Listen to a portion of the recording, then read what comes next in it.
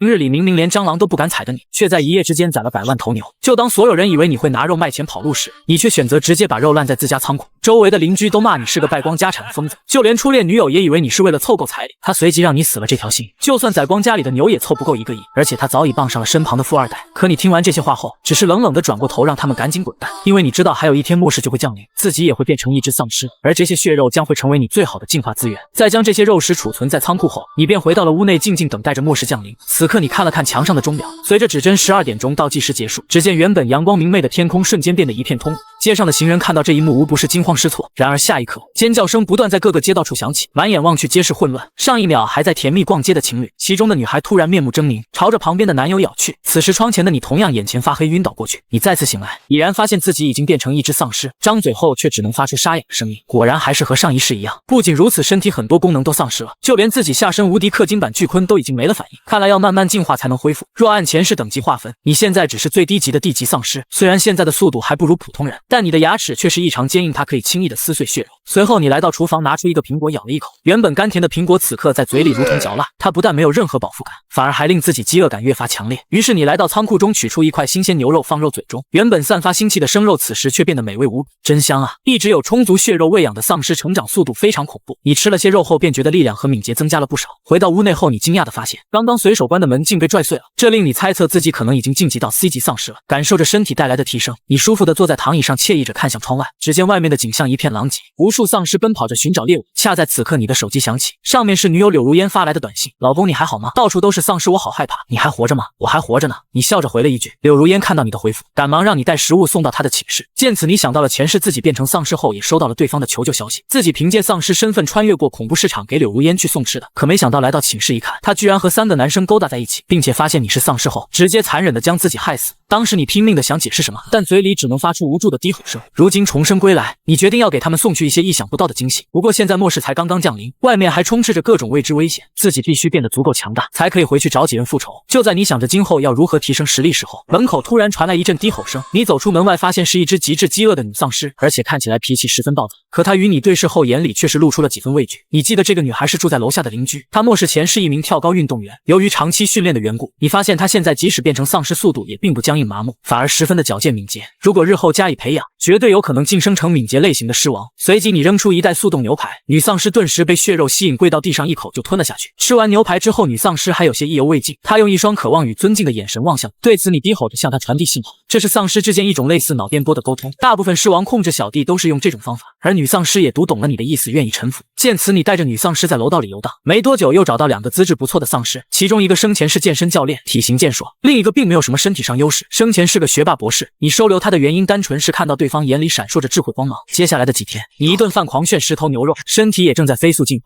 此刻你只感觉人类常规武器已经伤不到自身，看来这好像是从 C 级晋升到 B 级的前兆。而一旦达到 B 级，在丧尸头颅里便会凝结出一枚晶核，并且还会觉醒一种能力。而前世的自己在没有充足血肉支撑下，还没进化到那种程度，就被柳如烟几人给嘎了。看来去复仇刻不容缓。就在这时，门外一阵敲门声打断了你的思考。一个胖子带着几个小弟正在门外咆哮，他见喊了半天里面没有人回答，便举起消防斧就要劈下去。可在此时，只听啪嗒一声，前面的门竟然打开了。胖子3人目光发直看向你，随即鄙夷的质问道：“你就是存了100万头牛的老板吧？”几人见你发出呵呵的嘶吼声，瞬间被吓傻了。卧槽，丧尸！他们没想到这人如此干净，竟然是只丧尸。别怕变成丧尸也好，直接干掉就行了。胖子紧握消防斧，在他眼里解决一个丧尸比干掉一个人轻松多了。可就当几人动手时，楼道里又传来一阵脚步声，因为你刚刚发出的声音正是在召唤3名小弟丧尸。一旁的胖子立即警觉起来，但也并不怎么畏惧，毕竟一路杀到这来已经很有经验，而且根据脚步声判断来的丧尸数量并不多。果不其然，在楼道中只出现了3个丧尸身影。胖子3人见状也露出自信的笑，但是等到仔细一看，胖子立即大惊失色。卧槽，这丧尸居然手拿10字母，他怎么也没想到丧尸竟然会使用武器。他们这才发现，这些丧尸没有直接上来扑咬，而是一副训练有素的样子。喵的，丧尸竟然用弩瞄自己，还有没有天理？这一幕再次颠覆3人认知，现在他们只能赌这3个丧尸不会使用弩箭，跟他们拼了。随着胖子的一声令下，3人就要去抢夺丧尸手里的弓弩，而此时你只是张口一声低吼，博士丧尸的弩箭就非常精准洞穿了胖子手下的脑门，而他的另一个手下也被女丧尸精准命中了喉咙。瑟瑟发抖的胖子看着眼前一幕，转身就就要逃跑，可却被健身的丧尸扑倒在地。随着你下达了杀戮指令，3个饥肠辘辘小弟开始了吃自助餐。没多久，这场血腥盛宴结束，而他们却意犹未尽，但对你的忠诚度比之前更高了，甚至还有些崇拜。此时外面已经天黑，街道上依旧狼藉充斥着血腥腐败的气息，但这凌乱的末世好似和你都没啥关系。你苟在温馨小窝里非常安逸，可是这样坐吃山空也不是个事。虽然仓库里还有巨量血肉，可总有一天会消耗光。在末日初期，物资相对容易获得，但再过些日子就该彻底匮乏了。现在你觉得应该出去补充一下物资，于是我拿起手机打开某信软件，发现柳如烟已经发来很多消息。老公你怎么样？为啥不接我电话？我真的很想你，带点物资来找我吧。诸如此类的消息还有好几条，看来柳如烟真是急坏了。此刻你嘴角微翘，眼里闪过残忍光芒，是时候去向这个前世害死自己的绿茶婊讨债。第二天一早，你带着3名小弟开车来到了女寝楼下，他们从车厢里跳出，仰头长啸，声音撼天震地，将周围女寝玻璃都震碎了。柳如烟被吓得躲在被子里瑟瑟发抖，身旁一名男床童半壮着胆子看向外面后，瞬间兴奋喊道：哎呦，看来你那舔狗男友闯进来了，这几天寝室食物都吃光了。他们早已经饥肠辘辘，甚至面对柳如烟这样的美女都已经没了兴致。按计划行事，3名男生纷纷拿着钢管躲到门后，准备抢夺物资。从一开始他们就没想让你活着。此刻你已经来到了门外敲门，柳如烟看到是你后把门打开，在你走进寝室里，她快速的将门给反锁上，而3名男生也是举起凶器突然窜出来，其中一名男生率先开口质问：你把吃的藏哪去了？你没有理会，而是用冷漠的目光看向柳如烟，可对方却没有丝毫愧疚感。我承认骗了你，但现在末世我也没必要解释什么，把吃的拿出来吧。见你依旧默不作声，其中一人忍不住抡起钢管向你砸下，可你只是抬起手就将钢管握住。通过这几天的净化，你已经恢复些语言能力，虽然还很僵硬，但是喉咙里还是吐出了几个字：你们就是吃的。几人闻言当即吓得脸都僵住了。卧槽，他是丧尸！3名男生扔下钢管纷纷跑向门外，可刚一出门就被3名丧尸小弟围堵住，而他们也成为了丧尸小弟的午餐。见此一幕，柳如烟吓得脸色惨白，她万万没想到昨天乖如舔狗的你，此刻竟变得如此心狠手辣。她连忙跪在地上求饶：小锦鲤，你不是最爱我了吗？求你不要杀我，你要什么我都给你。行啊！你一步步走向他身旁，随后掏出匕首，突然刺入了柳如烟的心脏。我要你的心脏！话落后，柳如烟彻底没有了呼吸。干掉这几个人后，你的心情很痛快。此时你忽然想到了什么？这个学校食堂里可能还有物资。你记得前世那里有个冷冻库，专门存放生鲜肉类。旋即你带领3名小弟朝库房方向走去。没多久，前方就出现一扇紧闭的大铁门，而且在门里面传来细细的低语声。声音虽然微弱，但凭自己的敏锐听觉，你听到其中一个女生正在惊恐说道：糟了，好像有丧尸来了，咱们该怎么办？另一名男生将其搂在怀里安慰道：别怕，我会保护你的。你察觉这库房里应该躲了4个人，里面除了厨师和小情侣外，还有一名漂亮的女生，而她正是你之前超市的仓管员苏小柔。上次被你辞退后，她便来到校内食堂继续勤工俭学。丧尸应该进不来吧？苏小柔颤声说。厨师闻言点点头，丧尸都蠢得很，他们不可能打开这扇仓库门的。众人听闻觉得很有道理，心中便安心了许多。可就在这时，坚实的铁门上突然出现一个巨大的拳头印，几人见状拼命地向里面长廊跑去，可他们没跑几步，见身丧尸又一拳下去，铁门直接被砸碎了。此刻的厨师与情侣男友已经跑到了前方的冷冻库门前，二人不顾后面女友和苏小柔的安危，率先跑进了冷库大门，将其锁死，只留下了2个女人绝望的惨叫。女生见女丧尸快要扑到自己身上来，一把将身旁的苏小柔推倒在地。她本想着女丧尸先吃掉苏小柔，给自己增加逃跑机会，可不曾想女丧尸却掠过了对方，直接扑向女生。女生顿时一声惨叫，她临死前也想不明白丧尸为何放弃了苏小柔，转而来攻击自己。此时苏小柔还躺在地面，依旧紧闭着双眼，但是脑海里想象的痛苦并未发生。疑惑之际，她缓缓睁开了双眼，竟然一个帅气的身影站在自己面前。老板。苏小柔心中惊讶万分，而你则依旧冷漠看着她。自己没有嘎她的原因是因为身边缺个手脚麻利的佣人。你愿意回来工作吗？苏小柔可不笨，立马反应过来回道：我愿意，当然愿意。得到答复后，你没再搭理她，而是径直来到了冷库门口。我需要的物资就在这里面。闻言，健身丧尸立即挥起拳头砸向大门，可5厘米的钢板大门却纹丝未动。就在众人一筹莫展时，身后的苏小柔突然说道：老板，我这有钥匙。不愧是最强打工仔，刚进团队就立功了。此时里面的2人听见外面忽然安静了，心中顿时大喜过望。一旁厨师得意道：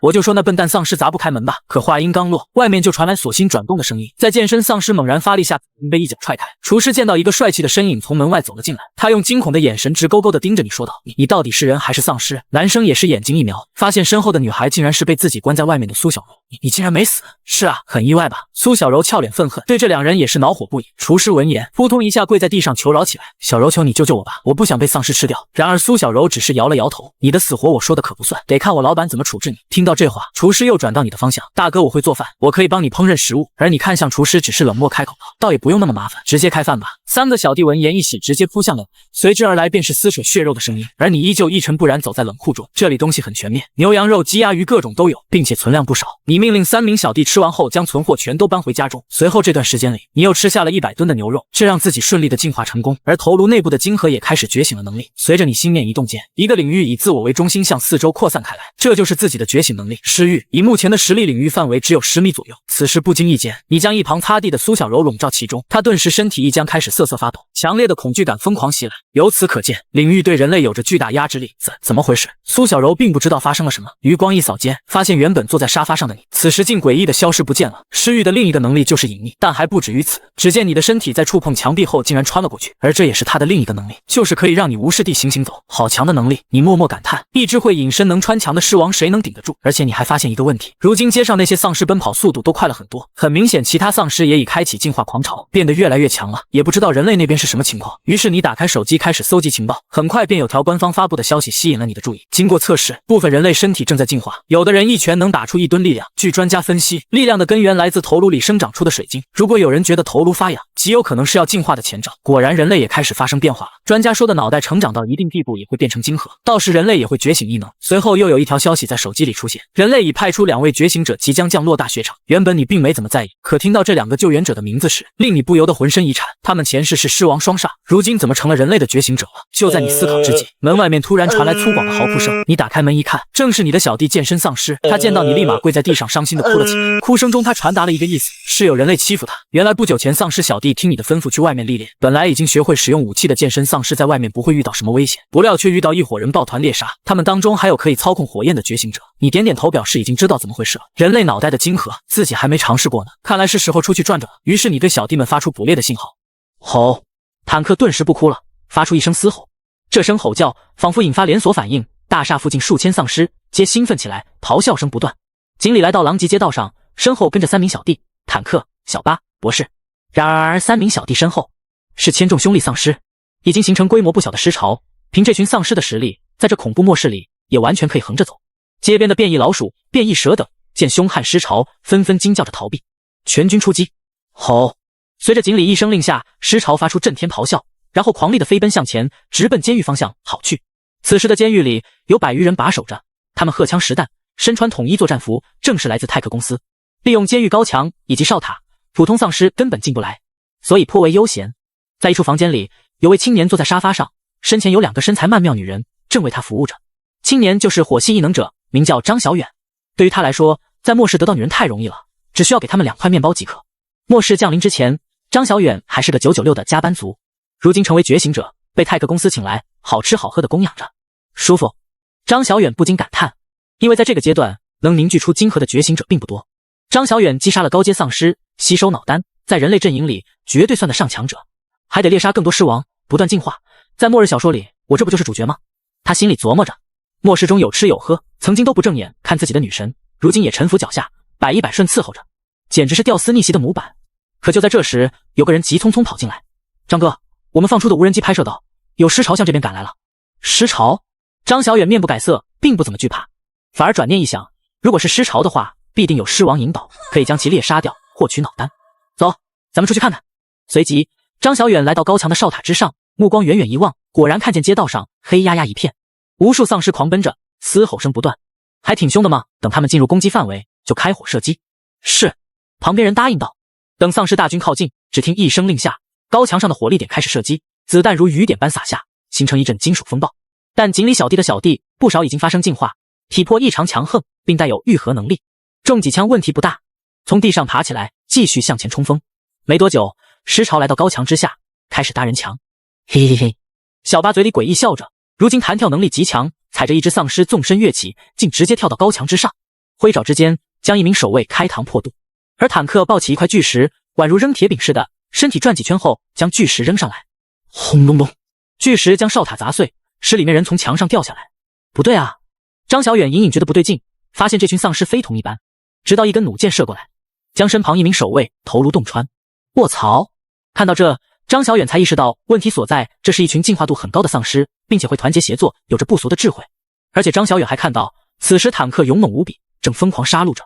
他之前与坦克交过手，并将其打跑了，显然他是回来复仇的。这群家伙竟然还会记仇！张小远眉头紧锁。远哥，你看那！旁边的守卫目露惊讶之色，因为在尸潮之中，有位青年身穿白衬衫，一尘不染，与周围丑陋丧尸格格不入。他面无表情，漠然地看着这一切。这是人是鬼？张小远同样惊讶万分。末日之后，即使是人类，也少有那么干净的青年站在那里，给人一种不真实感。用一个梗来形容，他这背景太假了。快对准他射击！张小远立即一声令下，其旁边守卫立马调转枪口，火舌吞吐，无数子弹倾泻而出。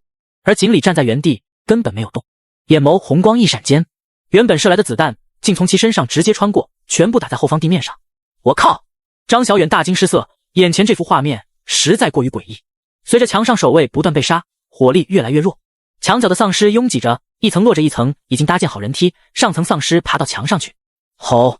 他们面目狰狞，怪力嘶吼着，见人就扑，凶厉无比。数名守卫被扑倒在地，遭到疯狂啃食，其余人心中惊惧，顿时乱了阵脚，眼看着外墙就要失守。快撤退，退到安全屋里面去！张小远连忙下令道。原本那些守卫早就想跑了，纷纷转身逃窜，偶尔回身射击，阻挡丧尸追来的脚步。但是小巴速度最快，他双爪已被鲜血染红，面容极度亢奋，正享受着这场杀戮。见人类逃跑，更加勾起他捕猎欲望，于是双腿摆动间飞身追上前去，已经出现道残影，在喘息之间便又放倒5、6个人类。这是一只敏捷狮王。张小远做出判断，同时双手燃起火焰，灼热气息弥漫，施展出火系异能。如果再不阻止他的话，他手下跑不了几个。挥手之间，2个火球向小巴砸来，小巴反应极快，连忙后跳躲闪。轰轰，火球爆裂开来，形成一道火墙。那些守卫在火墙掩护下，才纷纷退到后方建筑中去。张小远余光一扫，发现尸潮之中，锦鲤的身影正一步步走过来。张小远也不敢久留，连忙从高墙跳下，退守到建筑中去。他觉得锦鲤非常诡异，还没弄清楚到底是什么能力。如今外墙被攻陷，锦鲤不急不缓向建筑中走去。他没第一时间出手，也是想看看人类觉醒者实力如何。自己狮王领域虽然很强，但如果全力展开的话，只能持续5分钟。如果贸然出手，搞不好会弄脏衣服。经过短暂交锋，监狱里100余名守卫已经折损2/3，只剩下不到40人。而锦鲤几乎没什么损失，率领丧尸大军长驱直入。坦克跟在其身后，丑陋大脸上露出孩子般的笑容，表示心里很畅快。终于报仇了，让你们欺负我！在监狱内部，张小远等人修建一个安全屋，全部都由10厘米厚的合金打造，包括棚顶以及地面，没有任何死角，坚固无比。只有前方墙壁上有几个拳打大的孔洞，这是火力口，可以向外面射击，另外也有换气功能。呼！一众人躲入安全屋后，终于长舒一口气。这群丧尸太凶了。是啊，他们和以前的尸潮不一样啊。废话，你见过丧尸会用武器的吗？说来你可能不信，我刚才差点让丧尸用片刀砍死。这群怪物进化的太快了。几名守卫唏嘘不已。然而锦鲤的先锋部队已经追到这里，他们面容狰狞，抓挠着墙壁，咆哮不断，但合金壁过于厚重，丧尸确实进不来。用卫星电话联络总部，请求支援。咱们现在虽然安全，但也不能被丧尸困在这里。张小远吩咐道。明白。旁边守卫连忙答应道。轰隆隆，此时坦克接连撞碎几面墙，径直冲杀到安全屋前。见仇人躲进王八壳子里，心中非常不甘，挥起硕大拳头连砸好几拳。砰砰砰，安全屋颤抖不止，但合金墙壁过于厚重，坦克砸不开。哼，傻大个，进不来吧。张小远丝毫不担心，修建这个安全屋就是为防止力量型狮王或者强大变异怪。吼吼吼，可恶的人类！坦克心中暴怒，被气得连连咆哮。张小远分析着，凭坦克这种智商，肯定引导不了这么训练有素的尸潮，主宰者另有他人，肯定就是那个干净的青年。他心中正想着，忽然间，外面所有丧尸竟同时安静下来，一声不发了，就像嘈杂的教室。班主任忽然走进来，咦，怎么回事？他们怎么突然安静了？这群丧尸好古怪啊！突如其来的安静让人们诧异万分，末日以来还是第一次见这种情况。只见那些丧尸规矩站在原地，然后居然十分默契的自动让出一条道路。这人们更为惊讶，从未见过这样的丧尸。随即，只见一个青年身影缓缓从远处走来，小巴与博士丧尸一左一右跟在其身后，阶级非常分明。远哥，这些丧尸太奇怪了。一个手下心惊不已。张小远目光凝视，心里同样震惊。没关系的，反正他们也进不来，咱们等救援就好了。手下们点点头，心中稍安。凭着安全屋的坚固程度，即便导弹来了都炸不开，所以根本不用担心丧尸闯进来。呸！狗娘养的丧尸进来咬老子！对，装神弄鬼，你们不是厉害吗？他妈的，我兄弟都被你们咬死了。几名守卫心理压力过大，见多了血腥画面，战友死在眼前，仗着目前安全就想发泄一下，甚至对着火力口扣动扳机向外打了一梭子。可就在火光吞吐之时，井里走近的身影倏然消失不见了。停下！蠢货！张小远连忙制止手下，因为除了浪费子弹外，根本没任何作用。而且他已经发现井里消失了，就仿佛凭空蒸发一般，强烈的不安笼罩在心头，诡异之感油然而生。他去哪了？然而下一秒，修长的身影再度出现，可与之前不同的是，井里竟然直接来到屋里面。我靠！众人瞪大双眼，一脸难以置信之色，甚至揉了揉眼，怀疑自己看错了。这他怎么进来了？到底怎么回事？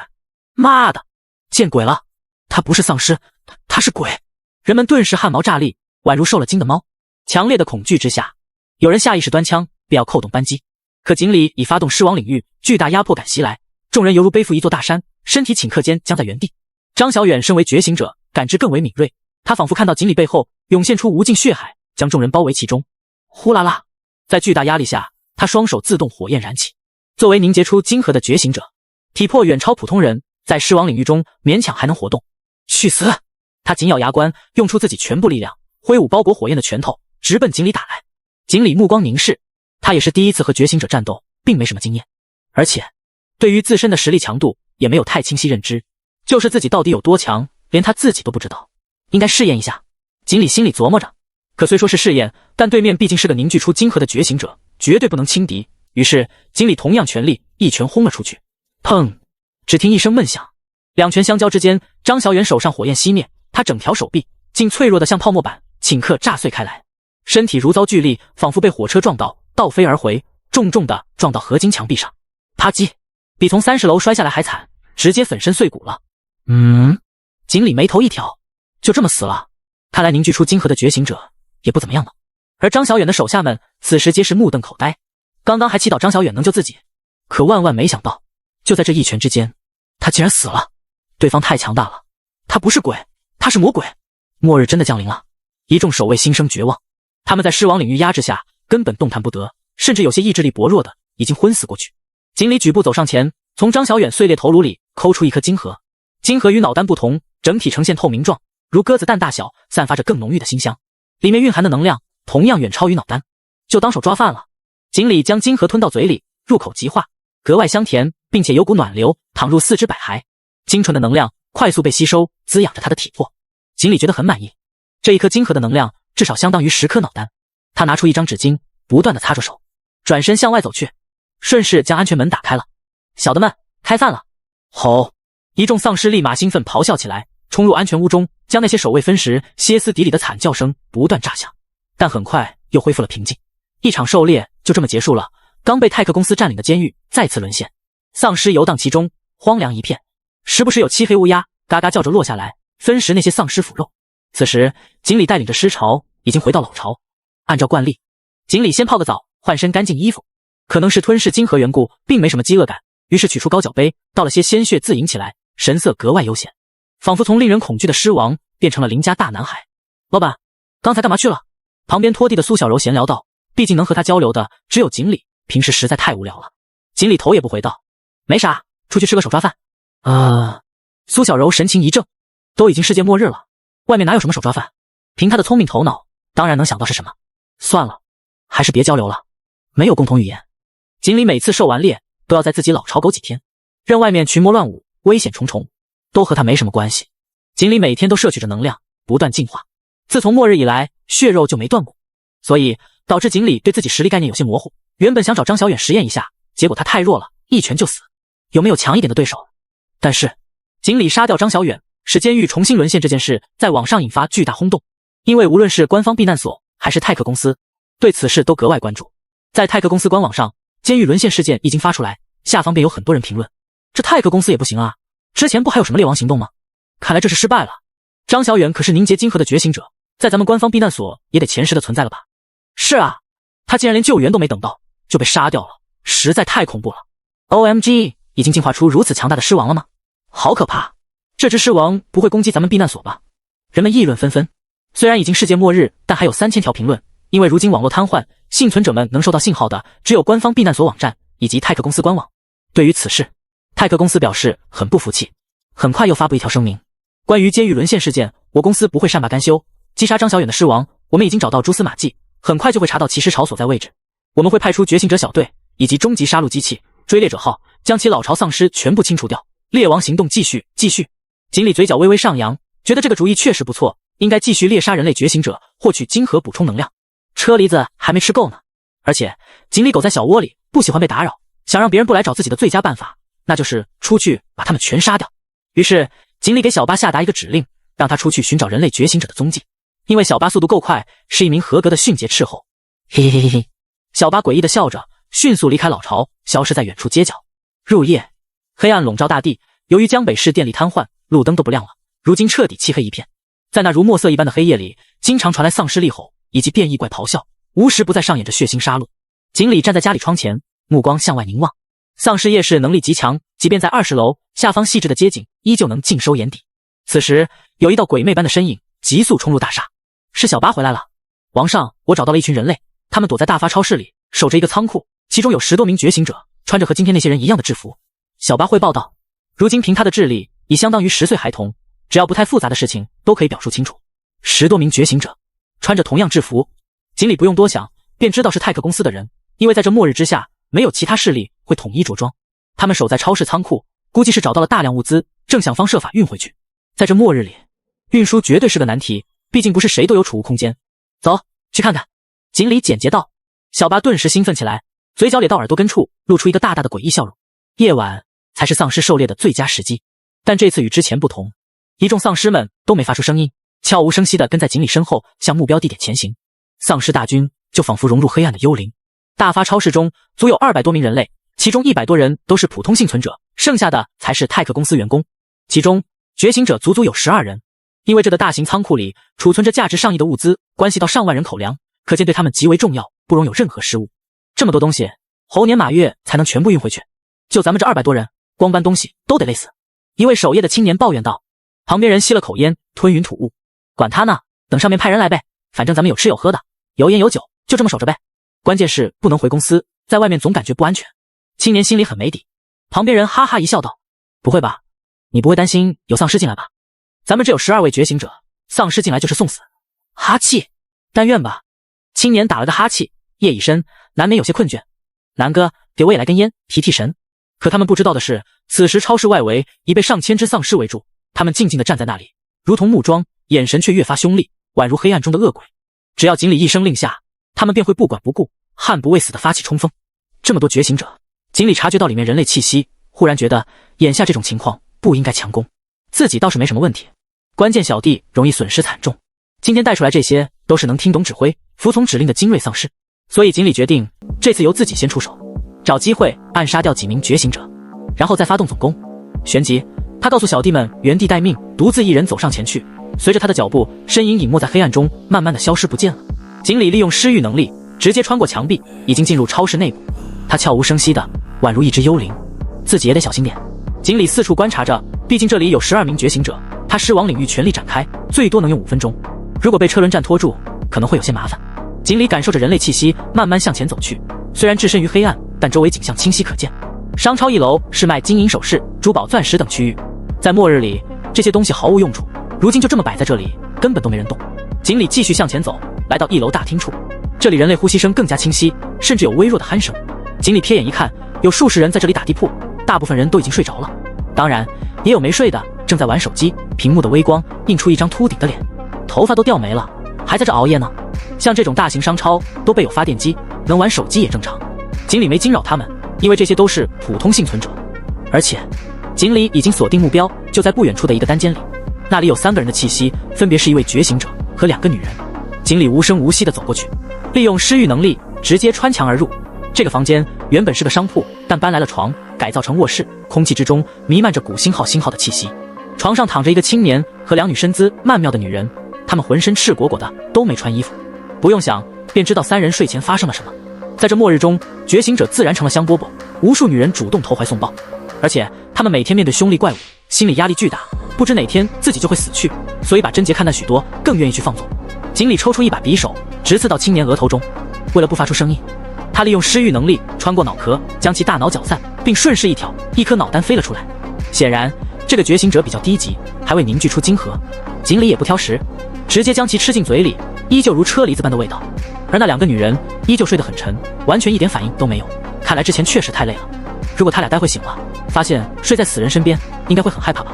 锦鲤比较怜香惜玉，为了不让两人担惊受怕，抽出的匕首逐一刺入他们心脏中。锦鲤依旧使用尸域能力，直接攻击内部，以免鲜血流出来，血腥味惊扰到其他觉醒者。他们的鼻子可灵得很。干掉这3个人后，锦鲤来到隔壁房间，这里睡着一位女觉醒者，同样睡得很死。锦鲤如法炮制，将其脑丹取出来。就这样，锦鲤一连杀掉5名觉醒者，将他们脑丹吞噬掉。这种感觉忽然让锦鲤想起小时候在孤儿院后院有一棵樱桃树，每当樱桃成熟时，他就会和程洛伊一起带着群小朋友去那摘樱桃吃。即便过去这么多年，锦鲤依旧记忆犹新，仿佛就发生在昨天，那是他逝去的童年。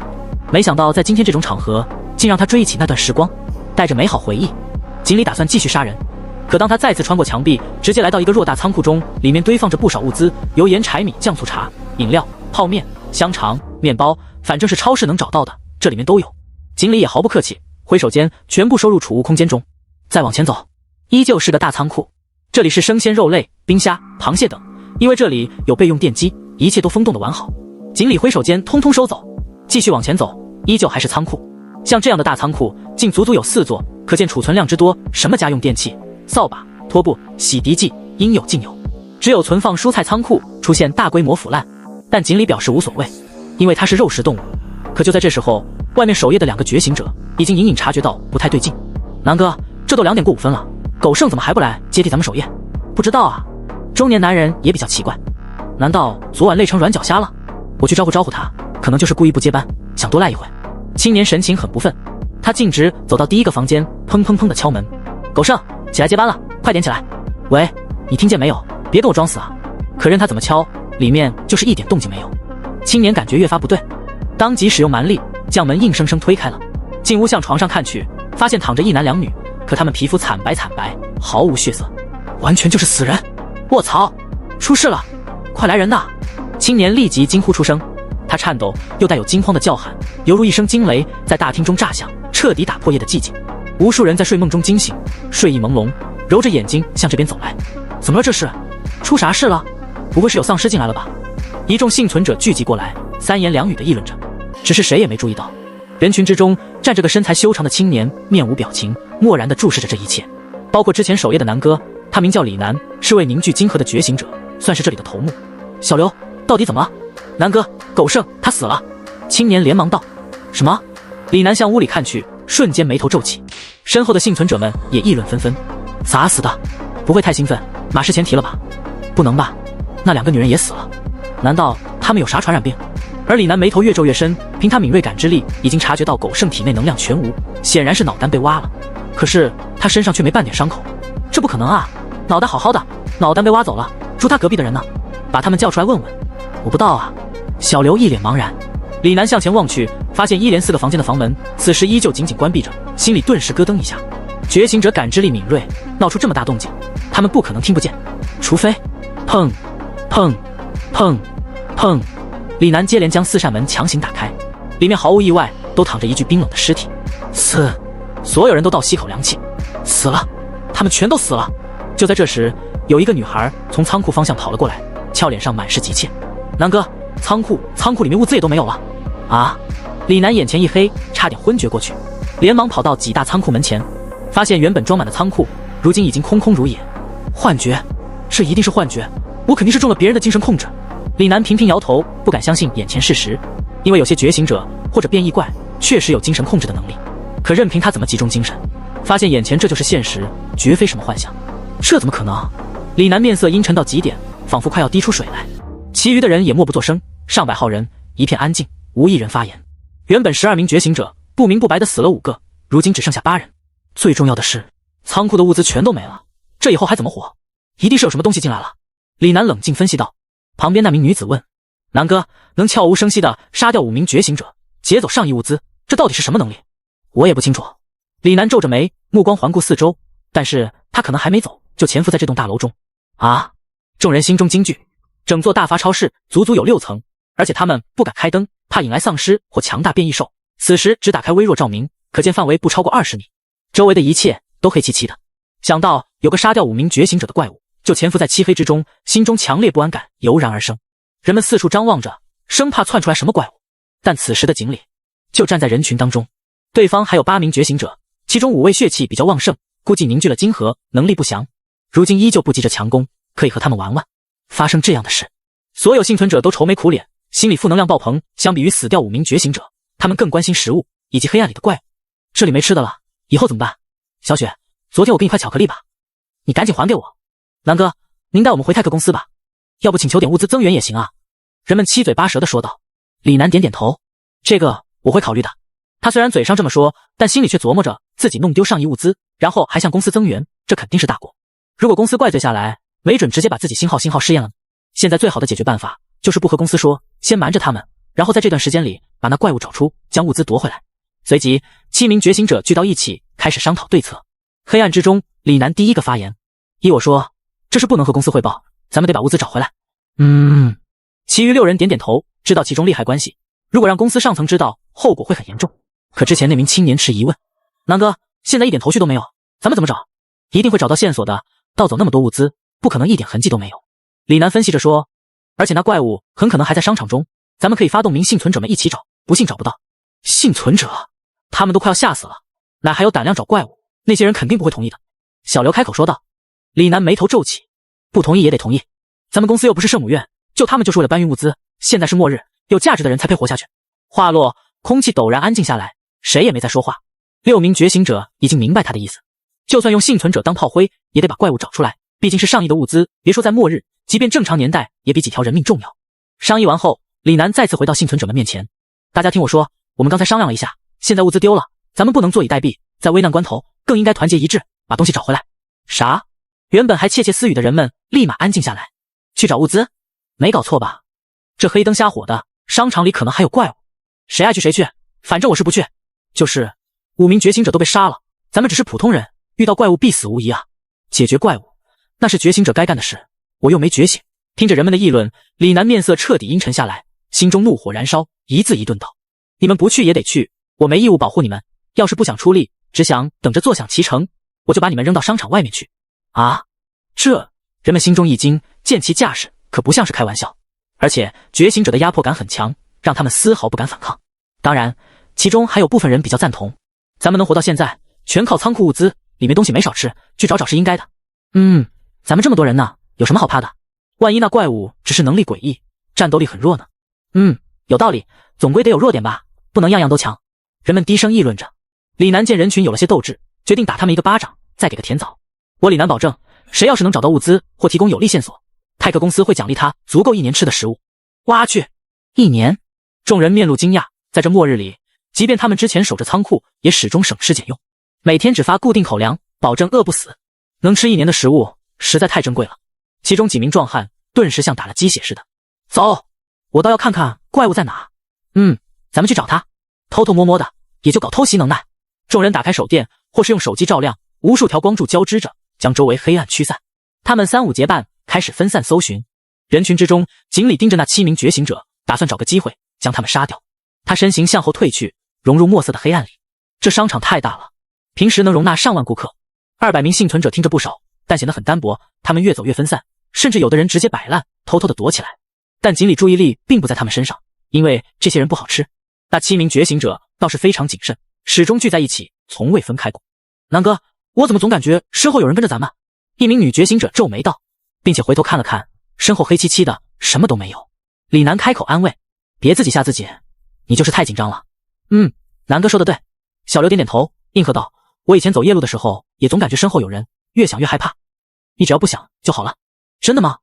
女孩表示怀疑。随着他们搜寻，从1楼大厅一直走到6楼，可始终没什么收获。真是奇了怪了。李楠眉头紧锁，难道真见鬼了？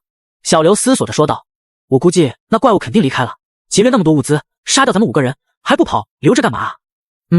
那就麻烦了。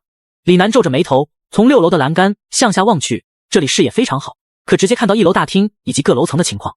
有不少幸存者打着手电转悠着，到现在一点伤亡都没有，可能真的走了吧。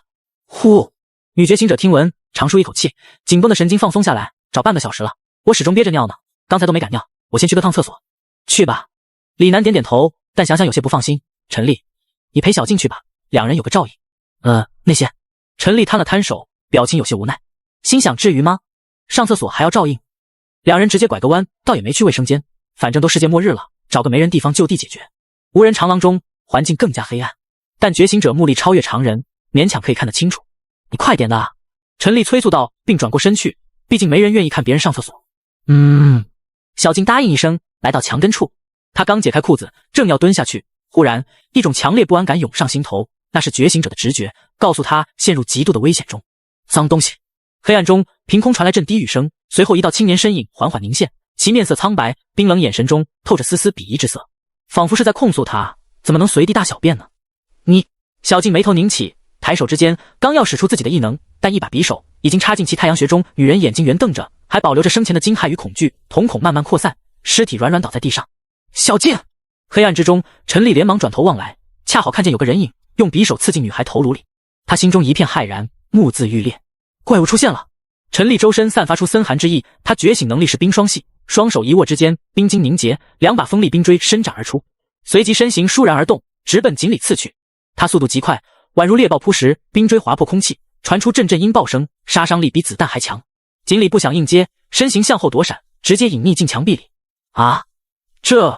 陈丽瞬间失去目标，整个人有点懵逼。人呢？可就在他迟疑之时，一柄匕首又从墙中斩了出来，直奔齐天灵盖刺去。那把匕首速度实在太快了，陈丽根本反应不及。等他想躲避的时候，刀锋已没入头颅里，并将其脑丹挑了出来。又一具尸体倒地。这一切发生得很快，只在电光石火之间。小静，陈丽，你们两个怎么了？此时长廊入口处传来焦急呼喊声，正是李楠几人发现异样连忙赶来，只可惜还是晚了一步。到这一看，只剩下2具尸体，而且他们身上同样没有伤口，但魂晶被挖走，死法与之前5人一模一样。强烈的诡异感弥漫在几人心头。又死了2个人，怪物呢？怪物哪去了？剩下5人四处扫视着，目光极为凝重，生怕自己也遭到偷袭。可周围已经重新恢复安静，好像什么事情都没发生过。如果不是脚下的2具尸体，几人还以为出现了幻觉，实在太诡异了。这也让几人意识到，怪物并没有走，依旧蛰伏在黑暗处。只要有人稍稍放松警惕，就会被他杀掉。李楠还想到一个问题，商场里200名幸存者到现在无一伤亡，那就说明他的目标只有觉醒者。或许小静的直觉的对的，那怪物始终在后面跟着自己。此时小刘双眼通红，喘着粗气，心里承受的巨大压力已经快要让他抓狂了。怪物呢？你特不给老子出来！耍阴招算什么本事？有种出来单挑啊！可任凭他怎么喊，走廊里除了回音，依旧是黑暗与死寂，并没有得到任何回应。小刘，冷静！李楠沉声劝解道，你这样没有任何作用，有时间还不如分析分析怪物是怎样杀人的。南哥，你刚才发现什么了吗？旁边一位女觉醒者问，她也是5人当中仅存的女性。李楠点点头，倒是有些发现。哦，几人闻言目光闪烁，连忙望向他，等待后话。李楠凝眸说道，你们不觉得陈丽死的位置很古怪吗？他是面对着墙的方向，这也就说他在死之前正打算攻击墙壁。攻击墙壁？其余几人都觉得奇怪，但很快产生一个离奇的想法，难道怪物在墙壁里？不，他不是在墙壁里，而是有穿梭物体的能力，当然也包括人的肉体。李楠分析道，4人觉得很有道理，否则死的人也不会没有伤口，脑丹被取走。其实他们也早这么想过，但觉得难以置信。真有这样能力吗？当然有，而且他能短时间内搬光大量物资，两者结合起来，说明他应该属于空间系，甚至是觉醒出了领域。什么？领域？4人再次惊讶。泰克公司研究末日，抓捕过大量丧尸、变异兽进行取样，作为实验对象，发现他们中的极少数可以觉醒诡异能力，其中就包括领域。拥有领域的怪物可以神出鬼没，杀人于无形之中。一些科研人员将这样的丧尸定义为鬼尸。难道我们遇到鬼尸了？小刘目光惊骇。而且很明显，这丧尸有着很高的智慧，擅长隐匿和躲避。这种丧尸杀伤力极强，一定要在他没成长为尸王之前将其扼杀掉，否则就会成为无解的存在。李楠目光坚定道。其余几人倒吸口凉气，感觉实在太恐怖了。小刘好像想起什么，开口宽慰道，大家倒也不用怕，科研人员说过，拥有领域的丧尸一般体魄方面比较薄弱，这就是他致命的短板。哦，那还行，怪不得他不敢正面出来，只敢暗地里搞偷袭。几人稍稍放心些许。小刘点点头，现在最关键的问题是怎么把他找出来。确实，凭咱们现在实力，如果那只丧尸不想出来，可能一辈子都找不到他。李楠做出分析，但很快话锋一转，不过或许咱们可以用的计谋，就算那只丧尸智力再高，也肯定也不如人类。人类能在地球上存活100万年，靠的就是智慧。比如说打猎抓不住野兔，就可以设计个陷阱将其捕捉住。随即经过5人商讨，研究出一个诱敌之计，先让一个人当诱饵，假装走散，把丧尸勾引出来，然后大家再群起而攻之。但当诱饵有一定的风险，必须得找个实力强的人。李楠倒是颇有担当，我来当这个诱饵，一会我就到1楼大厅去，你们就在6楼守着，这里视野好，一旦发现目标，立马发动攻击。而且要记着，拥有领域的丧尸肉体薄弱，尽量近身肉搏，以免再被他给跑了。南哥，你自己当诱饵太危险了，不如我和去，那丧尸见2个人也会出手的。一名高个壮汉放心不下。李楠点点头，那行吧，小刘，你带人在楼上盯着，千万不要分散。好的，南哥放心。小刘拍了拍胸脯，之前一直被怪物牵着鼻子走，死掉7名队友，心里始终很憋闷，现在终于吹响反攻的号角。随即几人斗志昂扬，开始行动。只是他们不知道的是，此时的井里就在隔壁，距离几人不到30米左右。凭借丧尸敏锐听觉，一切皆可尽收而抵。李楠诱敌之计被听得真真切切，大声密谋的还不错。井里身形一闪，重新出现在走廊里，几人刚刚离开的位置。他觉得这些人有点智力，但不多。如今还剩下5名觉醒者，其中3人凝聚出晶核，颇有实力，而另2人还在脑丹阶段，只是体魄上比普通人强。井里即便正面解决他们，也不是什么问题。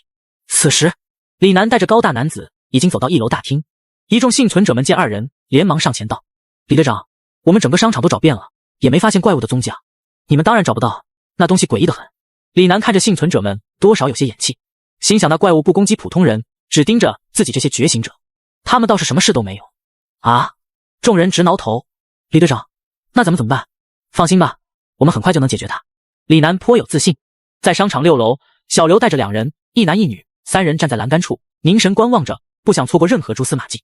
盯紧了，如果南哥遭到袭击，立马下去支援。没问题。2人重重点头。殊不知，井里的身影已从长廊走出，直奔3人背后走去。可那名女觉醒者直觉颇为敏锐，忽然有种不安感，好似背后有什么东西。谁？他立马回头望去，但眼前画面让他神情一怔。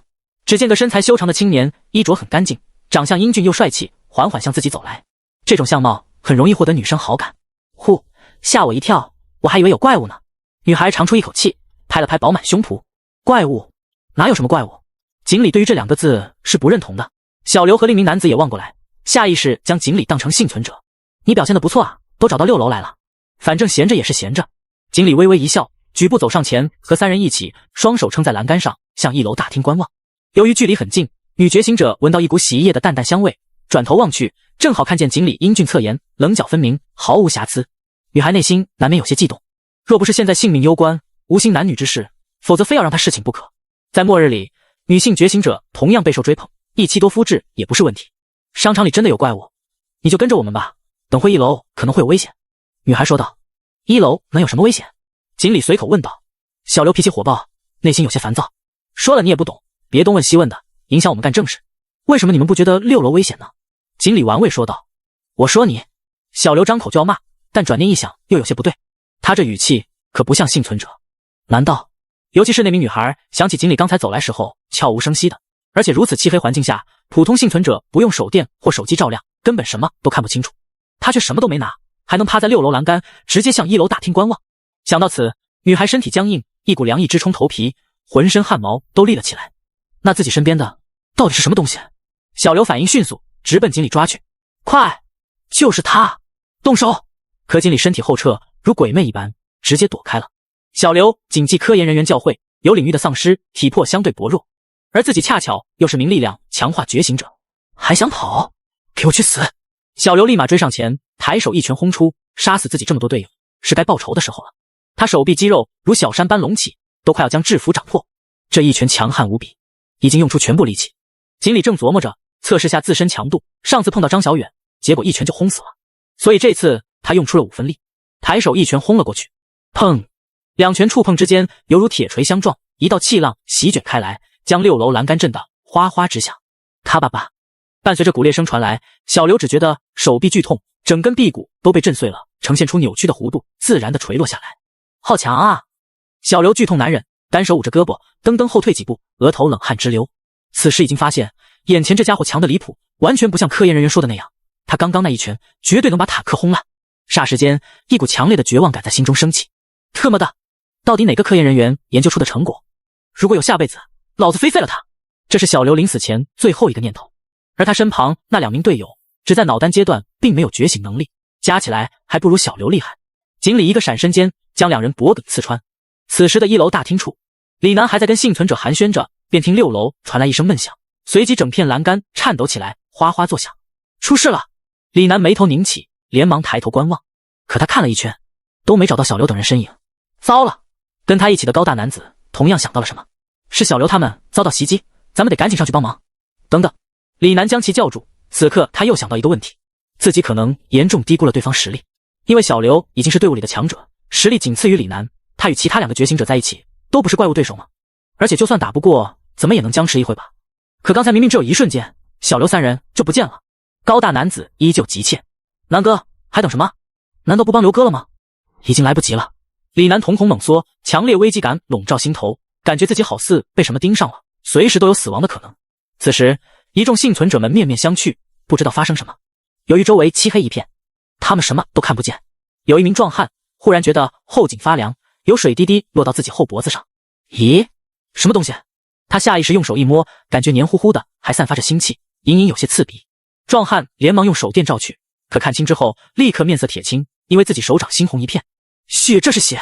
众人被惊叫声吓了一跳，纷纷转头看去，惊讶地发现不止大汉身上，他脚下的地面早已汇聚一滩鲜血，那是从6楼滴落下来的。人们心中惊惧不已，连忙用手电向上照去，在微弱光芒映射下，隐隐约约看到栏杆处有一个黑色人影，可那影子一闪即逝，转眼间竟消失不见了。鬼啊！有鬼！我看到他了，他刚刚还在那，然后凭空消失了。他去哪了？人们心中恐惧，惊慌失措间，用手电筒四处寻找着，可怎么也找不到刚才的影子。李楠面色凝重，从牙缝里挤出几个字：他下来了。啊！众人听闻越发恐慌，四处张望，精神紧张到极点。李楠心里知道，刚才那种强烈不安感正是源于被那东西盯着。他是一名精神力方面觉醒者，感知力非常敏锐，此时已经察觉到危险越来越近。这次怪物的目标是自己。锦鲤利用失域的能力，直接从6楼来到1楼，并且没再隐匿，身影缓缓凝现在众人眼前。哗啦啦！锦鲤一出现，人们如避蛇蝎，连忙四散开来，甚至有人跑得太急，直接摔倒在地上，但丝毫不影响他连滚带爬，能躲多远躲多远。瞬间，锦鲤周围形成片真空地带，生人勿近。人们盯着锦鲤那张脸，心里是既害怕又惊讶。惊讶怪物竟如此英俊帅气，而且很干净，与想象中面目狰狞、嗜血残暴的大反派完全不同。而李楠与高大男子并没有躲，因为2人如同被洪水猛兽盯上，根本不敢有丝毫动作。这种感觉就像走在林间小路，忽然遇到只大老虎，如果转身就跑，必定会遭受猛虎袭击。最正确的办法是跪在地叫爸爸，因为虎毒不饲子。当然，锦鲤并不是什么老虎。2人此时心里也没什么主意。南哥，要不咱们跟他拼了吧？高大男子道。李楠摇了摇头，他明目张胆的出现，说明也有十足把握，咱们不是他对手。如果有机会的话，我会拖住他。你能跑就跑吧。哦，高大男子点点头。随后，李楠闭上眼睛，集中精神，释放精神系异能攻击。周围空气仿佛都凝固了，他的意念力好似化作无数钢针，如同潮水般向前席卷而去。这种能力非常强大，若普通人被攻击，轻则造成短暂失神或晕倒过去，重则直接变成脑瘫或者植物人。果然有点本事。锦鲤发现这种手段确实对自己有些威胁，于是眼眸红光闪烁间，领域展开。强大的狮王领域向四周扩散开来，立即将精神攻击阻隔在外面。李楠意念受阻，感觉大脑针扎般的刺痛，眼前一黑，差点直接晕厥过去。但他一咬舌尖，强行提起精神，快上啊！我要撑不住了啊！高大男子有些迟疑，因为在他眼里，前方就是尸山血海，一旦陷入其中，必定九死一生。李楠继续道：现在我的意念力还能撑住，等会恐怕更没机会了。哦，高大男子目光坚定下来，就算是尸山血海，现在也必须闯一闯。他身体弓起，如同离弦之箭，直奔锦鲤冲去，同时浑身肌肉隆起，皮肤变得坚硬，仿佛岩石一般。这就是他的觉醒能力，坚韧表皮。可男人进入尸域后，速度骤然减慢，仿佛陷进泥潭，但他依旧紧咬牙关，凭借强大体魄，一拳向锦鲤轰来。锦鲤后退一步躲开，五指向其头颅抓去。男人眉头拧起，想到李楠说过，这家伙可以穿过身体，直接攻击内部，也就是说自己不能被他碰到，于是连忙侧身闪躲。在尸域当中，原本就承受巨大压力，仿佛背着一座小山战斗，男人勉勉强强躲了过去，身体一个趔趄，强行稳住脚步。太险了，刚刚一个照面就差点死去，这种在死亡边缘游走的感觉让人觉得格外刺激，肾上腺素飙升。可就在此时，男人身体再次一沉，尸域压制力更强大了，身体变得更加僵硬，已经没法进行有效攻击。怎么回事？男人连忙转头向身后望去，惊讶地发现李楠已经不在了。这货没有发动精神攻击，而是转身向商场大门跑去。显然他在逃跑。你队长把你抛弃了。经理淡然声音在耳边响起。这……男人目瞪口呆，没想到会发生这样的事。刚刚李楠还说要拖住对手，让自己找机会逃。但是人心隔肚皮，画虎画皮难画骨，不遇到事情难以认清一个人。平时时候李楠都很照顾大家，大家都挺信任他的，没想到关键时刻竟然出卖队友。或许从一开始他早就计划好，根本就没想让队友活下去。而且李楠不是自己跑的，后面还跟着一众幸存者。他们已经看出留在这必死无疑，连李队长都跑了，自己当然也得跟着。去他妈的仁义道德，都已经世界末日了，还讲什么兄弟情谊？能活下去才是硬道理。李楠面目狰狞，嘴里碎碎念着，心想大不了泰克公司也不回去了，反正自己是觉醒者，在这末日也能活下去。他速度极快，很快来到商场大门处。由于大门早已被钢板封住，并绑着许多铁链，李楠手忙脚乱将铁链解开。李队长，你等等我们啊！一众幸存者急忙跑来，他们即便出去了，离开李楠也无法生存，所以就打算跟着他。人们齐心合力将厚重钢板向外推，轰隆隆，钢板重重倒去，激起一片尘土。商场大门打开了，外面夜风吹拂，带着些许凉意，让人精神一振。此时已经接近黎明，远处的天边泛起抹鱼赌白，昏暗的光线勉强能清眼前的景象。可大门打开后，人们没有再逃走，反而僵立在原地，表情惊骇无比。因为商场外面竟有数千众丧尸密密麻麻，将商场围得水泄不通。为首的是坦克、小巴、博士，充满压迫感。最为诡异的是，这群丧尸竟然如木桩矗立，没发出半点响动，一片安静。他们正在等待自己王的指令。此时死一般的沉寂中，在众人后方传来个低沉的声音，开饭了。那声音如同死神的召唤，让人们遍体生寒，同时心中死灰一片。前方数众恐怖丧尸宛如被激活了般，嘴里发出凶厉嘶吼，眼里闪烁嗜血之色。尤其是坦克，表情极度亢奋。今天老大安排的是自助餐，里面有200多道菜呢。吼！坦克怪叫一声，带着小弟向人群横冲直撞而来。人群惊叫着，哀嚎着，开始四处逃窜，但丧尸将他们一个接一个的扑倒，按在地上撕咬，场面彻底陷入混乱。当人们打开大门那一刻，便已经迈入深渊。李楠心中彻底绝望了。由于刚才精神力消耗过大，已经没有反抗的余力。此时他才意识到，之前就是这群训练有素的丧尸将监狱攻陷，把张小远杀掉了。而锦鲤已经成长为狮王，一只拥有领域的狮王几乎是无解的存在。人类到底该怎样才能活下去？这是李楠临死前最后一个念头。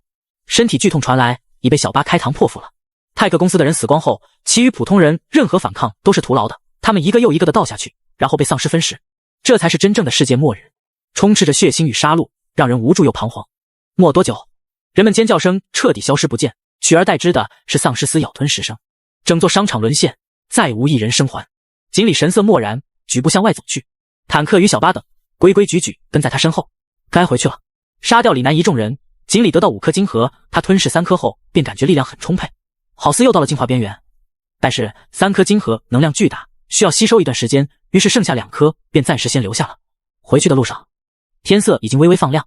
如果在末日之前，这一定是个朝阳明媚、充满希望的早晨，但眼前却一片狼藉，横尸遍野，整座城市如同废墟。此时锦鲤带着小弟们穿过一片公园，公园里到处都是斑驳血迹与刺鼻的腐臭气息，周围分布着零零散散的丧尸，甚至有一些还保留着生前的习惯。比如一个老大爷正在用后背撞树锻炼身体，如今他血肉都撞烂了，依旧乐此不疲，在干裂的树皮上面留下森森血迹。还有一个老婆婆推着轮椅，步伐僵硬，在广场上一圈一圈行走着，不知疲倦，周而复始。锦鲤瞥眼看去，发现那轮椅上面竟是只硕大老鼠，双爪不知抱着什么东西，正津津有味啃食着。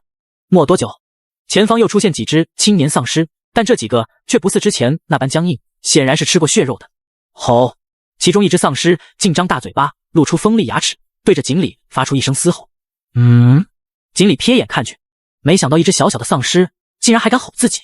不过从丧尸吼声中传递出一个信息，这里是自己老大的地盘，不容许别人踏足。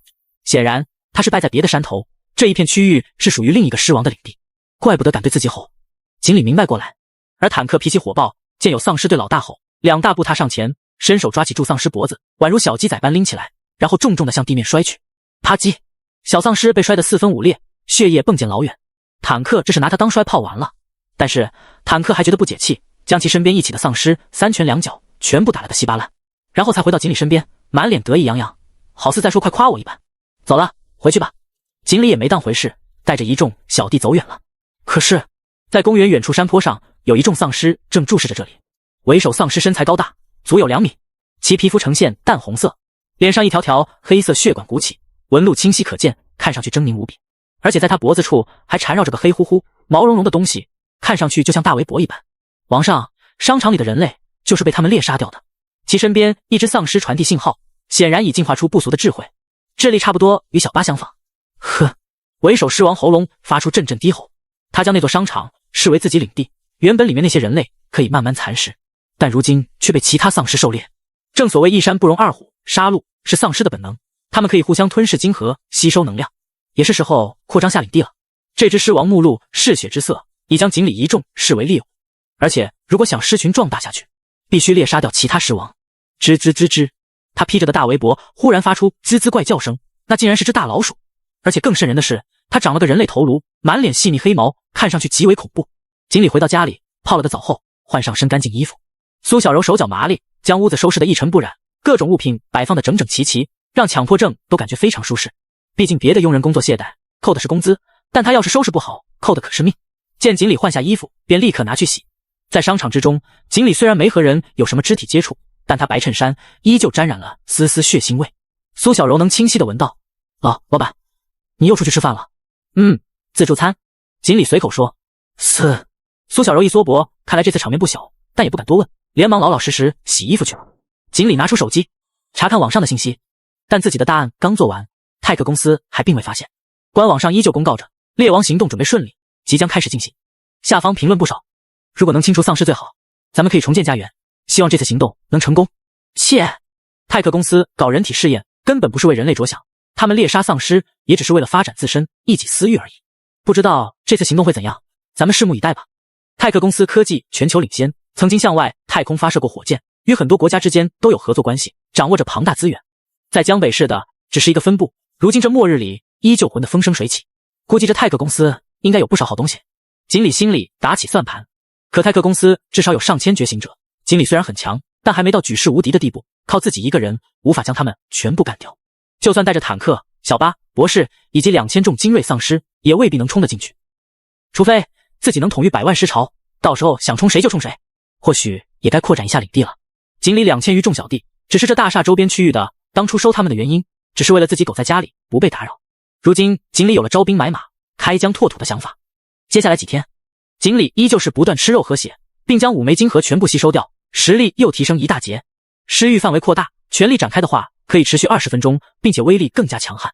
入夜，黑暗笼罩大地，天边血月高悬，将天空染成暗红色，又是一个杀戮的夜晚。最近几天里，大厦周围并不太平，因为总有一些其他领地的丧尸游荡到此，对着坦克一众小弟嘶吼，挑衅意味十足。两伙丧尸经常互相撕咬起来。当然，坦克也不是惯孩子的人，将那些外来的丧尸头都打烂。此时，锦鲤站在落地窗前，凝视外面的黑暗。在狼藉不堪的街道上，忽然传来阵吱吱吱的响动，随后出现一双双幽绿色的眼睛，闪烁着嗜血的光芒。马路边的下水道里钻出一群大老鼠，体型足有小猪仔那么大。老鼠嘴里怪叫着，鼻翼抽动，似乎在寻找猎物，并且很快瞄上大厦下的丧尸，然后一拥向前，窜到丧尸身上，利齿撕咬起来。吼！那只丧尸身体挂满了大老鼠，摇摇欲坠，嘴里发出惨痛嘶吼。它并没坚持多久，便倒在地上，然后被老鼠分食一空，仿佛在鼠群中融化了般。这些变异兽类可以将丧尸当作美食，不过撕咬的动静立即惊扰到其他丧尸，他们狂奔着袭来，攻击那些大老鼠。但老鼠身形敏捷，来回躲闪，极为灵活，很难捕捉得到，甚至还反复横跳，戏耍那些丧尸，将他们气得哇哇直叫。可就在老鼠得意之时，忽然有道风一般的影子出现，锋利五指挥动间，将那些老鼠斩成6段。正是女丧尸小巴，凭她的身法速度，可以碾压那些老鼠，脸上诡异的笑着，将杀老鼠当成一场游戏。不仅如此，夜幕之下又出现个魁梧身影，他一双大手抓住老鼠，五指开始发力，任由那老鼠4脚凌空乱蹬，嘴里发出刺耳叫声，也都无济于事，最后被硬生生捏爆了。坦克舔了舔手上老鼠血，一脸的兴奋，随即又冲上前，一脚将只老鼠踩成肉泥，或将老鼠抓起来，双手一扭，将其硬生生拧成2半。坦克的姿势动作就像掰黄瓜差不多，那些老鼠被震慑住，开始纷纷逃窜，不一会便消失在黑暗里，整个鼠群4分5散。嘿嘿嘿，坦克憨笑着，拎着2只滴血大老鼠，一路小跑到旁边胡同里，然后如吃西瓜般啃食起来，鲜血四溅，弄了一脸汁水。他不敢在街边光明正大的啃食，因为锦鲤说过少吃脏东西，那些都是垃圾食品。如果被老大看到的话，可能会遭到嫌弃。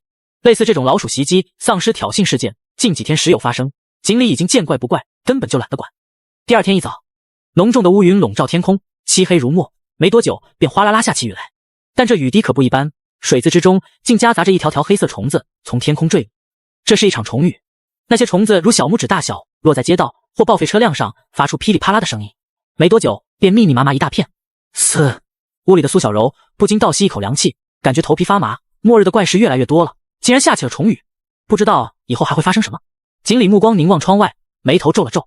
今天天气可真差。不过在末日之前，电视曾经报道过，有些地方下过雨，是因为有龙卷风将雨卷到天上去，然后又掉落下来。想必这虫雨大致与其是一个道理。只是这些虫子和普通的不一样，它们嘴里长着一圈锋利牙齿，并且会往丧尸血肉里钻。原本身形矫健的丧尸被虫子钻进去后又变得僵硬，好似身体不受控制般。好在锦鲤的小弟们都是精锐，智商极高，没等虫子钻进身体便直接揪出来，甚至放进嘴里大口咀嚼起来。尤其是坦克，皮糙肉厚，根本不怕虫子，并抓起一捧来，像小时候吃干脆面一样，通通倒进嘴里。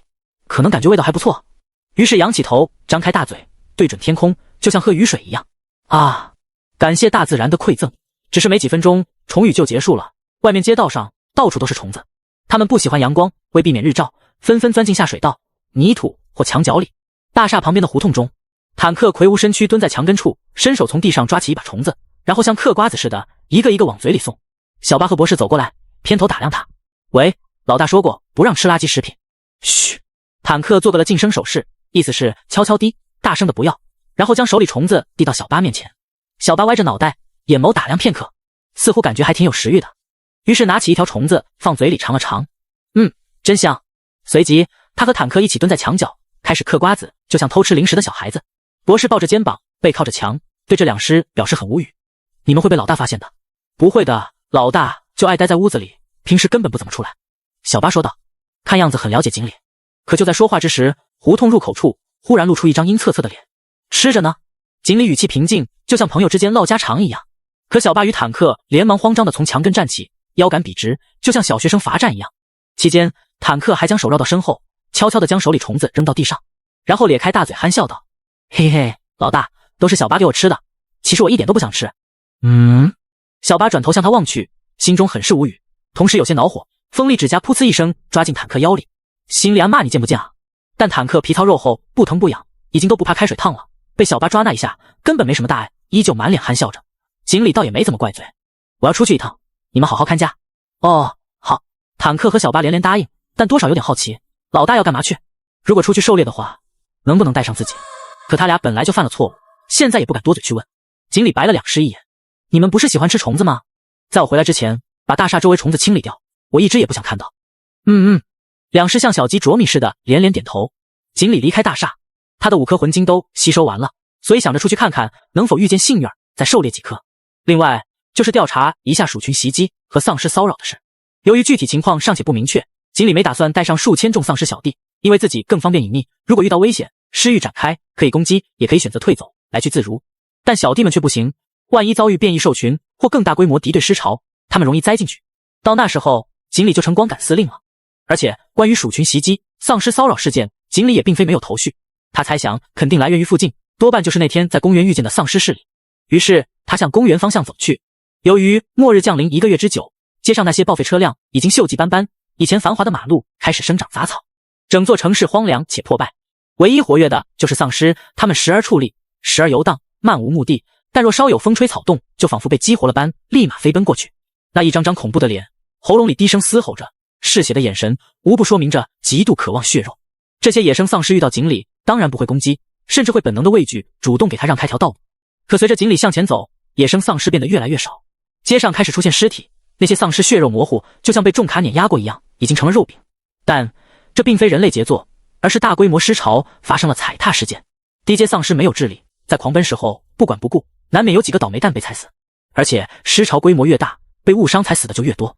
无数蝇虫绕着那些腐臭尸体乱飞着，在末日里，绿豆蝇的体型都增大许多，足有拇指那么大，发出嗡嗡嗡的叫声，让人心烦意乱。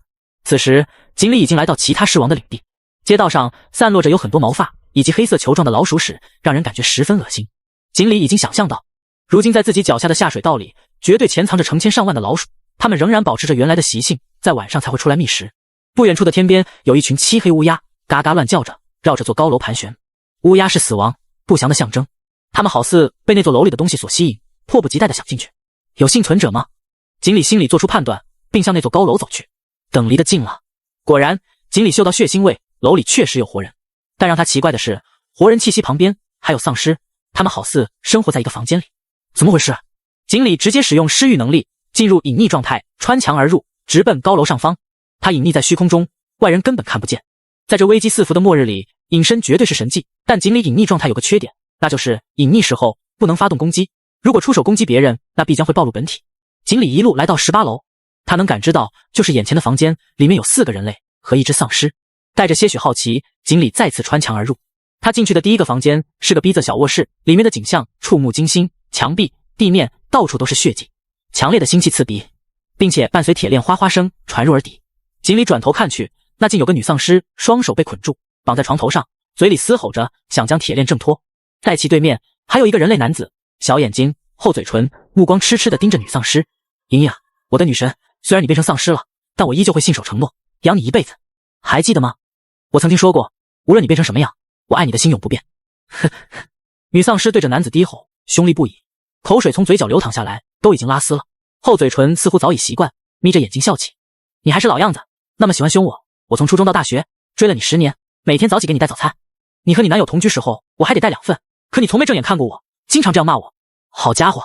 锦鲤心里直呼好家伙，暗道还有这样的舔狗吗？沸羊羊见了都得给他递根烟。可厚嘴唇说着，反而一脸甜蜜。现在好了，你终于和我在一起，能一直守护着你，即便世界末日又如何？莹莹宝贝，你饿了吧？我去给你做饭吃。他说完后，转身推门走出房间。锦鲤立马跟了上去。由于处于隐身状态，男人完全看不见。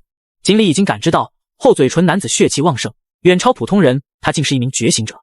厚嘴唇来到另一个房间，打开门后，里面还有3个男人，只是他们双手双脚都被捆着，嘴被胶带封住，只能发出呜呜声。此时看见厚嘴唇，3人眼里惊恐无比，剧烈扭动着身躯，可由于捆得很结实，根本无济于事。厚嘴唇眯眼笑着，逐一打量他们。我看看今天是谁这么荣幸，能请我家莹莹宝贝吃饭。3人目露惊恐，因为他们知道这人是个变态，要拿自己喂丧尸。其中一人的身体颤抖着，拼命地往后缩。厚嘴唇见状，行，那就是你了。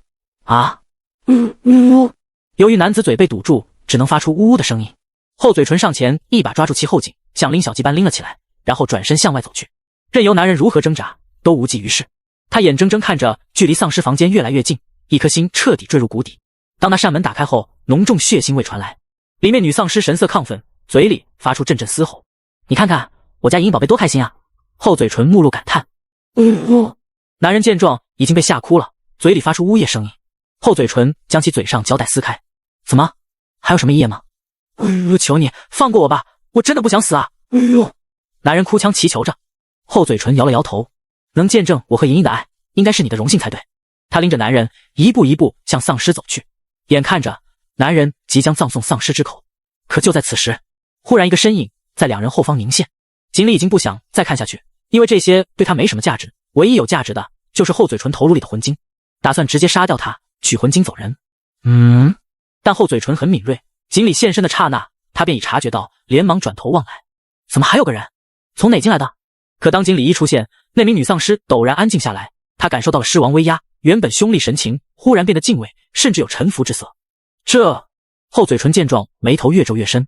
他忽然想起从前自己百般追求、毕恭毕敬对待的女神，在别人面前卑躬屈膝的模样，一股强烈醋意在空气中蔓延。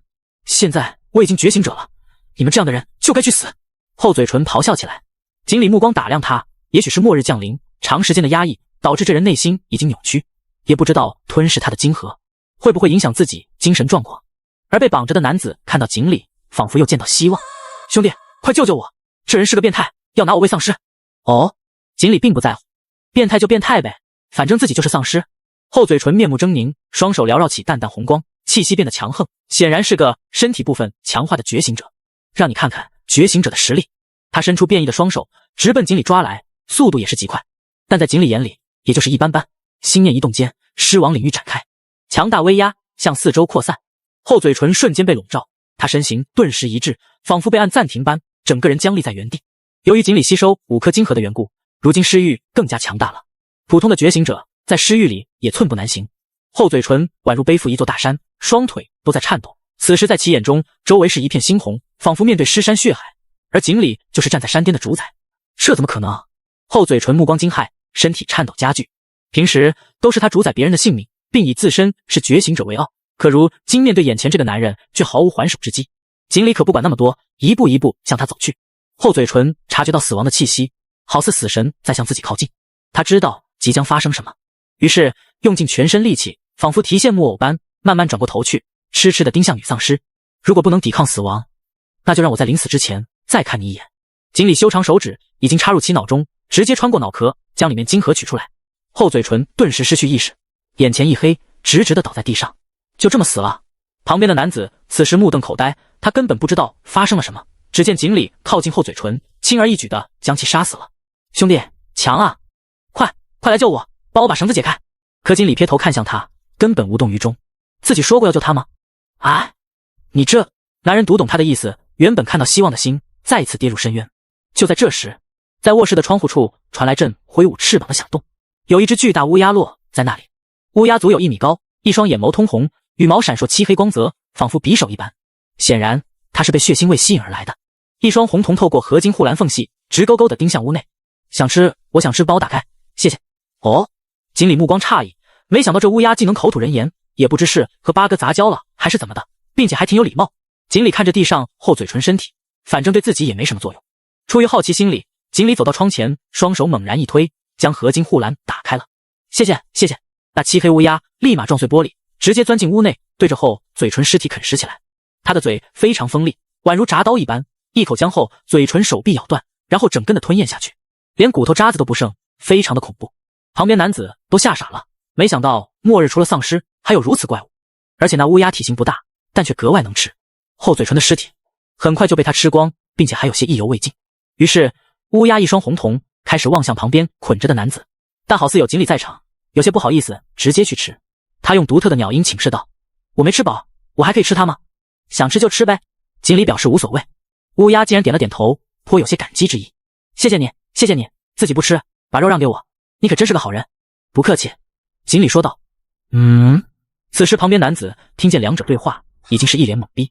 这叫好人？你礼貌吗？但下一秒，只见红眼乌鸦向自己扑来，男人彻底失去意识。乌鸦锋利鸟喙刺穿他的心脏，然后继续大快朵颐起来。将这个人吃掉后，乌鸦似乎吃饱了，扑腾扑腾翅膀，又从窗户飞走。拜拜，我会报答你的。天空之中飘来那独特鸟音，然后逐渐远去。这个东西倒是有点意思，锦鲤觉得有趣。他得到氪金核，此行也算有些收获。这时忽然想起，在对面房间里还有2名幸存者。此时的2人依旧颤抖着，惊魂未消。虽然刚才躲过一劫，但终究逃不过未丧尸的命运。等待死亡的过程让他们备受煎熬，甚至还不如立马就死来的痛快。这时有一阵脚步声正向房间靠近，他怎么又来了？难道丧尸没吃饱？2人的心再次提到嗓子眼里。可当房间门打开后，并不是厚嘴唇男人，而是一位身材修长、面容英俊的青年。咦？2人神情一呆，随后好似想到什么，面露欣喜之意。难道是避难所的救援队来救自己？锦鲤目光打量他们，心里想着该怎么处理。若是直接将其杀掉，似乎毫无意义。2个普通人唯一的作用就是当诱饵，因为锦鲤总觉得这高楼附近丧尸不多，到处都是老鼠毛和老鼠屎，暗处肯定潜藏着什么东西，可以利用眼前这2人将其引出来。你俩赶紧逃吧！锦鲤抽出匕首，将他们身上绳子砍断。2人顿时大喜过望，本来已经等死，没想到真的有人救自己，奇迹出现了。谢谢你，真的太感谢你了。男人激动地哭起来。另一个人打量问道：你是救援队的吧？可以带我们去避难所吗？不行。锦鲤摇摇头，我还有事，你们先走。啊？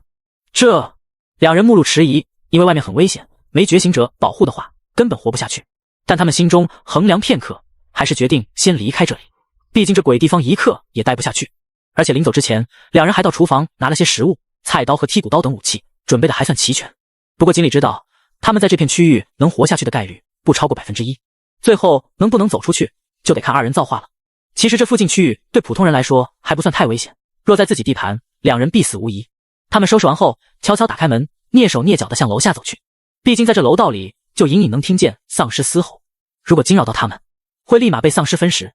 此时，锦鲤站在楼上阳台观望下方情况，心里也琢磨着，自己放出的诱饵不能没出楼道就死了吧，那可太无聊了。但是还好，大约10分钟后，两道身影走出单元门，来到大街上。二人步伐很轻，背靠着楼体墙壁前行，生怕惊扰到什么，已经谨慎到极点。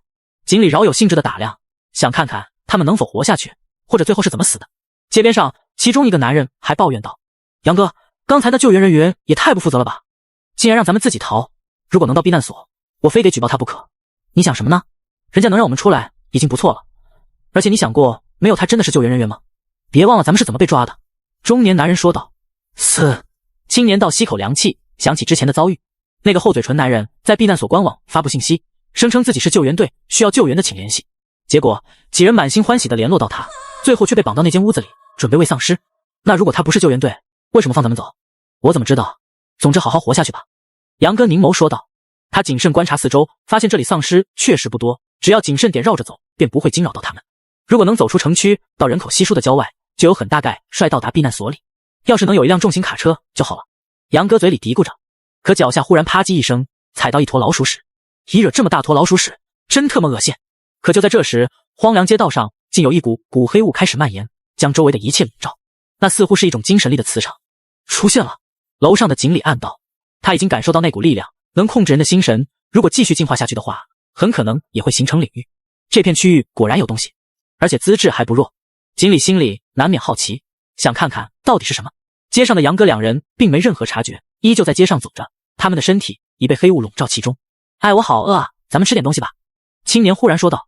杨哥眉头皱起，你想什么呢？在大街上吃东西，想死是不是？这里不是餐厅吗？青年忽然开口说道。你疯了！杨哥转头怒斥，青年竟将满是丧尸以及老鼠屎的街头当成了餐厅。但是他很快发现青年有些不对劲，青年一双眼眸里有一丝茫然，然后嘴角咧起，一副沉醉的样子。小亮，你怎么了？快醒醒啊！嘿嘿嘿嘿嘿，这好多好吃的。小亮却痴痴地笑出声。糟了！杨哥心中惊惧，觉得他肯定是中了什么东西。末日中很多怪物拥有诡异的能力，不会是遇见鬼尸了吧？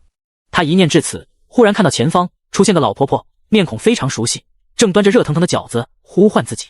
儿子，过来吃饭了。妈妈。杨哥双眼同样迷茫起来，看着那慈祥面容，强烈思念涌上心头。虽然母亲已去世10多年之久，但他依旧无法自拔，沉浸在久违的温馨当中。吃饺子，饺子好吃。杨哥乐呵呵的接过那盘饺子，强烈饥饿感让他失去理智，大口大口的吞咽起来。而旁边的小亮则是看见一家餐厅，里面摆满珍馐美味，他正捧着个猪蹄子大口啃食起来。但是楼上锦鲤所见却截然不同，在他眼里，两人只是站在街头，正抱在一起互相撕咬着。果然很诡异的能力。锦鲤默默盯着，就是不知罪魁祸首在哪里。街上两人互相啃噬着，鲜血直流，生命气息越发微弱，没多久便双双倒地。原本两个大活人竟硬生生将对方咬死了。若普通人见这骇人一幕，估计会被吓破胆。就在这时，街边的下水井里钻出个漆黑的身影，嘴里兴奋地滋滋直叫着，向那两具尸体跑去。那竟是一只大老鼠，体型如狼狗，浑身毛发黝黑浓密，2颗门牙比匕首还锋利。他酣畅淋漓地撕牙两人血肉，大口啃食起来。显然他就是这一切的始作俑者。一只凝结出晶核的变异兽，拥有控制人心神的能力，也是这片区域的鼠王。不知道这变异兽晶核是什么味道。锦鲤上次狩猎过变异双头狼，但那狼还停留在脑丹阶段，吃起来味道就已经很不错。于是他开始动起了鼠王晶核的心思。可那只大老鼠虽然在进食，但它精神力强大，感知敏锐，似乎察觉到有人盯着自己。他连忙转头望去，果然发现高楼之上有一道人形身影。哦，被发现了吗？锦鲤眉头一挑。一人一鼠虽然相隔100米，却互相注视着。一时间，两者四目相对。吱滋滋，老鼠忽然暴躁起来，暗红色瞳孔中散发出凶厉光芒，同时一股淡淡黑雾从身体飘散，直奔锦鲤方向飘去。他的精神力攻击范围极大，但是与锦鲤尸域相比，自是差距极大。小巫见大巫，二者云泥之别。锦鲤眸中红光一闪，领域展开，尸域向四周扩散。那轻飘飘黑雾当即被震散，宛如冰雪消融般，完全近不了身。之，老鼠鼻翼抽搐，显然有些惊恐，目光死死盯着高楼之上的身影，仿佛看见一个主宰世间的王者，感受到股无与伦比的威压。老鼠这类生物原本察觉危险的能力就很强，例如地震、海啸等自然灾害都是蛇鼠类先感知到。此刻这只大老鼠就察觉到死亡的气息距离自己越来越近，于是他干脆放弃两具尸体，转身便要逃。想跑？锦鲤从高楼一跃而下，来到大街上，并且速度极快，眨眼间便窜出10余米远，宛如一只会闪现的幽灵。几百米的距离，不过就在呼吸之间。吱吱吱，鼠王嘴里发出尖锐惊叫声，极为刺耳，穿透力很强，响彻整片街道。吱吱吱吱，锦鲤顿时听到脚下泥土里传来阵窸窸窣窣声音，伴随着老鼠尖叫声。随即，无数老鼠从下水道钻出，密密麻麻，漆黑一片，好似黑色喷泉。井喷出的鼠群立马向锦鲤包围过来。不仅如此，包括大街小巷也有老鼠狂奔而来，四面八方，好似救驾一般。原来是他在召唤小弟。锦鲤孤身一人被千万鼠巢包围，那老鼠体型大小不一，有的像狗，有的像猫，进化程度各有不同。此时皆凶狂万分，向敌人发起冲锋。但锦鲤尸域强大，一旦有老鼠闯入其中，就好似被铁锤砸烂的西瓜，爆碎不止。鼠巢虽凶猛，可锦鲤周围出现片真空地带，根本无法靠近。不过那些老鼠根本不怕死，依旧如飞蛾扑火般冲锋着。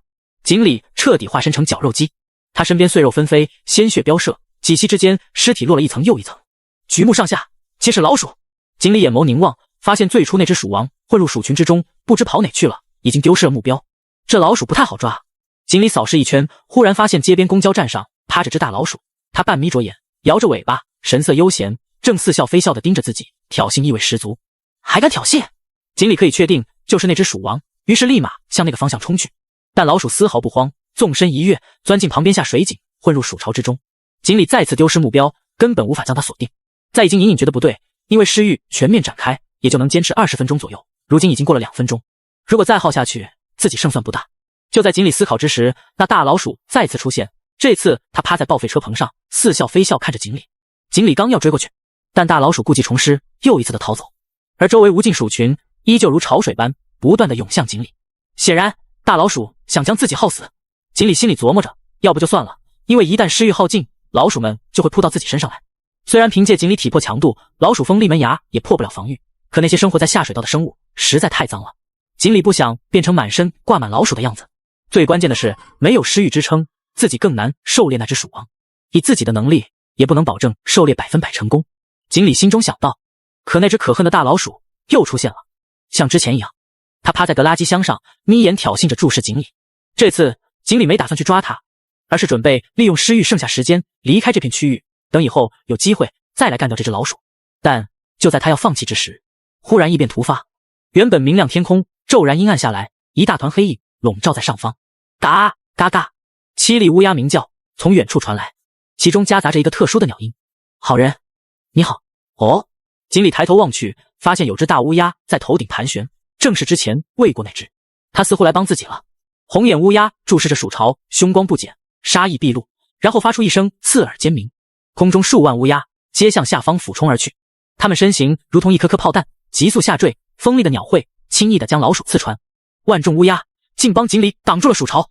垃圾桶上的大老鼠见状，再无刚才安逸神态，鼻翼抽搐，被气得不轻。他怎么也没想到那群乌鸦会来帮助这个人类，强烈危机感再度袭来。见势头不妙，大老鼠觉得此地不宜久留，想着得赶紧开溜，起身欲将跳入下水道。可周围劲风升起，有几只乌鸦俯冲而来，将其围困在中间，其中一只重撞在其身体上，使它直直飞出数十米远。锦鲤瞥眸凝望，觉得机会来了，这鸭凶能处，有事真上啊！他纵身跃起，领域展开到极限，期间被覆盖的老鼠身体纷纷爆碎。那只鼠王心中焦急，起身就想逃跑，但忽然感觉一股巨大压力袭来，身体僵硬，已经一动不能动了。抬眸望去，发现一道修长身影站在自己面前，他目光冷峻，杀意盎然。大老鼠被领域覆盖，再无猖狂之色，他身体瑟瑟发抖着，眼神中竟露出祈求之意，看上去竟有些可怜。锦鲤心念一动，领域压力集中到一点，大老鼠身体砰的一声直接爆碎开来，其中一颗金核崩飞而出，锦鲤伸手握在掌心。大老鼠死亡瞬间，原本凶厉鼠巢失去了主脑，当即乱了阵脚，他们嘴里惊叫着，开始四处逃窜。密密麻麻的老鼠顿时又如潮水般退去，莫一会便全部消失不见。如今的街道上更加狼藉，到处都是鼠尸碎肉，血腥味刺鼻。有一群大乌鸦在地上啄食着。好人，再见。最开始的大乌鸦绕着锦鲤盘旋几圈，然后带着鸭群扑棱棱飞走了。至此，整片街道重新安静下来。锦鲤目送着鸭群飞走，觉得这就是善有善报，以后自己应该多喂一喂小动物，当一个好人。他左右望了望，这条街道的鼠王虽然被消灭，但在周边区域肯定还有什么其他东西，毕竟蜀王并不是真正霸主，这里真正的主宰应该是只狮王。锦鲤没打算继续探索下去，得到2颗金核，足够吸收一段时间，应该回自己地盘苟一苟。随即，他身形倏然消失，开启隐匿能力，返回自己的领地。可就在锦鲤刚走没多久，那片满是碎尸街道上出现数众丧尸，为首狮王皮肤暗红色，黑色血管暴起，正是在公园的红面狮王。他脖子上围着毛茸茸、黑漆漆的东西，此时抬起头来，露出张长满黑色绒毛的人脸。吱吱吱吱，这只人面老鼠从其脖子跳下，来到一堆碎肉的鼠尸前，发出悲鸣之声，无比的伤感。老婆，你怎么死掉了？到底是谁干的？我一定替你报仇！人面老鼠用那张诡异的脸在碎肉上不停地蹭着，没一会便染满鲜血。微博，你不要太伤心了，敢入侵我的领地，我一定会将其杀掉的。红面狮王声音嘶哑，如滚石摩擦。在其身后有几名得力干将，进化程度颇高，与坦克小巴相仿，已经有了智慧。老大，我问过手下，这是大厦的那只丧尸干的。哦，红面丧尸目露杀意，原本就打算将其干掉，开阔领地，没想到先欺负到自己头上来了。他那里有多少丧尸？经过这阵子探查，已经弄清楚了，大概有2000左右。后方狮王说道。才2000？红面狮王歪了歪头，觉得有些不可思议，还以为他多强呢，因为在自己名下已经聚集了2万众尸潮，2万冲2000，那还不是轻而易举。微博，准备，我马上就为你复仇。然而此时的锦鲤并不知道这一切，他已经回到家里，按照惯例泡个热水澡，换上身干净衣服，然后开始吸收金核能量。那只鼠王金核竟是漆黑色的，宛如熟透的车厘子，更加的香甜，其中能量极为精纯，对自己提升很大。或许是因为鼠王的精神磁场与自己失域有些类似的缘故。接下来几天，锦鲤日常狗在家里，自从干掉鼠王以后，再也没有老鼠或丧尸前来骚扰自己。只不过天空之中偶尔出现只乌鸦盘旋，期间锦鲤用手机收集外界信息。如今的泰克公司官网上格外的热闹，因为商场的事已经被公布出去，觉醒者被杀，上亿物资消失。许多幸存者留言，10多名觉醒者一夜之间全部惨死，到底是什么怪物干的？是啊，这得是什么等级的狮王？太恐怖了，关键是还有200多幸存者，并且上亿物资被搬空了。泰克公司也不行啊，之前还说猎王行动呢，结果先被丧尸给猎了。有没有可能不是丧尸，而是其他人类组织干的？有可能，我听说外面有些无恶不作的觉醒者，自己成立了组织，还打劫过咱们官方避难所物资呢。商场事件扑朔迷离，人们都很好奇，当晚究竟发生了什么？可是已经没有活人能告诉他们答案，都快成了末日第一大未解之谜。但泰克公司并没有放弃，关键是上亿物资实在太珍贵，不明不白的就这么丢了，肯定不甘心。于是立马发出一条声明，我公司一定会将商场事件调查清楚，以告慰李楠等人英灵，猎王行动即刻展开，我们会猎杀掉所有狮王，将物资找回来。这群人又开始不老实了，锦鲤嘴里念叨着。而就在此时，泰克公司正在部署着作战计划，一众觉醒者坐在间会议室里，前方大屏幕投放的是江北市地图。经过1个月无人机侦测，我们已经掌握丧尸基本分布，商场附近区域大致有10个狮王的领地，根据危险程度不同，我们将其定义为1星到5星，其中5星最危险，1星相对安全。例如这座大厦附近，一个中年人讲解着，并在地图上画个圈，这里大概有2000丧尸左右，算是狮王领地中最小的了，将这里的狮王狩猎，我们将其定为1星难度。台下觉醒者们面面相觑，感觉搞得和游戏刷副本一样，但显然这1星难度是个好差事，于是纷纷举手争抢。这个地方好，我去。在会议室最后方坐着一位中年人，他是这里的负责人，名叫叶简。此时看着手下觉醒者没出息的样子，心里不免有些恼火，因为只有猎杀强大狮王才能进化得更强，可他们却消极怠工，尽挑1星难度的地方去。不过也好，这次行动进展顺利些，有助于增长士气，也能树立公司威名，得到幸存者们的信任。锦鲤依旧狗在家里用高脚杯喝着猩红液体，神态优雅，生活惬意。大厦外面，一只红眼乌鸦半空盘旋几周后落在了街边路灯上。小黑鸟。旁边的胡同中，坦克露出半个大脑袋，暗中观察着。他领地意识很强，早就注意这只乌鸦，经常来这附近转悠，而且处于顽童心性，打算将乌鸦给抓住。于是坦克蹑手蹑脚，狗狗碎碎，慢慢向乌鸦靠近。他如同走猫步一般，脚步很轻，一点一点向前，没发出半点动静。因为过于谨慎，足足5分钟的功夫才移动30米。不过心中庆幸，乌鸦似乎并没察觉，依旧落在路灯上，没有要飞走的意思。此时坦克距离乌鸦已不到10米，他双膝慢慢弯曲，谋足了力气，然后一跃而起。拿来吧！坦克弹跳力极强，将地面都踏裂了，身形宛如炮弹一般，直奔乌鸦掠去。眼看着乌鸦越来越近，伸出大手便欲将其捉住。可就在这关键时刻，乌鸦忽然扑腾起翅膀，直挺挺飞起，拉开一段距离，恰好躲过坦克那只大手。抓不着，抓不着！空中乌鸦独特鸟音传来，语气有些得意，还有些嘲讽之意。吼！坦克一声怒吼，顿时被气得不轻，抓起路边的下水井盖，胳膊抡圆了向乌鸦扔去。但乌鸦反应很快，又向上飞了一段距离。打不着，打不着！气死你，气死你！吼吼吼！小黑鸟，有种你下来！坦克见已经够不到它，只能开口咆哮道。乌鸦根本没搭理他，反而扑腾着翅膀向更高的地方飞走，逐渐远去了。大傻逼，大傻逼！坦克被气得哇哇直叫，捶胸顿足，但却又无计可施。乌鸦直接飞到20楼的高度，落在处合金护栏上，窗户里面干净整洁，一尘不染，正是井里的住处。好人你好，好人你好，这不是鸭兄吗？井里撇头看去，对于这只大乌鸦当然有印象，若不是他帮忙，自己很难狩猎变异鼠王，必须得给鸭兄加鸡腿。井里倒也大方，打开窗户后，从储物空间里取出几个大鸡腿，扔了出去。大乌鸦宛如吃糖豆似的，逐一吞到肚子里。谢谢你，好人，谢谢你，好人，不客气。井里趴在窗台上继续闲聊道：今天这么有空，来我这做客。有人和丧尸要来攻打你，大大的一批。乌鸦开口说，显然是他在天上飞的时候发现了什么状况，然后来这找井里报信。井里眉头一挑，听到这个消息倒也并不是很诧异，毕竟最近得罪的人不少，他们终究还是找来了。敢来招惹自己，那就让他们知道什么叫残忍。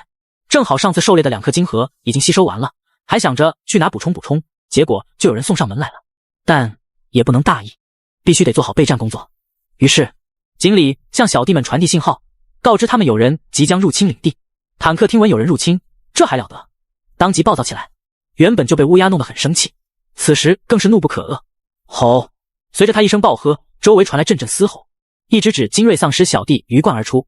原本在白天里丧尸并不活跃，可此时却极为亢奋，目露嗜血之色，凶狂无比，透出滔天杀意，竟然敢入侵老大地盘，不是找死吗？2000众精锐丧尸声势浩荡，骇人无比。尸巢前方站的是坦克、小巴、博士3位得力干将，众尸严阵以待，准备开启血腥盛宴。小巴嘴里嘿嘿嘿的诡异笑着，听说有人入侵，他并不怎么愤怒，反而极为兴奋，似乎觉得很有趣，因为他对杀戮的渴望比坦克他们还要强。而井里则是站到大厦楼顶，劲风撕扯着他的头发，一双明眸凝望远方，颇有些会当凌绝顶，一览众山小的气势。在远处天边，先是出现数个小黑点，飞速向这边靠近，那是亚泰克公司的飞行侦察器。下方街道上还有改装过的装甲车队，为首的是辆巨型推土机开路，无论报废车辆还是零散丧尸都通通被铲飞。这就是泰克公司的猎王行动队，其中包括10位觉醒者，其中4人凝聚晶核，还有500人的武装队伍，他们荷枪实弹，身穿黑色奈米作战服，胸前有个红色泰克标志，看上去非常炫酷。这种奈米作战服很结实，能防丧尸抓挠撕咬，就算匕首都刺不进去，非常的有效。除此之外，泰克公司还带来2个生化改造武器追猎者号，其中一辆车上坐着4位晶核觉醒者，分别为3男1女，他们是此次行动的绝对主力。这次行动是个美差，让咱们赶上还挺幸运的。一个男生的意道，女生点点头。一星尸巢难度正好当成历练了，我还第一次参加这种行动。哈哈，那你可得好好看，好好学着点。男生应和说。旁边的队长吕浩则提醒道：小文，狮子搏兔亦用全力，千万不要大意，任何丧尸都是危险的。吕队，这里才2000丧尸而已，估计尸王没什么特殊能力，只是体魄强大而已，要不也不至于这点领地。小文摊手说。最后一位高大男人赞成道：只要别遇见鬼尸就好，单纯的肉体强大算是最好对付的丧尸类型之一。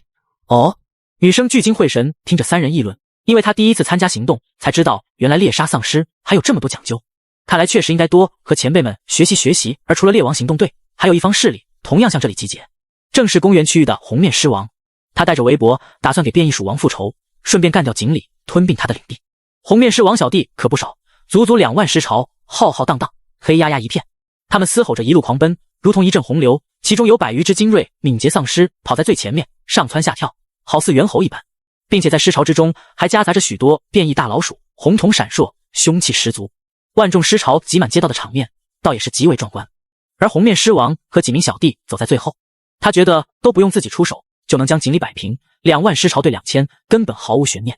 王上，估计战斗很快就会结束的，您到那直接收取金核就好。其后方一名小弟说。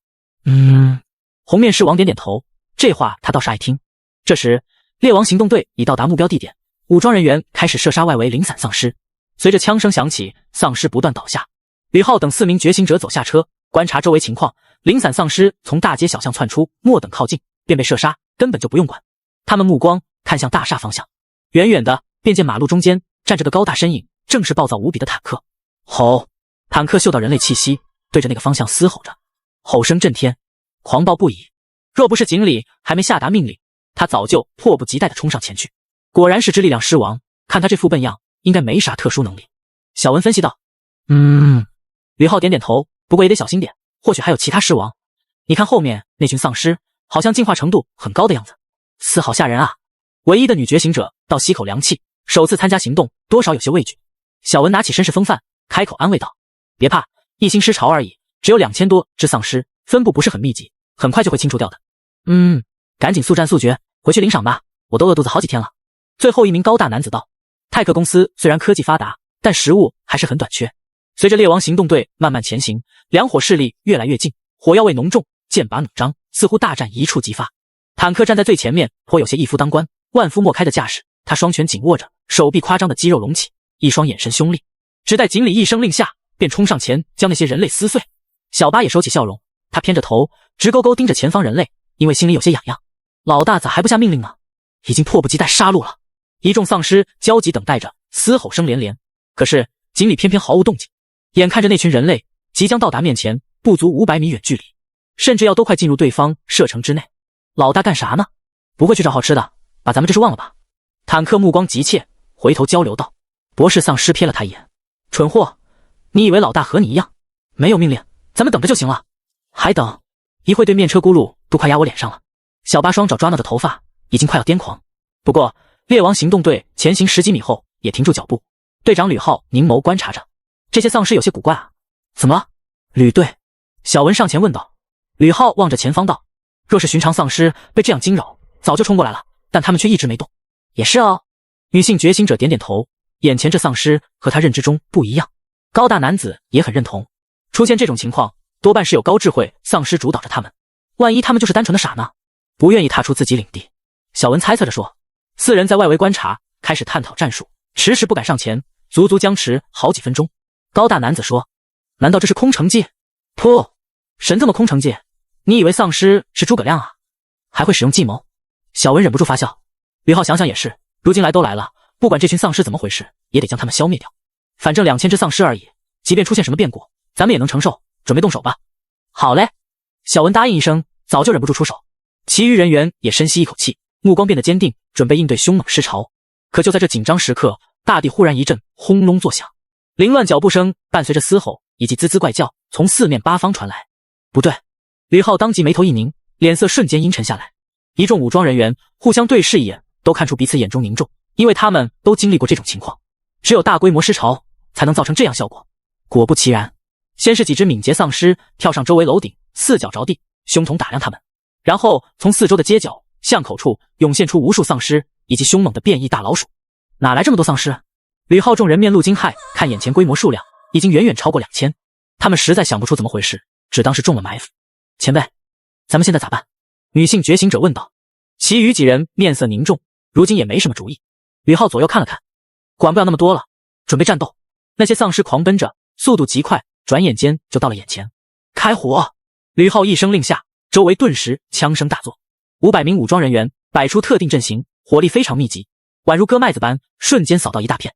可尸潮异常凶猛，继续冲锋，即便被脚下尸体绊倒，也翻滚着向前，完全不管不顾。而最具杀伤力的，则是那些精锐敏捷丧尸，他们直接从高楼上跃下，速度极快，让人猝不及防，经常将武装人员扑倒，然后按在地上嘶哑。这些丧尸只能靠吕浩等觉醒者解决。但是人们脚下的水泥路面忽然开始皲裂，并传来滋滋怪叫，竟有一只大老鼠钻出。老鼠们窜到武装人员身上，或直接对着脚腕撕咬，把他们疼得嗷嗷直叫。两方人马打得不可开交，战况格外激烈。这时不远处的坦克和小巴等也不再着急了，看着眼前场面反而一脸发懵。这是什么情况？明明是自己主场，前面两伙咋干起来了？坦克挠了挠头，难道是跑自己地盘约架来了？而锦鲤修长身影屹立于楼顶，他之前就看到有万众尸潮向这边赶来，所以没让小弟们动手。眼下两方势力打得激烈，狗咬狗，一嘴毛，自己可以看热闹。加油啊！甚至锦鲤为他们呐喊着，心道打得越惨越好。那只红眼乌鸦绕着锦鲤盘旋，好人好人，你家什么时候开饭？别急啊，还没开锅呢。井里头也不回道：“原来鸭兄来做客，是赶饭点来的，想着蹭口饭吃。”远处战场上枪声大作，血肉纷飞，到处都是残肢断臂，血腥味刺鼻，宛如的欲修罗场。因为人类已经派出杀手锏，2个3米高的生化改造人追猎者号，他们虎背熊腰，硕大额头上有条缝合疤痕，就像趴着条大蜈蚣一样。追猎者身上缠满弹链，后背背着巨大铁锤，右手上是加特林重机枪。此时6根枪管转动，火蛇开始咆哮，无数子弹倾泻而出，化成阵金属风暴。丧尸一旦被打到，直接拦腰截断或者炸碎开来，死相极为凄惨。如果有精英丧尸近身，追猎者也不怕撕咬，反手抽出巨大铁锤，重重砸下来。那铁锤不知什么材料制成，密度极高，看样子都有20吨重，砸到地上就是一个深坑，被击中的丧尸当即成了肉泥。锦鲤看着眼前画面，又不禁追忆起童年，每当过年时候，孤儿院就会包饺子，捣蒜泥的活是由锦鲤负责。他觉得丧尸处境就和蒜泥差不多，2名追猎者出现，让人类占尽优势，即便尸潮凶猛也冲不进去。不愧是丧尸清除计划的大杀器，人们唯一要提防的就是脚下窜出的大老鼠。但武装小队身穿纳米作战服，即便老鼠牙齿锋利也无法咬穿，只能将人类咬伤。由此可见，猎王行动队还是有些实力的。大约5分钟左右便歼灭6、7千丧尸，原本浩荡尸潮减员1/3。而就在这时候，红面狮王带着围脖慢悠悠走来，也不知什么情况了，自己小弟将锦鲤拿下了没？可他凝眸一望，很快发现有些不对劲，自己那些小弟们竟和人类战斗在一起，尤其是2名追猎者格外显眼，好像捣蒜器正在那里捣蒜。其中还有人类觉醒者，利用自身异能大杀四方，根本不可阻挡。这是什么情况？王上，这里有人类觉醒者，咱们和他们打起来了。一只精锐丧尸会报道。哦，这个不用他说，红面狮王自己也看出来了。那大厦里面的狮王呢？不知道啊，好像还没出来呢。啥？红面狮王怒不可遏，自己主要就来攻打他。见眼下情况，己方已经减员不少，结果连队方面还没见到，岂有此理！老大，这里怎么会有人类觉醒者？后方小弟问。红面狮王也想不通，虽然他进化出智力，但并不怎么聪明。难道他和人类勾结了？王上，你说有没有一种可能，人类也是来攻打他的，结果被咱们先遇上了？另一名手下分析道。红面狮王眼眸一瞪，感觉这个说的有道理，那岂不是搞乌龙了？哇呀呀呀呀！他越想越憋气，被气得吱哇乱叫。后方小弟问道：老大，那咱们怎么办？要不要先撤退？撤！红面狮王目露杀意，如今折损众多手下，撤退只会更憋屈，已经付出沉没成本，只有获得此战彻底胜利，才能弥补自己的战损。而且人类同样是敌人，他们的金河更加香甜，已经没有退路可言，给我杀！杀光他们！吼！随着红面一声令下，身后手下发出嘶吼。既然老大说不退，那就彻底冲锋向前。他们纷纷红了眼，一股脑冲入战团。这些丧尸进化度极高，也算狮王级别，实力非常强悍。吱吱吱！围脖发出尖叫声，从红面肩膀跳下，3窜2蹦，来到一座高楼上。同时身体黑雾开始飘散，他同样具有诡异能力，精神控制。狮王出现了。吕浩眉头一拧，听到刚刚那震天嘶吼，便已经猜到什么。如此规模尸潮，必有狮王出现，大家小心点，真正的战斗要开始了。明白。周围人齐刷刷答应，但是缕缕黑雾已经飘散而来，将几名武装人员笼罩其中。我好饿啊。我也是。你看那是什么？大海，我要去海边，哈啤酒，吃打了。其中一个武装人员眼神朦胧起来，模仿着拎啤酒的动作，竟将腰间手雷拿了出来。喂，住手！你在干什么？吕浩发现不对劲，急忙想要制止，但那人已将手雷拉环拉开。干杯！轰隆隆，手雷爆炸开来，火光将其吞没，同时无数弹片飙射，将周围同伴洞穿。这种破片手榴弹杀伤力极强。但这还不算完，又有几名武装人员竟同时掏出手雷。Cheers！ 他们共同举杯，然后同归于尽了。轰轰轰轰，接连几声爆炸响起，无数砂石、弹片犹如一阵风暴席卷。吕浩双手推向前，他是冥土系觉醒者，泥土在双手凝结，形成厚重土盾牌，抵挡爆炸威力。其余武装人员则躲到装甲车后面，避免受到破片伤害。但在他们心中，恐慌的情绪蔓延，刚才还一起战斗的战友竟莫名其妙自雷了。诡异，那种杀人于无形的能力最让人恐惧。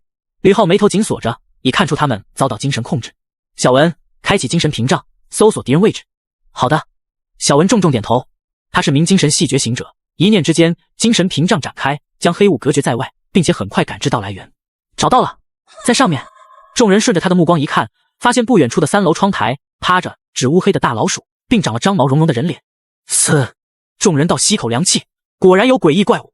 然而就在此时，一只丧尸从高楼跃下，直接骑在名武装人员肩膀上。他是红面手下得力干将，敏捷型狮王，绰号猴子。猴子体型健壮，身上长满脓包，手臂勒住那人脖子一扭，直接将其头颅扭下来。快，攻击！周围人刚要反击，但猴子身法矫健，再次猛然一跃，跳到追猎者后脖子上。追猎者受到干扰，身形剧烈摇晃，导致右手加特林意外走火了。哒哒哒哒哒哒哒，火舌吞吐之间，密集子弹向一众武装人员射来。躲开！人们一声惊呼，连忙卧倒在装甲车后面。子弹打在装甲车上，顿时火星四溅，当然也有几个小倒霉蛋被子弹射中，身体当即爆碎开来。随着狮王加入，人类逐渐落入下风。此时，红面狮王也出手了。只见他抬手之间，手臂膨胀到极夸张程度，其中血管席卷而出，那些血管仿佛有了生命，如长蛇一般，将几名武装人员缠绕住，立即刺入他们身体。武装人员顿时惨叫出声，然后身体迅速干瘪，所有鲜血被抽空，变得如干尸一般。好强！吕浩瞥眸凝望，看着他的攻击方式，不禁想起一部电影《致命守护者》毒液。但是也还好，这种能力不算诡异，依旧在常规范围内，称不上鬼尸。看着红面狮王血管狂舞，不断收割着人们性命，吕浩单脚一踏，前方数个椭圆形的土墙拔地而起，将其攻击阻隔在外。吕队，尸潮冲过来了！旁边一人会报道，由于失去密集火力压制，万众尸潮已冲上前。我知道。吕浩瞥头凝望，感觉真是按下葫芦浮起瓢，在丧尸密集进攻下都快忙不过来了。不过此时队伍里高大男子出手了，他名叫许健，是一名雷属性觉醒者，攻击力极强。他独自一人站在尸潮前面，周身雷光缭绕，头发都竖了起来，躁动的能量愈演愈烈。死！他暴喝一声，抬手一拳砸向地面。轰隆隆，地面蛛网状皲裂痕迹蔓延，同时有电弧雀跃，方圆20米的范围皆被雷电覆盖。那些丧尸一旦触碰，当即浑身抽搐，青烟四起，被烧成焦炭。队长，这样下去不是办法，我们会被耗死的。许健回眸说道。觉醒者虽强，但体力有限，如今几名主战力脸上带着倦意，能量快耗空了。这群丧尸是从别地方来的，实力已经堪比3星狮潮。吕浩早就意识到发生什么。那名女觉醒者面如死灰，没想到第一次行动就遇到这种情况。那他们为什么到这来？我怎么知道？现在1星狮潮里的丧尸还没出来呢。吕浩有些气急败坏，众人也都沉默了，莫名其妙陷入危机，结果任务目标完好无损，连根毛都没碰到。不过也好，1星狮潮的丧尸不出来，咱们更容易突围出去。吕浩分析道。众人点点头，现在已经够忙了，那些丧尸可千万别出来。小文宽慰道。大家放心，那些丧尸傻得很，都打到家门口了，还没动静，估计不会出来了。此时锦鲤站在楼顶，神色颇为悠闲，在其身边落着不少乌鸦，都是鸦兄手下，等着蹭饭的。让大家久等了，现在开锅了吗？乌鸦眸中红光闪烁，已经越发兴奋。锦鲤点点头。下方战场中，武装人员子弹都快打空，觉醒者们累得不轻，能量消耗殆尽。之前那2万众尸潮也只剩下残兵败将，该到咱们出场了。锦鲤下达命令道。下方矗立的数千众丧尸仿佛被激活了般，纷纷嘶吼出声，凶气弥漫。吼！坦克一声咆哮，好似蛮牛般率先向前方冲去，随着他的脚步，大地都颤抖不止。后方一众精锐丧尸犹如脱缰野马，跟上他的脚步。但要说最兴奋的，当然还是小八。老大终于下命令，此刻都有些泪目，因为之前看前方杀戮，心里面就很痒痒，早已经迫不及待的去疼爱那些人类。嘿嘿嘿嘿嘿嘿，小八嘴角咧到耳朵根，露出个大大的诡异微笑，然后身形一闪间，如道魅影从上前。大厦顶部，无数乌鸦腾飞而起，在鸦群环绕的中间站着个冷峻青年，他眸中红光一闪，竟然原地消失不见了。坦克第一个冲入战场，他庞大体型好像飞驰的火车头，将一条街的丧尸撞得四飞五散，甚至让有些丧尸直接挂在路灯杆上。坦克将尸潮撕开一条缺口，后方精锐丧尸动作迅捷，将敌人纷纷扑倒，锋利的牙齿直接咬断他们脖颈，将头颅甩到一边后，继续寻找下一个目标。等等，那是什么？吕浩等人已感受到大地震荡，纷纷转头望去，发现一只体型巨大狮王冲散了尸潮，直奔自己阵地袭来。卧槽，他们出来了！众人面如死灰，女觉醒者心惊不已。小文哥，你不是说他们不会来吗？这……小文顿时哑口无言，打脸来得太快了些，难道是赶巧了？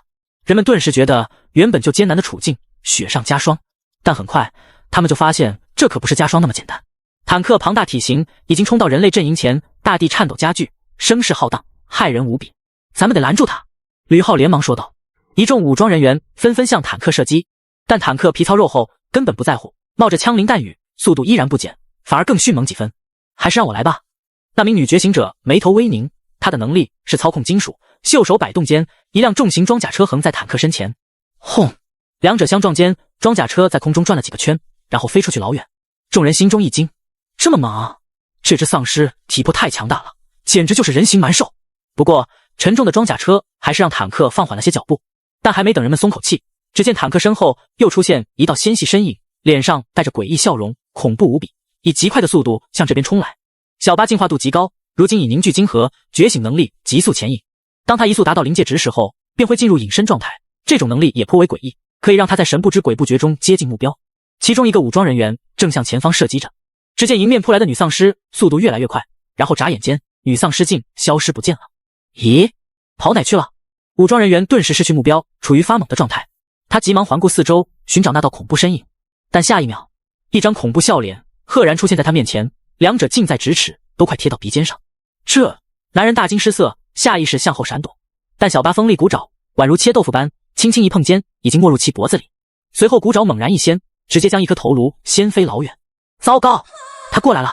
旁边几名武装人员当即大惊失色，其中还有名脑丹阶段觉醒者，他反应最快，手持合金钢刀直奔小巴砍来。小巴身形一闪，再度消失不见。等其下次出现，已经来到这名觉醒者背后，锋利的骨爪噗呲一声插入他后腰处，一把将其腰子拽了出来。啊！觉醒者发出惨嚎，抽搐着痛苦倒地。太恐怖了，这是鬼尸！快跑啊！几名武装人员都没了反抗心思，转身便想逃。嘿嘿嘿！小巴嘴里怪笑着，立马追了上去，每跑几步便放倒一个人。他骨爪沾满鲜血，不停滴落着，眼里更加亢奋，享受着捕猎的快感。吕浩等主力人员察觉到这边异状，发现即便脑丹觉醒者也不是小巴对手，必须得阻止他，不能再让他屠杀下去了。我来！许健再次主动请缨，觉得凭借自身雷系觉醒，应该能跟上他的速度。如今带来的500位武装人员已被杀掉2/3，只剩下100多人。许健周身雷光雀跃，狂暴能量波动强烈，他刚要前去阻止小巴，可忽然一阵更强大威压弥漫，在远处街道上好似有血海奔涌而来，人们心中皆是一凛，不安感开始蔓延。那是基因上的压制，让人灵魂都在战栗。真正的王者出现了！众人转头凝望，发现街道上站着一个身材修长的青年，穿着洁白衬衫，一尘不染。他神色漠然，双眸空洞，看着众人的眼神蓦的一丝感情，就仿佛在看死人。那是什么？丧尸吗？女觉醒者有些不敢确定。吕浩眉头越皱越深。我也第一次见这样的丧尸，估计他才是真正的尸王，感觉很难缠啊。小文身为精神系觉醒者，直觉非常敏锐，如今各大尸王接连出现，让他们心中急切万分，感觉正一步步迈入深渊。许健心中同样迫切，如果不解决掉几个尸王的话，处境会越发艰难，所以心里有点急了。那就先解决你。许健放弃了小巴，转身奔井里袭来。身为雷系觉醒者，速度倒是极快，身上雷光雀跃，宛如一道闪电。吕浩见状并没阻止，因为单论攻击属性，许健是队伍中最强一人，相当于猎王行动队中的刀尖。但接下来一幕却让他们彻底傻了眼。只见许健接近井里刹那，速度忽然骤减，他仿佛陷入泥潭，动作变得沉重无比。糟了，许健有危险！吕浩很快意识到什么，想着该如何上前支援。但井里的尸王领域已将许健笼罩，趁他身体僵硬，动作迟缓的时候，从其身边路过间，顺手伸入他头颅中，将一颗白亮色晶核取出来。这种感觉就像在自家客厅踱步，经过茶几时候，将上面苹果拿起来，非常轻松自然。许健瞪大的双眼瞳孔开始涣散，惊骇的脸上还保留着难以置信之色。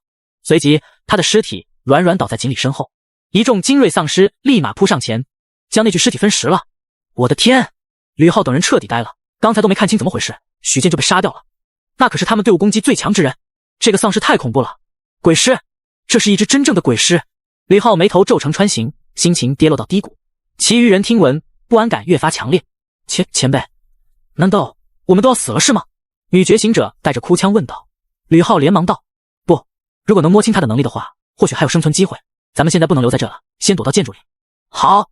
其余几人答应一声，向街旁楼房走去。女觉醒者用出控制金属能力，使墙壁钢筋曲折，破开一个大洞。3人立马钻进其中，他们身后跟着几名脑丹觉醒者以及10余个武装人员。外面街道上还有100武装人员在战斗，已经来不及撤进来，管不了他们了。吕浩凝眸说道，打算将他们扔在外面。女觉醒者也没质疑，再次用出能力使墙壁破洞修复。吕浩觉得不放心，又用自身土系能力控制沙土向四周堆积，将墙加固一层又一层。无论是门、窗、墙壁都封得严严实实，仅是墙体就接近10米厚。如此坚固的堡垒彻底隔绝外面嘈杂，让他们感觉瞬间脱离战场，周围安静下来。呼，人们长舒一口气，心里终于有了些安全感。尤其几名武装人员感觉自己太幸运了，始终待在觉醒者身边，才有机会躲进来。如果被抛弃在外面，结局必死无疑。然而，在他们享受片刻安宁同时，外面彻底成了屠宰场。一众武装人员反击着，忽然发现觉醒者不见了，当即面如死灰。咱们竟然被抛弃了，这怎么办？两个人目露急切，但下一秒，几只精锐丧尸将其扑倒，大口啃食起来，鲜血喷溅。人们哀嚎声、惨叫声不绝于耳。他们是上天无路，入地无门，心里生出强烈的无力感。他们只能等待死亡，在这残酷末日里，无助又彷徨。不过，小巴很快给予他们疼爱，让他们不再痛苦。看着一具尸体倒下，这就是来入侵的代价。100多名人类，也就3-2分钟的功夫，便都死在丧尸口中。解决掉中间的人类，红面狮王一众终于和锦鲤相遇了。吼！红面狮王愤怒到极点，今天损失如此惨重，才终于见到锦鲤。正所谓仇尸相见，分外眼红。其手下剩余丧尸也跟着他发出吼声，一时间群尸怒吼，声音震天彻地，场面极为震撼。大战一触即发。当然，坦克和小巴以及一众精锐丧尸也都是好战分子，见对方挑衅，倒也不怎么愤怒，反而更加兴奋。去玩吧！随着锦鲤一声令下，众小弟立马发起冲锋，两伙凶悍尸潮急速狂奔，对冲起来。但锦鲤的小弟太过精锐，就像是职业橄榄球运动员冲普通人那样，遭遇瞬间噼里啪啦的将对面撞飞老远。尤其是坦克最喜欢这种战斗，他如入无人之境，将尸群撞得七零八落。但在一栋高楼之上，人面鼠围脖嘴里滋滋怪叫着，看到杀害自己老婆的仇人，心里怨气滔天。他再次施展诡异能力，精神控制，一股淡淡的黑雾开始飘散，向坦克、小巴等尸弥漫。可在旁边一处胡同里，博士正暗中观察着，他目光阴险地盯着人面鼠。可能是智商高的缘故，博士没有坦克那种莽劲，反而比较老溜。如今博他也觉醒了能力，精神穿透，在这场战斗里还没怎么用过，如今把主意打在人面鼠身上，趁着他精神力飘散，打算控制别人时候，博士心神凝聚，啪，突然偷袭。他的精神力仿佛化作钢锥，直奔人面鼠刺去。嗷嗷！人面鼠中招后，只觉大脑阵阵刺痛，忍不住惨嚎出声，然后四脚朝天，口吐白沫，身体剧烈抽搐起来，不知是死是活。围脖！红面狮王恼火，此刻发现己方真不是锦鲤对手，他们进化度太高了。他手下得力干将猴子此时跳到坦克脖子上，张开狰狞大口，想要啃他的头皮，但坦克伸出只大手，一把插进其嘴里，给猴子来了个深喉，然后扣住其上牙膛，一个过肩摔，将他重重摔在地上。还想咬我的头？坦克心里气不过，又在猴子身上重重补两脚。锦鲤的小弟们以摧枯拉朽之势干翻对面尸潮，几乎没什么伤亡。红面狮王气急败坏，你们都给我死！他双手推向前，同时双臂膨胀，血管喷涌而出，好似无数触须席卷整片街道。当即又一众丧尸被他血管穿透，可锦鲤小弟们悍不畏死，张开大口就往血管上咬，甚至有些更加勇猛，完全不顾被穿透的身体，依旧竭尽全力向前冲，就像凶残的狼崽子，即便是死也要从敌人身体咬下块肉来。吼！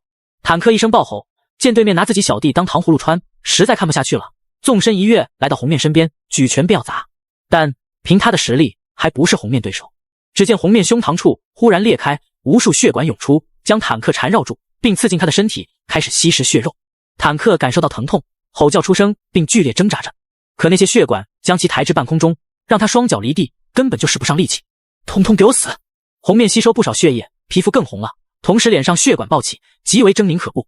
但就在他嚣张时刻，忽然间天上一朵黑云飘过来，那竟是一群大乌鸦，它们嘎嘎怪叫着，红瞳凶光闪烁。随后乌鸦如炮弹俯冲而下，锋利鸟喙对着血管嘶哑，那些乌鸦嘴巴就像剪刀一般，轻而易举将血管剪断，一股一股的血液喷涌，腥臭味扑鼻。可恶的乌鸦！红面顶不住鸭群啃食，身体剧痛，连忙将血管缩回来。原本被控制住的坦克终于脱困了，他抬头一望，看见只红眼乌鸦，正是自己之前想抓住的小黑鸟。坦克没想到他能来帮忙，小黑鸟以德报怨，没怪自己捉他，反而来救自己性命，心中顿时无比感动。小黑鸟，你真是太好了，我保证以后再也不抓你了。大傻逼，大傻逼！乌鸦拍打拍打翅膀，像上次一样飞走了。坦克在鸭群帮助下，红面失去杀手锏，心中愤恨不已。但抬眸一看，发现密密麻麻的丧尸已将自己包围起来，这些全是锦鲤手下精锐，实力极为强劲。完了！红面顿时生出不祥之感。此时的锦鲤身形一闪，利用尸域能力穿过墙壁，进入旅号躲藏建筑中。这原本是家酒店，如今一片狼藉，大理石地砖上随处森森血迹。末日降临时，酒店人不少，这里属于重灾区。如今酒店的墙壁都被吕浩等人用异能封死，其厚度足足有10米。这种能力不去干工地浪费了。锦鲤心里吐槽道。由于是封闭空间，四周一片漆黑，半点阳光都进不来，只是在前面不远处有几道光柱摇曳着，那是武装人员的战术手电筒。吕浩等人正坐在地上休息，咱们得趁机恢复些体力，刚才消耗太大了。吕浩说道。小文点点头，觉得躲进来很明智，反正丧尸也进不来，咱们有的是时间。刚才为了阻断人面老鼠精神控制，我感觉整个人都被抽空了。小文哥，你还是别说了。女觉醒者哭丧着脸，心里非常担忧，因为刚才看到那尸王能力十足的诡异，仅仅一个照面就把许健杀了，好似闲庭信步一般。他曾经看过关于鬼尸报告，一旦遇到鬼尸的话，即便是觉醒者，死亡率也高达 80%。 到底是谁收集的情报，把这里定义成一心尸潮？女人情绪有些崩溃道。这次确实情报有误，凭那尸王诡异能力，至少得是4星到5星的难度。吕浩凝眉说道。想起之前情景，依旧心有余悸，那道修长身影实在太恐怖了。面对如此绝境，女觉醒者忍不住哭起来，语气哽咽道。我还不想死啊。没事，至少我们现在还安全，等恢复些体力。小文刚想安慰他几句，但语气忽然顿住了，因为一股不祥之感蒙上心头。他身为精神系觉醒者，对危险感知格外敏锐，此时觉得好像有什么东西正在向自己靠近。小文如坐针毡，后脊发寒，下意识回头望去，却发现身后黑漆漆一片，什么都没有。小文，你怎么了？吕浩察觉到他状态不对。小文眉头紧锁着，好像有什么东西进来了。啥？周围人大惊失色，觉得难以置信。小文哥，你别吓我啊。对啊，这墙那么厚，又没被破坏，怎么可能进得来？刚才不还说安全吗？人们纷纷议论着。我也不清楚，可能是我刚才消耗过大，神经太紧张了。小文捏了捏额头，同样不敢相信。人在极度紧张状态下出现错觉也正常，也许是自己直觉出错了。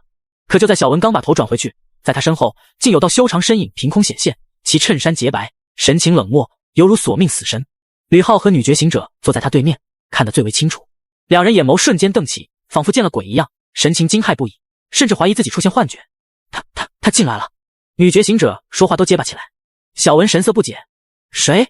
可这句话刚说完，便意识到不对，因为众人目光都看向自己身后，表情惊恐万分。真的有东西。强烈的危机感再次升起，他感受到死亡的气息，甚至不敢回头去看，生怕自己性命定格于此。可是他还是没抑制回头的冲动，缓缓转过头去，但一只大手已经抓在他头顶，并穿越脑壳，直接将其晶核取了出来。扑动！随着转头的动作，小文尸体顺势倒在地上。在死亡的瞬间，他依稀看到洁白的衬衫，那个索命的身影真的进来了。同时生出最后一个念头，这里的人都得死去。吕浩眼睛瞪得溜圆，这么近的距离看到锦鲤杀人手法，只觉得遍体生寒。虽然他有猎杀尸王经验，但第一次见这种离奇场面。关键是周围墙壁全面加固，他竟然能悄无声息地潜伏进来，心里诡异感十足。这是一只真正的鬼尸。而那名女觉醒者被吓得俏脸惨白，直勾勾盯着锦鲤身影，娇躯颤抖不止。这目的建得不错。锦鲤目光扫望，酒店墙壁足有10米厚，使内部空间呈现椭圆状，确实很像一座坟。吕浩不想坐以待毙，快开火啊！哒哒哒哒哒哒，一众武装人员扣动扳机，枪口火舌驱散黑暗，密集子弹如雨点般射来。锦鲤身上红光闪烁，仿佛化作虚无，那些子弹从其身体穿了过去，全部打在后方墙壁上。人们肝胆俱裂，鬼尸果然非同一般，枪械居然毫无作用，一股绝望感油然而生。但他们依旧扣着扳机，枪口咆哮震耳欲聋。这并不只是为了射击锦鲤，而是对这残酷世界最后的控诉。为什么会这样？下一刻，锦鲤尸域展开，将周围空间覆盖，那些枪声顿时哑火。武装人员只是普通人，根本承受不住这种压力，身体仿佛被锤烂的西瓜，接二连三的爆碎。锦鲤看着周围纷飞的血花，不禁又想起孤儿院时期的蒜泥，放完鞭炮的时候就该吃饺子了。面对这群残兵败将，完全是一场屠杀。吕浩和女觉醒者之前消耗很大，此时身体空虚，被尸域笼罩住，同样痛苦万分。女觉醒者紧咬牙关，觉得遇到这样鬼尸，死亡率不是 80%， 而是99百分号。去死！女觉醒者尖叫一声，嘴角溢出鲜血，已经透支身体，使出最后的能量。周围厚重墙壁里顿时飞出无数钢筋，犹如利剑般割裂空气，从四面八方向锦鲤射来。由于这些钢筋里夹杂着觉醒者晶核能量，锦鲤没有应接，挥手之间，尸域力量凝聚，将那些钢筋崩飞出去。与此同时，他来到女觉醒者面前，在其绝望眼神中，伸手将其晶核取出来。女觉醒者尸体软软倒地，心里只有一个念头：谁他妈收集的情报，管这叫一心尸潮？祝愿那个情报人员天天都能遇见这样的丧尸。女觉醒者死亡后，猎王行动队几乎被杀光，只剩吕浩一人。不过这人求生欲极强，趁着刚刚尸域力量分散刹那，立马爆发出最后的能量。土之铠甲！吕浩心念一动，周围墙壁上的泥土飞速向他汇聚，并附着在其四肢、体躯，转瞬之间变成一个土巨人。在泥土加持下，吕浩体型膨胀，已经高达到3米，强健的手臂足有成年人腰粗，看上去力量感十足。吕浩抗着失欲压力，挥起沉重手臂，一拳向锦鲤打来，劲风之音响起。锦鲤并没有躲闪，反而一拳挥出去。这个对手还有点意思，于是他用出了8分力。黑暗中，空气传出音爆之声，铁拳如困龙出海，势不可挡。轰隆隆，两者触碰瞬间，犹如小山对撞，轰隆声入耳，随即便是咔吧脆响。土巨人手臂看似强大，但此时出现蛛网状裂痕，并且不断破碎，开始脱落。没多久，露出吕浩本体手臂，但已经自然垂下，完全没知觉了。好强啊！吕浩紧咬着牙，心中越发凝重。眼前这个狮王不仅能力诡异，而且肉体如此强悍，几乎就是无解的存在。锦鲤同样分析着，在自己猎杀的众多觉醒者里，吕浩应该算是最强者。土系能力，攻防一体。不过，也是时候该结束了。锦鲤一念之间，领域展开到极限，强大的压力袭来，让吕浩身体一沉，差点栽倒在地。他身体透支严重，已经到了极限。锦鲤闪身上前，抬手一拳轰在其胸膛。轰！这一下使吕浩周身泥土碎裂，整个人如断了线的风筝，倒飞出去，并撞破后方墙壁，飞到建筑外面去。咳！嗨嗨！吕浩躺在地上，不断咳着血，再也站不起来了。外面明亮光线让他觉得格外刺眼。一众丧尸身影已经向他围来，其中有坦克，右手正掂量着颗脑袋当皮球玩，那是红面狮王的头颅。还有小巴，锋利骨爪上依旧滴落着淋漓鲜血，脸上诡异笑着，偏头打量地上男人。两者后方是1000余众精锐丧尸，他们刚将红面打败，经历一场杀戮，心中亢奋未消。要死了吗？吕浩凝望那一张张恐怖嘴脸，视线越发朦胧。他早想过有这么一天，只是没想到太快了些，即将离开这个残酷世界。从此之后，一切再也和自己无关。此刻，吕浩神色有些释然。那就好好告个别吧。锦鲤举步走上前，低头凝望，发现他眼神复杂，却还有种解脱之感。有什么想说的吗？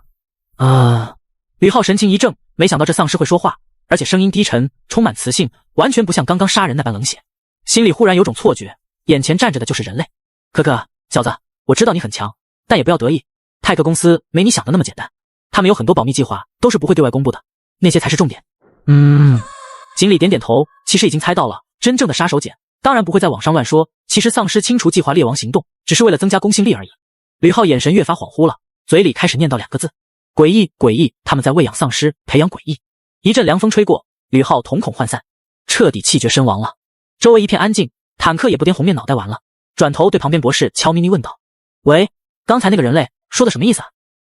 以你的智商，我不知道该怎么和你解释。博士思考道。哦，坦克似懂非懂的点点头，但转念想想，总觉得哪里不对。他是在说自己傻吗？小巴一众来到锦鲤身边，偏头打量吕浩尸体。王上，我觉得这个人类临死前说的还不错，这叫人之将死，其言也善。锦鲤拽出个文词，凭借周围一众丧尸的智慧，更是无法理解，尤其是坦克，但他求知欲特别强。老大，你说的又是什么意思？意思就是如果人类出言不善，你把他打到快死的时候，说话就好听了。哦，原来是这样啊。坦克这次听懂了，学到一个新知识点，非常开心，并奉为明年警句。不愧是老大，说话就是有道理。同时鄙视的看了棒边博士一眼，意思是和我解释不明白，说明是你的智商有问题。这场大战至此落下帷幕。街道上碎肉满地，到处都是残肢断臂，一眼望去满目狼藉。有群漆黑乌鸦嘎嘎叫着，在地面啄食碎肉。对于食腐动物而言，丧尸的肉也格外美味。走，回去了。锦鲤传达指令。吼！身后众尸发出厉吼，因为大战得胜，宛如凯旋的将士心中格外亢奋。他们干掉红面狮王，领地得到扩张。如今从大厦位置一直到公园范围，足足大了3倍。经过此战，锦鲤得到6颗金核，可谓是大丰收。接下来的几天，锦鲤照常苟在家里，他吸收金核，吃肉，喝血，不断的摄取能量。但坦克、小巴、博士最近倒是挺忙，因为地盘变大了，3王星收不少小弟，由之前的2000人马，转眼间变成了1万，并且数量还在持续增长中。因此，锦鲤也成了统御万众尸潮的狮王。不过他觉得还是不够多，如果前面加个100字，还算勉勉强强。而且后收的那些小弟不够精锐，他们只分布在领地外围。之前2000众精锐依旧守在大厦周边，算是锦鲤的亲卫队。领地扩张后，坦克最为开心，没事四处游走，来回巡视已经成了街溜达，看看有没有入侵者或是偷跑进来的东西。运气好的时候还能抓到几个幸存者，打打牙祭，日子过得美滋滋。小弟都如此滋润，锦鲤更是潇洒。经过那一场战斗，如今没人敢来惹他，而且不知不觉中，锦鲤已成为人类的梦魇。在泰克公司官网上，吕浩等一众人照片都变成灰白色，说明这支猎王行动队已经被全部团灭。自从泰克公司开展行动以来，伤亡经常有，团灭还是第一次。关于此次事件，人们格外关注。吕浩可是 B 加级觉醒者，居然被丧尸杀掉了，太惨了，一个小队都死了。真不知道他们到底遇见了什么鬼尸呗。听说无人机拍到照片了，真的吗？锦鲤往下翻，发现还真有张照片，由于距离非常遥远，照得并不怎么清晰。只见一个青年身影站在大厦顶部边缘，周围群鸦环绕着，看上去有些黑暗系风格。关于这张照片的评论已经超过猎王行动队团灭。我去，这真的是丧尸吗？感觉好压抑啊，就是太模糊了，还被乌鸦挡着，看不清脸。这可不是一般的丧尸，这是鬼尸，不知道屠杀了多少人呢。但是我觉得他好帅，怎么回事？网络上人们众说纷纭。此时泰克公司里负责人叶简非常恼火，心里暗骂着，吕浩这些人真是太废物了，居然被丧尸团灭，哪怕活下来一个两个的也好。不过他也知道大厦附近有只强大尸王，估计公司里最强觉醒者也未必是其对手。看来还是丧尸比较强，能杀死鬼尸的得是另一只更大的尸王。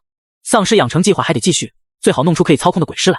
叶简心中思考着，其实他很清楚，喂养丧尸相当于玩火，但为了那种强大力量，他愿意承担风险。或者如果有机会的话，可以和尸王合作，只要给他们提供些血肉就行了。得通知救援小队，抓紧搜救幸存者。锦鲤依旧待在家里，并不知道泰克公司计划，当然他也不在乎。如今人们都知道大厦区域有只强大尸王，极度危险，已将这里视为禁区，所以这段时间里根本没人敢来打扰锦鲤。以前的时候，空中偶尔还有直升机飞过，现在连飞机也没有了。这一区域成为丧尸的净土。锦鲤生活十分安逸，吃喝充足，每天摄取能量，不断进化。无聊时也会看看电视，打打游戏。恐怖末日过得就像是度假一样，根本没什么烦心事。避难所头条：我们的科研人员改良观音土，少量食用，不会胀死，可做临时冲击使用。净水系统已经全面修复，请大家放心饮用，不会再出现大规模寄生虫或病毒感染等状况。噩耗，我们外出寻找物资人员被不明势力劫掠，若有知情者，请立刻向我们提供线索。电视上播报的是官方避难所消息，看得出他们物资极度匮乏，已经到了吃土的地步，水源情况也很糟糕。最关键的是，好不容易找到批物资，还被不明势力给劫掠了，实在太惨了。锦鲤可怜他们1秒钟后，转身打游戏去了。此时，在锦鲤领地边缘处，有一伙人正躲在一栋建筑中。这里原本是家 KTV 3层小楼，如今门窗都被风堵住，只留下几道缝隙，用来观察外面情况。虚丧尸来了，千万别出声。一个男人趴在窗前，透过缝隙向外观看着，其身后有2个人，连大气都不敢喘。只见外面街道上有个硕大身躯一步3摇，身后还跟着不少丧尸，正是到处巡逻的坦克。可惜坦克感知力并不强，并没发现建筑里的人类，带着群小弟逐渐远去了。呼，屋里几人长舒一口气，立马安心些许。还好这力量型丧尸比较蠢。在里面包间中还有几个人坐在沙发上，由于 KTV 隔音效果好，不怕外面丧尸被惊扰。咱们躲在这，官方避难所的人肯定找不到。一个光头大汉说，老大英明，就算他们知道咱们在这，估计也不敢来找，因为这里可是一支强大尸王领地。另一人附和道，他们这伙人就是劫掠官方避难所物资的势力，名为黑蝎。在末日之前，黑蝎组织便存在，经常在暗网上活动，就像是邪教一样。他们崇尚极致自由，不受任何束缚，想干什么就干什么。但由于当时社会秩序的压制，一直没掀起太大风浪。直到末日降临，可算是遂了他们心愿。其中觉醒能力的人们聚集到一起，到处抢夺物资，杀人越货，无恶不作。嘿嘿嘿，末日才是属于我们的时代。光头大汉目露金光。在这 KTV 包厢中间处，有3人跪在地上，手脚都被绑在一起，嘴里塞着破布，只能发出呜呜的声音。这3个人是避难所的觉醒者，负责运送物资，结果走着走着就被黑蝎给劫了。大哥，他们3个怎么处理？精瘦男子问。光头大汉想了想，先留着吧，他们活着就是咱们的人质，如果死了，脑丹可以吸收掉，血肉可以当作食物。而在锦鲤领地另一侧，同样出现一伙人，走在前面的是名女孩，大眼睛，齐刘海，黑长直的头发，长得非常漂亮，但那精致的脸上总给人一种厌世之感。她正是官方避难001号觉醒者程洛伊。程洛伊确实讨厌这个世界，他从小在孤儿院长大，后来被关进精神病院，好不容易出来了，发现外面已是世界末日。有这种经历的人，喜欢这个世界就怪了。唯一值得他回忆的，就是在孤儿院里为数不多的温馨画面。在程洛伊旁边，是他的搭档，具有睿智眼神的孙小强。咕噜噜，孙小强捂着肚子，强烈饥饿感让他十分痛苦。若不是觉醒者强健体魄，估计早就饿晕过去了。咱什么时候才能找到物资？我自从出来以后，都10天没吃东西了。小强，咱们总共才出来3天。在其后方还跟着4名脑丹阶段觉醒者，主要是辅助2人搬运物资什么的。孙小强挠了挠头，斜视那只眼睛转了转。才3天吗？我这是饿迷糊了，都不会查数了。说的好像你会过似的。旁边程洛伊头也不回的道。眼前街道上一片荒凉，报废车辆撞在一起，锈迹斑斑，有些下方已长满青苔。周围的建筑同样破败不堪，碎裂玻璃中隐隐传出丧尸嘶吼声。一个脑单觉醒者提醒道：“前面就是泰克公司小队团灭的地方，据说有只能力强大的诡异尸王。”哦，陈哥，劫咱们物资的人就躲在那片区域吗？孙小强问道。陈明点点头，根据当时他们撤离的方向，很大概率在前面区域，那就去找找吧。孙小强人傻胆大，根本不怕。陈明点点头，开口叮嘱道：“切记，咱们主要目的是找物资，千万别惊扰到这里的丧尸。”6人谨慎前行着，他们身上都涂抹特殊药剂，可以隔绝气味，只要不弄出声音就行了。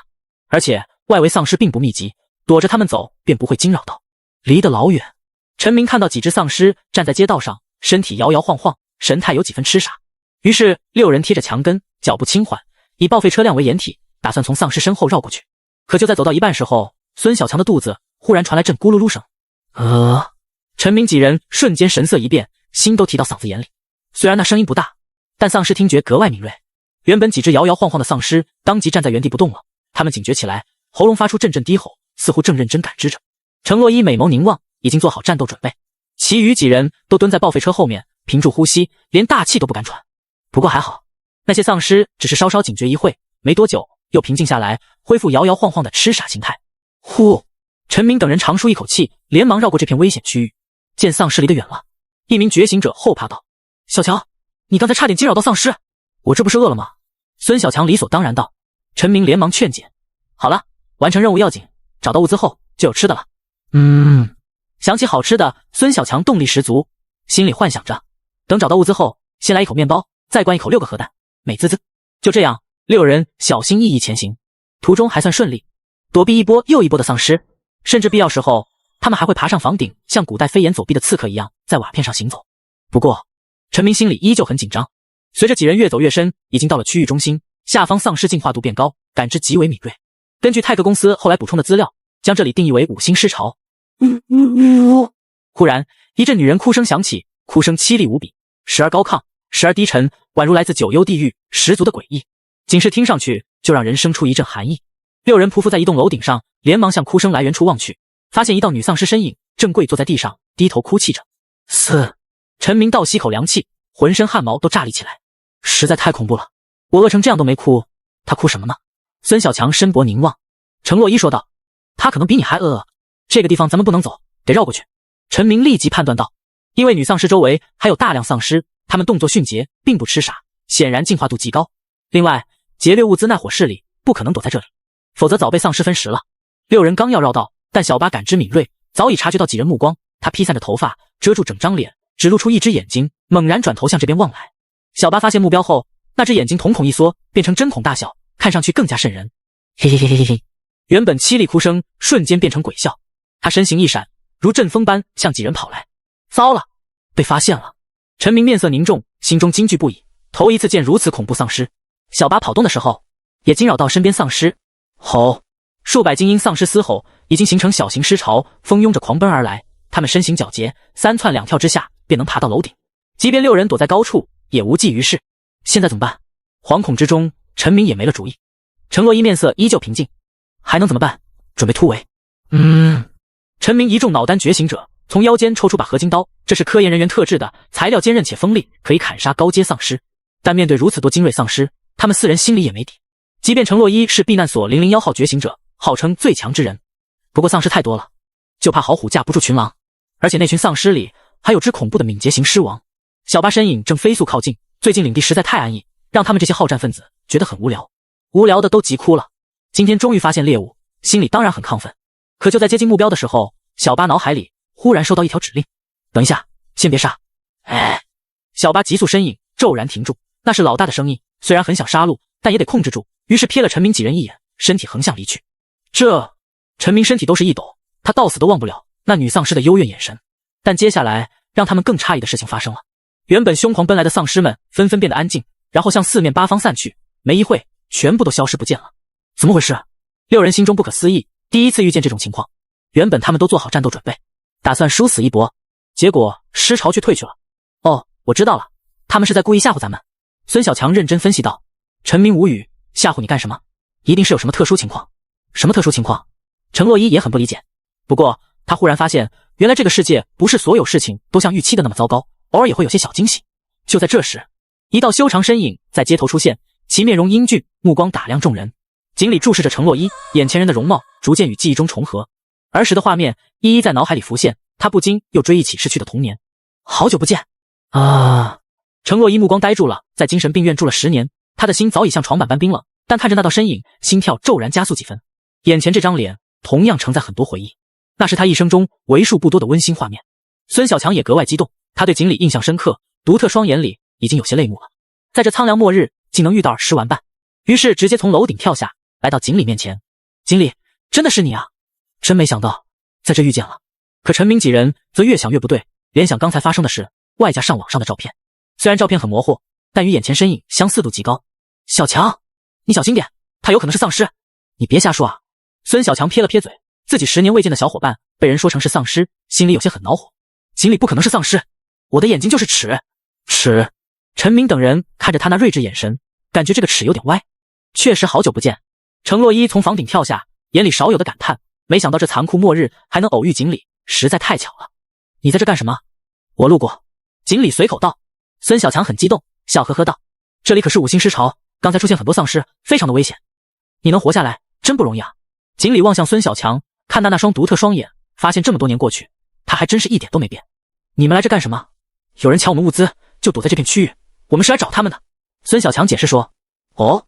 锦鲤眉头一挑，避难所物资被劫的事他也了解过，没想到劫匪竟潜入自己领地。什么时候的事？自己竟然不知道。这片区域我很熟，或许可以帮你们找找。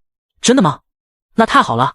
孙小强根本不想其他的，只觉得遇到发小加入自己队伍，这是一件好事。可后方陈明等人却倒吸一口凉气，他们心中判断锦鲤多半就是那只诡异狮王，也是一切危险的源头，而孙小强却让他加入自己队伍，这个世界太疯狂，自己这是耗子给猫当伴娘。程洛也点头同意，并继续说道，等找到物资，我们可以把你带到避难所去，那里很安全。噗！陈明等人差点吐血，觉得孙小强已经够离谱，但程洛伊更夸张，居然还想着把他带到避难所。几人觉得避难所安不安全，没准还得人家说的算。锦鲤想了想，并没直接拒绝，到时候再说吧。程洛伊答应声，转头对后方4人说道，你们都过来啊，还躲在房顶干什么？啊好。陈明几人语气迟疑，神情担忧，但还是跳到街道上谨慎地走过来。随着离锦鲤越来越近，也不知是心理作用还是怎么着，总有一种莫名的不安感。而且他们发现锦鲤的眼神里满是漠然，不带有任何感情，看自己时候就好像看牛羊一般。只有他在与程洛伊、孙小强对话时，眸子里才会闪过瞬间灵动的神采。给你介绍一下，这4位都是避难所的觉醒者，陈明、徐天浩、程洛伊挨个介绍遍。锦鲤只是应了一声，根本没看那4人一眼，此时的态度好像将他们完全无视了。陈明硬着头皮强行挤出个笑容，哈哈，你好你好。4人心里很紧张，但目前看来对方好像没有要杀自己的意思，否则的话刚才那群丧尸就足够要自己的命了。于是4人也没戳破那层窗户纸，继续装傻，就当锦鲤是普通人类。可孙小强是真的傻，而且非常大方。锦鲤，等待会找到物资后，请你大吃一顿，咱们吃香的喝辣的，就当重逢聚餐了。好。锦鲤答应下来。可就在这时候，孙小强的肚子又开始不争气的咕噜噜叫起来，强烈饥饿感让他头晕目眩，四肢瘫软，差点晕倒过去。锦鲤一眼看出他的状态，自己都饿成这样了，还惦记请我吃饭呢。要不我先请你吃吧。啊，你现在就有食物？孙小强瞪起智慧的双眼。有点，不多。锦鲤挥手间从储物空间里取出人类吃的面包、香肠，还有包辣条，这些都是上次在仓库抢的价值上亿物资，储物空间里有的是，对自己也没什么用处。孙小强望着食物，整个人都呆住了，感觉非常神奇，好像锦鲤凭空变出来似的。不争气的泪水忍不住从嘴角流出来，里面居然还有辣条，那是他最爱吃的零食。谢谢，那我就不客气了。孙小强接过来，胡乱撕开包装纸，开始往嘴里塞。辣条的油脂在味蕾慢发散，麻麻的，香辣味，可真香啊！饥饿是最好的厨师，在孙小强现在的状态下，辣条就是人间美味。看着眼前画面，锦鲤不禁又回想起童年，当时在孤儿院里，孙小强就钟爱吃辣条。他害怕别的小朋友抢，睡觉的时候把辣条藏在被窝里，结果不出意外，辣条全被挤压出来，弄了一被窝油，当场被院长臭骂一顿。咕咚！程洛伊见孙小强吃得香甜，嘴里不自觉地分泌唾液，下意识咽了口唾沫，同时胃部传来阵阵饥饿感。锦鲤瞥了一眼，根本没多言语，同样拿出面包、香肠、辣条，并且比孙小强多出瓶营养快线，递到他面前。我不饿。程洛伊却摇摇头拒绝了。锦鲤打量着他，还是和小时候一样，浑身都是软的，就嘴硬。没关系，吃吧。哦。程洛伊缓缓接过，但还是心里还在犹豫，因为在末日里，食物实在太珍贵了。刚才锦鲤说自己也没多少，就想着让他自己留着。你又怎么了？锦鲤见他扭扭捏捏的，神色阴晴不定，心里不知在想着什么，就随口问了一句。程洛伊呆呆地看向他，拿起面包道：过期了。锦鲤心中无语，爱吃不吃。面包标签虽然过了保质期，但在储物空间里保存，完全可以食用。程洛伊不再挣扎，想着以后再还给他就好，于是打开包装吃起来。后方的陈明四人直勾勾盯着，胃里一阵翻涌，同样咕噜咕噜作响，看得很眼馋，但他们可不敢和锦鲤开口要。看其凭空拿出食物的手法，可见能力有多诡异。万一搞不好，自己就成食物了。四人干脆扭过头去，眼不见为净。没一会，程洛伊吃饱了，整个人精神不少。这些食物我会还给你的，或者用脑丹、金盒交换。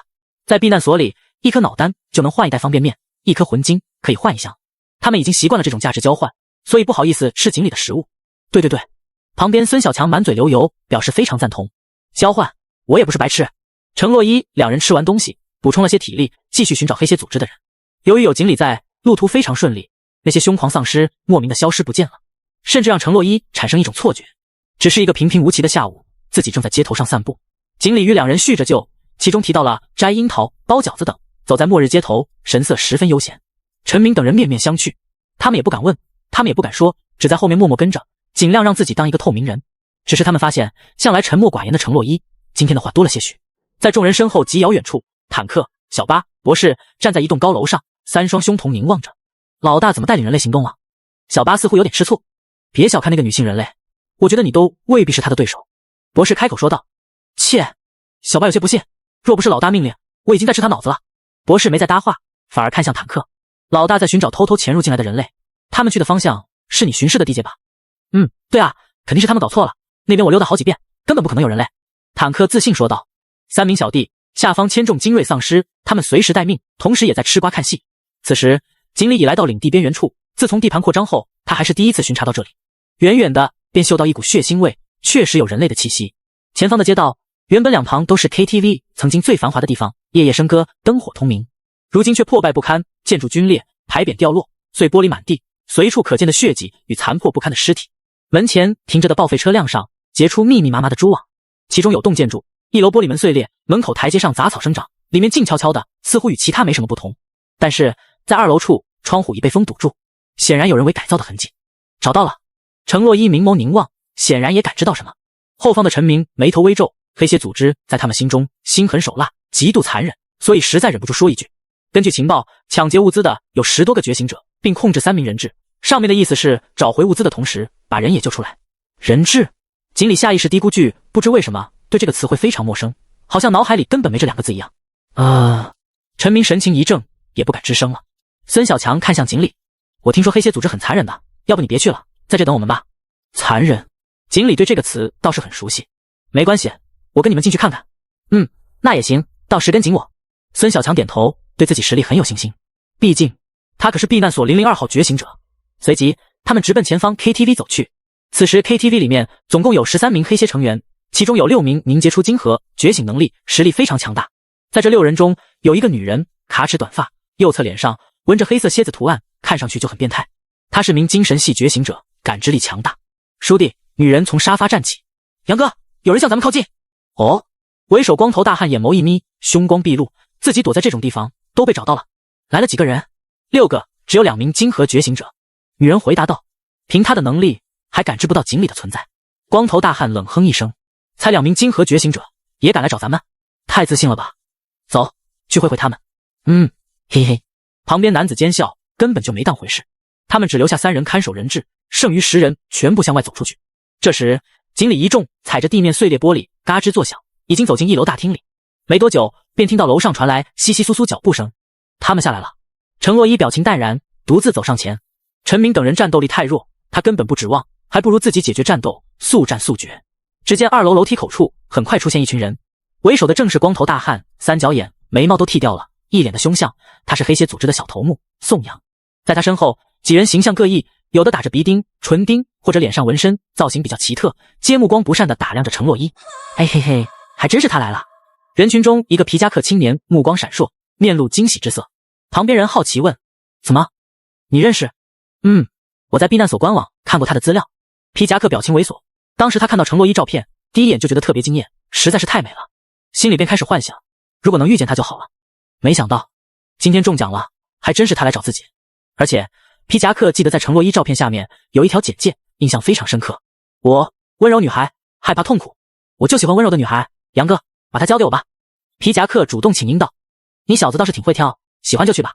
宋阳斜斜微笑，也没当回事，并不是这些人智商低或者轻敌大意，因为程洛伊在正常状态下气息并不强烈，只是个普普通通的 B 级觉醒者，寻常人根本感知不出来。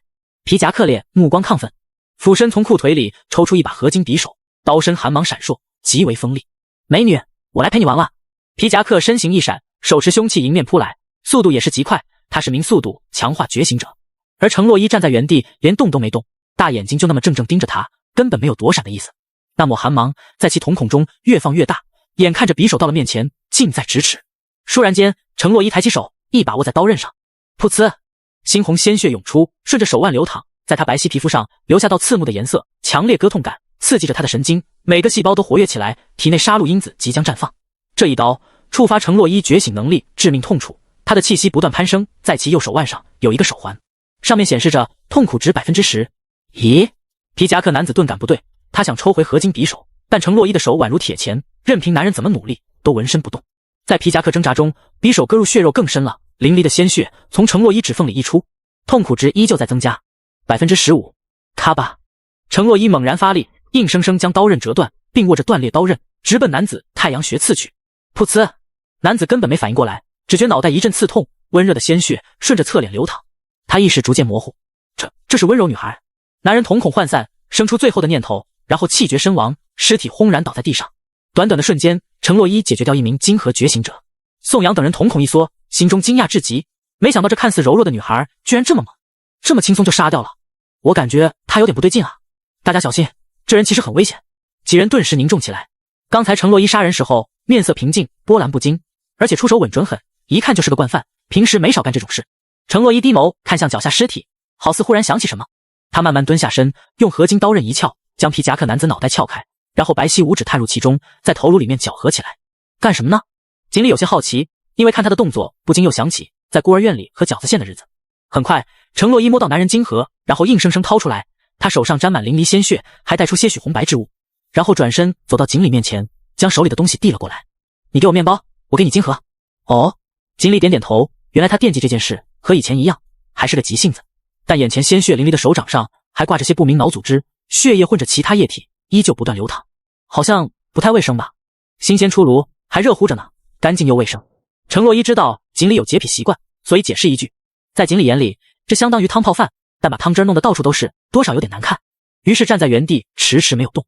程洛伊美眸瞥向他，神色有些不解。你还嫌弃什么？不够优雅。锦鲤说道。程洛伊满头黑线，模仿他之前的语气。爱吃不吃？嘶！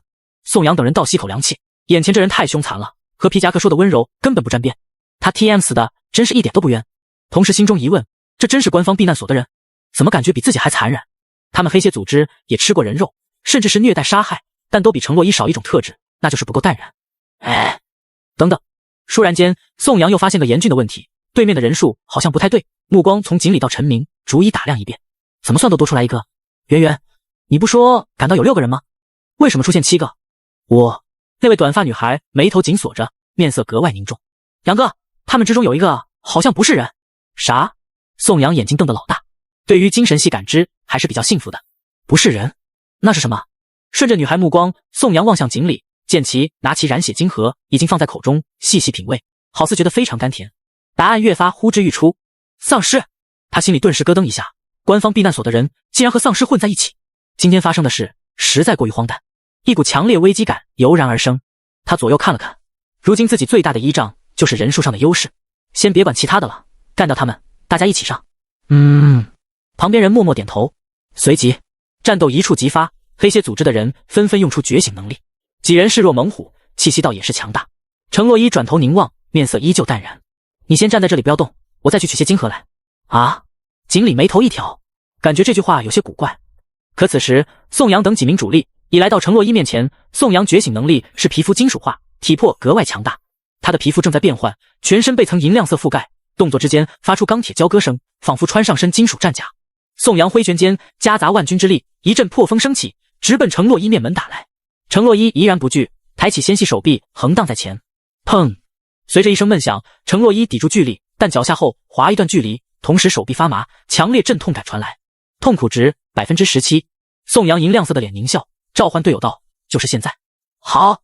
后方圆圆答应声，同时发动精神攻击，精神力如同潮水，挤压进程洛伊脑海，开启头脑风暴。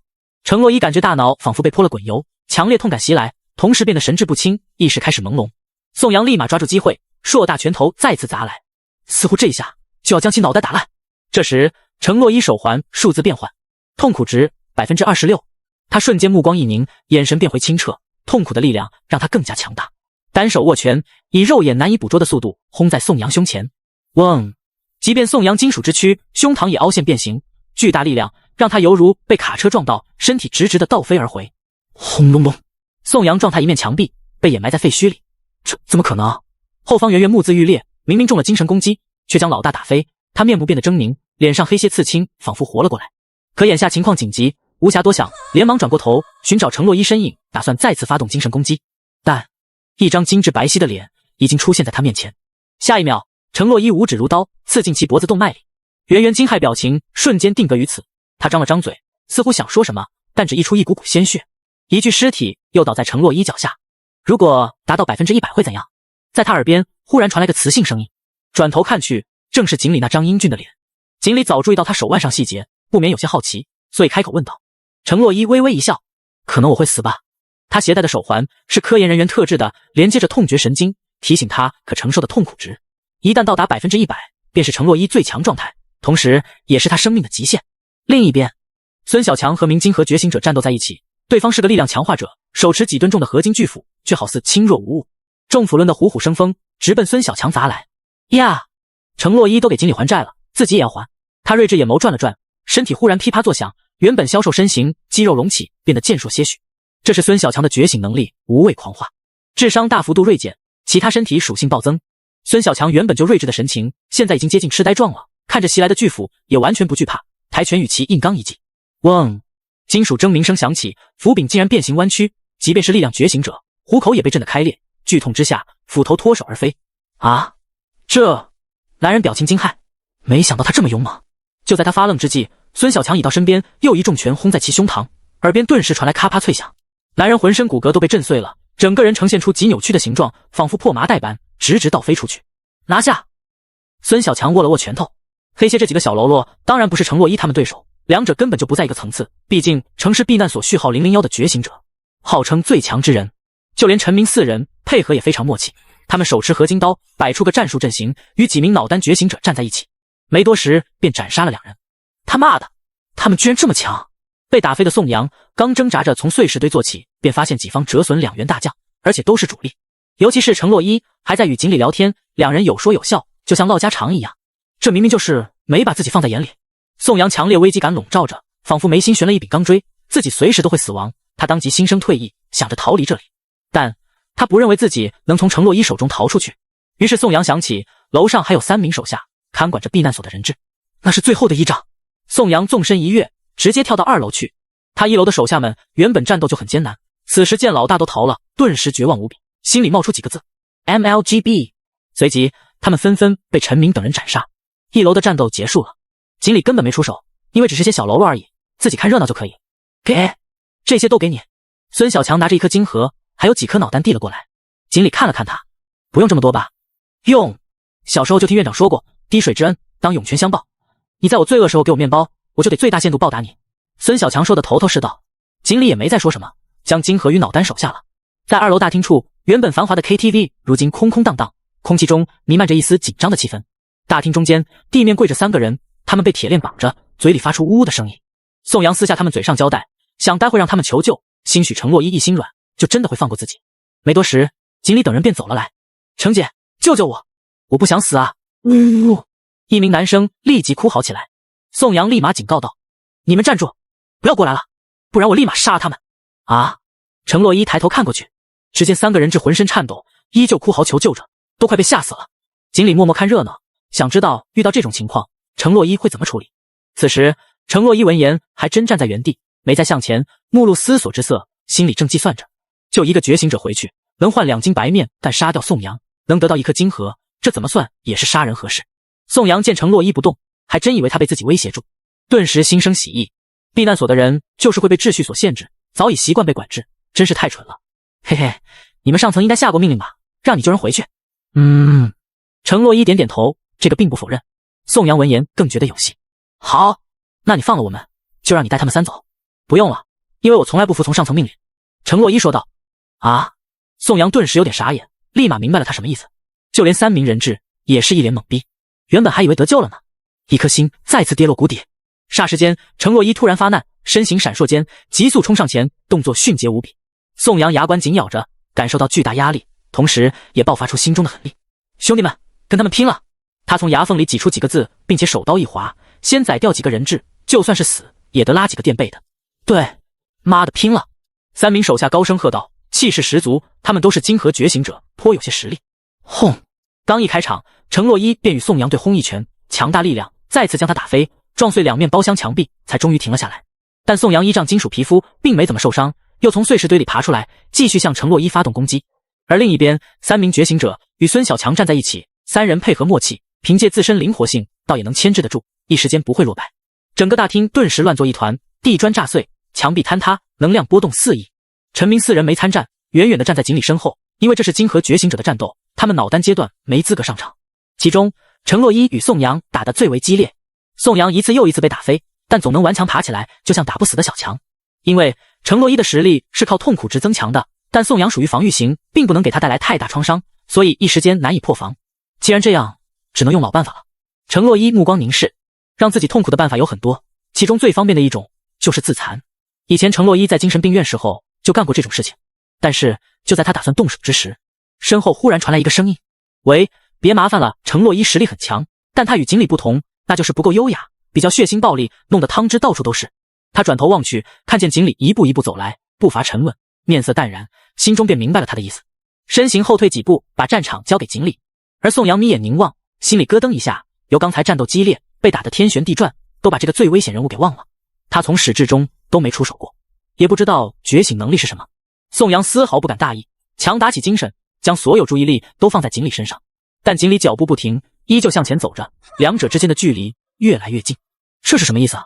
宋阳心中不解，眼看着锦鲤来到自己面前，已经不得不出手了。去死！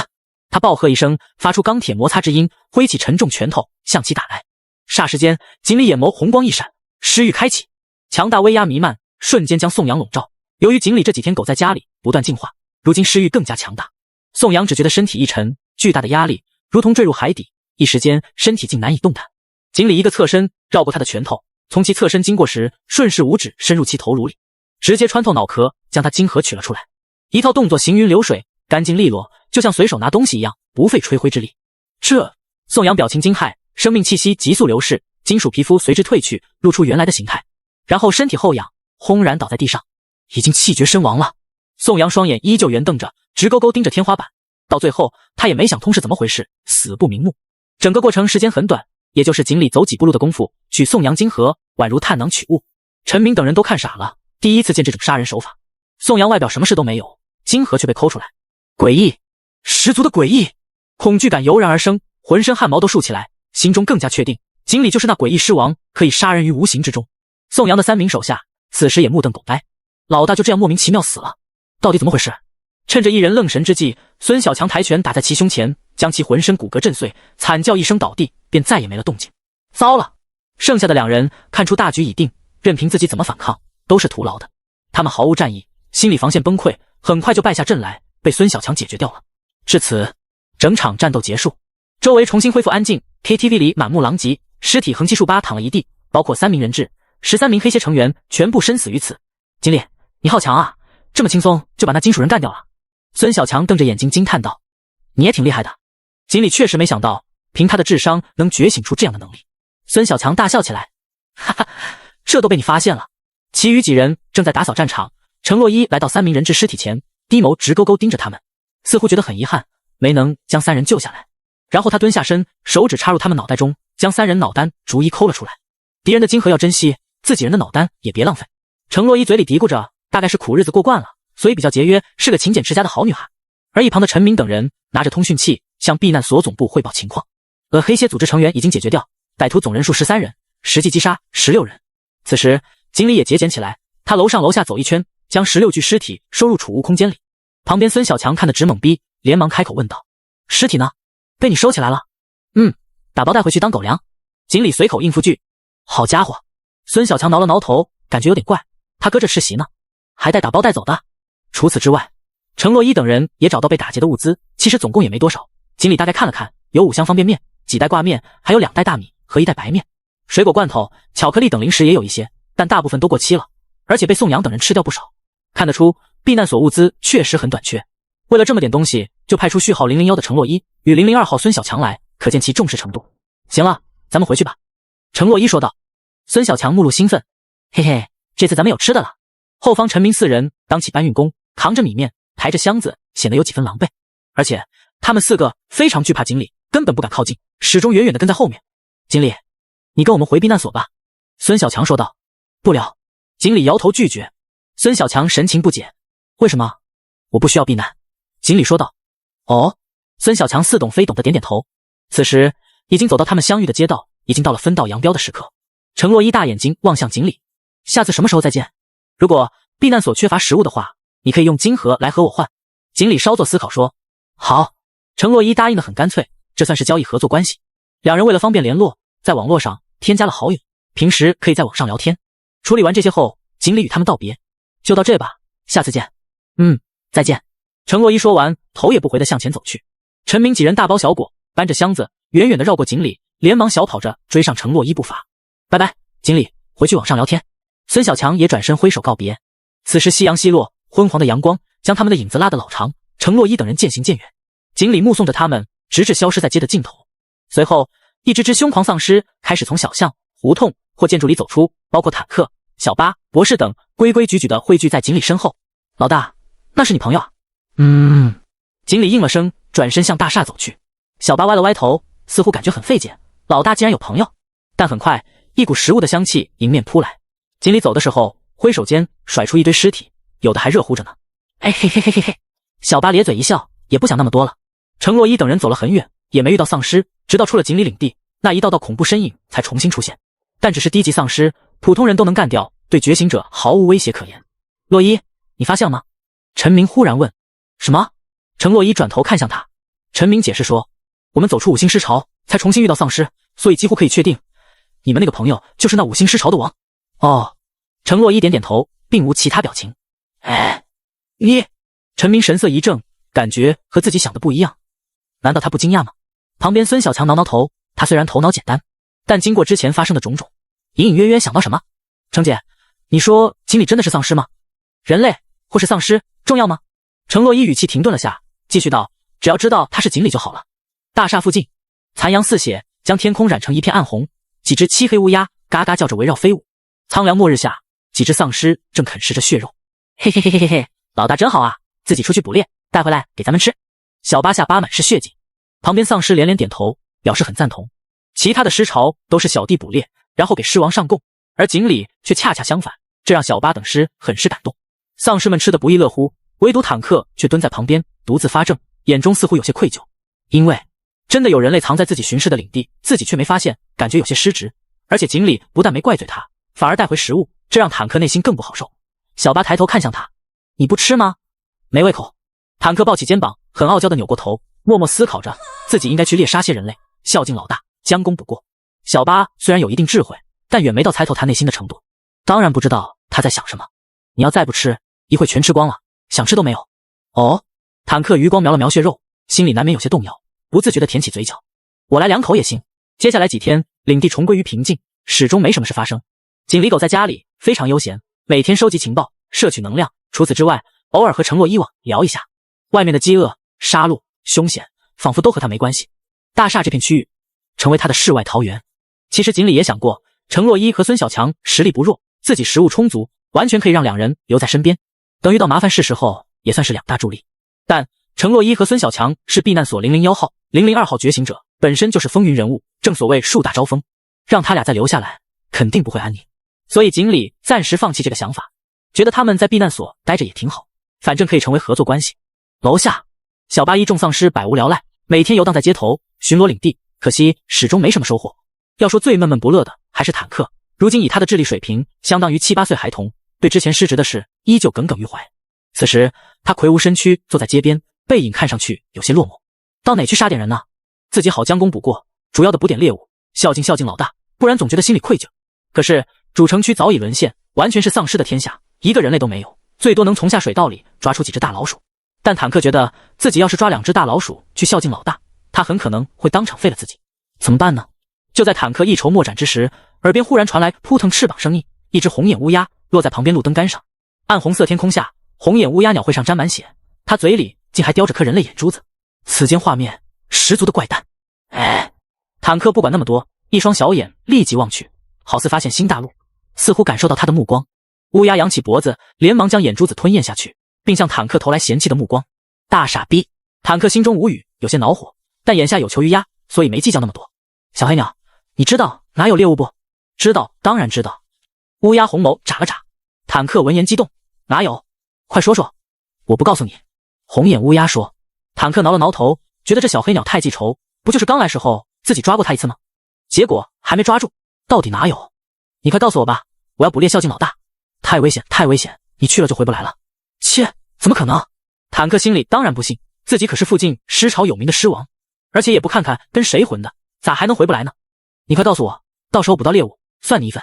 乌鸦没答话，眼睛滴溜溜转，思考片刻后扑腾扑腾翅膀飞起。跟我来，跟我来。嘿嘿嘿。见乌鸦答应，坦克含笑起来，开心的像个200斤的孩子，魁梧身躯从路边站起。红眼乌鸦沿着街道飞行，嘴里还不停念叨着有宝贝，有宝贝。哦，坦克大嘴张成 O 形，看来不仅有猎物，还有宝贝，心中难免好奇，什么宝贝？难道是个肉多的猎物？他立马跟在乌鸦身后。乌鸦在半空翱翔，速度虽然很快，但坦克身形矫健，在楼群中雀跃飞檐走壁，宛如一只灵活的巨猿。两者你追我赶，越走越远。显然乌鸦说的位置已经超出警离领地范围，坦克和乌鸦急速前行，飞掠过狼藉的街道。有丧尸看到他们，仰头发出低吼，显然已经走出了自己领地。大约10分钟过后，远远的坦克看见前方一座大厦上升腾着滚滚黑烟，已经形成朵黑云，有架直升机撞在大厦半腰处，失火燃烧着。大厦落地窗全部碎裂，可以看到中间的一层楼里有几个人类与丧尸战斗在一起。不仅如此，大厦周围还有无数丧尸，如同潮水一般向那边涌去，已将人类围困住。丧尸冲入大厦，有的直接爬墙上去，密密麻麻，场面格外壮观。这还真的有人类。坦克嘀咕道：有宝贝，有宝贝。乌鸦扑腾翅膀重复道。坦克仔细看去，发现其中一个人类手里拎着个箱子，并且用手铐将箱子铐在自己手腕上，其余的人类都保护着那个人。由此可见，箱子对他们非常重要。里面是个啥宝贝？坦克非常好奇。那个拎箱子的男人名叫孙大彪，他是泰克公司的高层，刚从公司总部取回一样非常重要的东西，就放在那箱子里。结果坐直升机返回途中，好巧不巧遇到只飞行变异兽，那是一只大黑鸟，身体如同炮弹，直接撞碎直升机玻璃，锋利鸟喙插入飞行员眼眶里，导致飞机坠毁，落在丧尸领地。幸好他们都是觉醒者，除了飞行员外，飞机坠落并没导致人员死亡。可这附近的丧尸让他们陷入致命危机。快，有丧尸爬上来了！孙大彪焦急喝道。旁边一名觉醒者手中寒意散发，凝结出无数冰锥，站在落地窗前，向爬墙上来的丧尸飙射而去。这些冰锥锋利无比，威力超过子弹，当即将那些丧尸洞穿，导致他们从高楼坠落。但是丧尸数量太多了，前赴后继向上爬，并且在远处还有指示王坐镇。在大厦对面的3层楼顶站着一个高大身影，他满口锋利獠牙，红色瞳孔，凶光毕露，周围这片领地是他负责巡逻区域。结果没想到今天居然天上掉馅饼，有架飞机坠落下来。于是他立马组织小弟围攻。人类觉醒者虽然很强，但好虎架不住群狼，觉醒者不间断使用能力，根本坚持不了多久，耗也将他们耗死了。自己只需坐享其成就好。可此时的远处，坦克和乌鸦大眼瞪小眼，直勾勾盯着。上啊，咱们一起把宝贝抢回来。红眼乌鸦说道。其实那架直升机就是他击落的，眼看宝贝落入别人手里，当然不甘心。上就上，谁怕谁？坦克也不是怂狮，虽然在别人地盘，还在数众丧尸包围下，也敢失口夺食。随即一狮一鸟飞速冲向战场。坦克身姿矫健，途中还撞飞几只丧尸，一股脑冲到大厦楼下。他纵身一跃，直接跳上墙壁，宛如蜘蛛人般飞速向上攀爬，身形矫健无比。小心，有变异丧尸！坦克的体型以及速度很快从尸潮中脱颖而出，立即吸引孙大彪注意。其旁边兵系觉醒者立即手中冰锥凝聚，再度向下飙射。吼！坦克怒吼一声，抬起右手遮挡脸部，那些锋利冰锥全部刺进他手掌中。但坦克皮糙肉厚，冰锥无法洞穿，只能伤到些表皮与血肉，这对他来说根本没什么大碍。咔嚓，坦克凶狂无比，大手猛然一握，将掌心冰锥捏碎，然后双腿发力，向上窜出20余米，眼看距离人类防守的楼层越来越近。这丧尸很强。看见坦克靠近，孙大彪眉头越皱越深。而对面观战的高大狮王见状，心里同样很诧异。他记得自己手下小弟里好像没有这号人物，这是谁的部下？竟然如此勇猛！但见坦克正在攻打人类，也没多想，甚至让自己小弟们配合他行动。坦克确实很凶，此时他的一只手已经搭在窗台，随后单手发力，健硕身体翻了进去。几名人类见状立马后退，窗台处尸首后方的丧尸接二连三爬上来，尸群面露嗜血之色，对着几人嘶吼：“我来挡住他们！”那名冰系觉醒者双手抵向前，彻骨的寒意弥漫，冰霜开始凝结，传来咔吧咔吧的响声。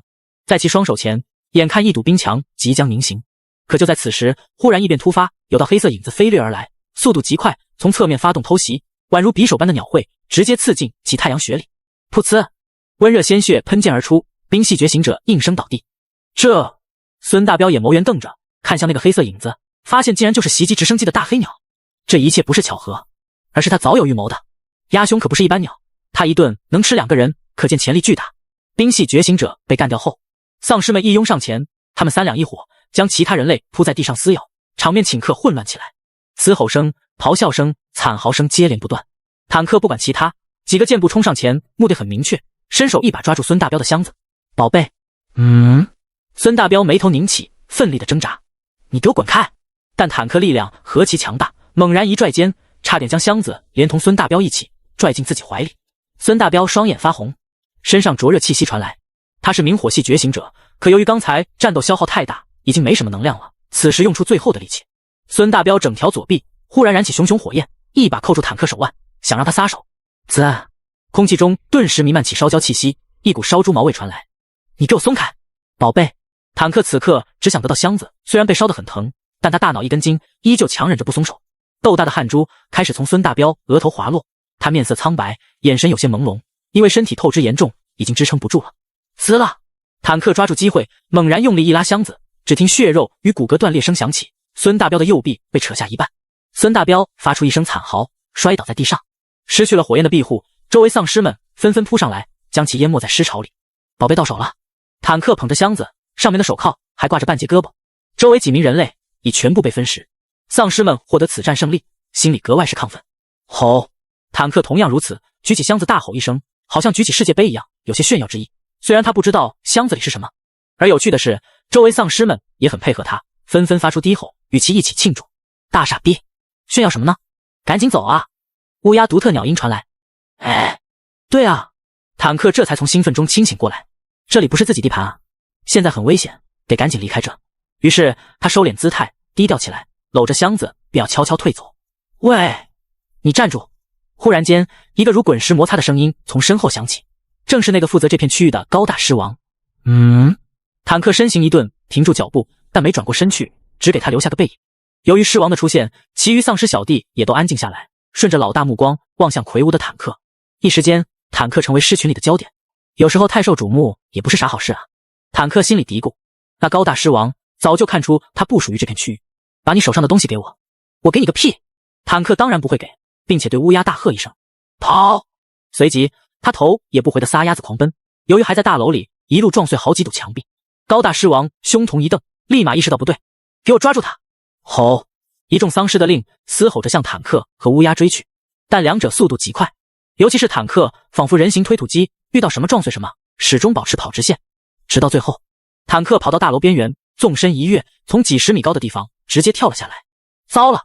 半空中，坦克发现不对劲，他当然不是怕摔，而是下方街道上有着密密麻麻丧尸，仿佛故意在这等他一样。砰！坦克跳到尸堆里，强大的力量将路面踏裂，同时震飞身边数只丧尸。但是其余那些丧尸皆向其飞扑而来，坦克如蛮牛一般在尸堆里横冲直撞，就算有丧尸趴在他背上撕咬，也完全不管不顾。可就在此时，后方高大狮王已经带着一群精锐赶来，若被他们抓住，就算坦克再强壮，也会被撕成碎片。往楼顶跑，往楼顶跑！半空中的乌鸦给他出谋划策。哦，坦克抬头凝望，前方就是一座高楼，于是猛冲2步，纵身一跃，跳到墙壁上攀爬。他速度很快，没几下便来到顶端。那些普通丧尸不具备爬楼能力，只有精锐才能跟上他的脚步。别跑！转身一看，高大狮王已经带小弟追上来。于是坦克在楼顶狂奔，从其中一座上跳到另一座上，宛如世界最顶级的跑酷运动员。但那高大狮王速度更快，毕竟坦克是力量型，在同级别下速度肯定不占优势。高大狮王距离他越来越近，而且在其身后还跟着数百精锐，宛如狼崽子一般穷追不舍。跑不过啊！坦克搂着箱子回头望了望，看见狮王靠近，感觉实在不行，就和他们拼了。红眼乌鸦再次说道：你得想个办法躲起来。哎，对啊，坦克觉得这个主意不错，自己怎么没想到呢？眼看着前方就是楼顶的边缘，这座大楼足有100米多高，坦克并没选择对面楼顶，而是直奔下方街道跳去。后面高大狮王觉得不对，坦克的身影急速坠楼，瞬间在其视野中消失。他连忙来到大楼边缘，低头向下寻找，却惊讶地发现下方街道上同样空空如也，坦克竟然不见了。老大，他跑哪去了？后方小弟赶来，向下方望了望，同样也很茫然。高大狮王想了想，他应该就在这附近，躲起来了，赶紧给我找。是。一众精锐小弟分散开来。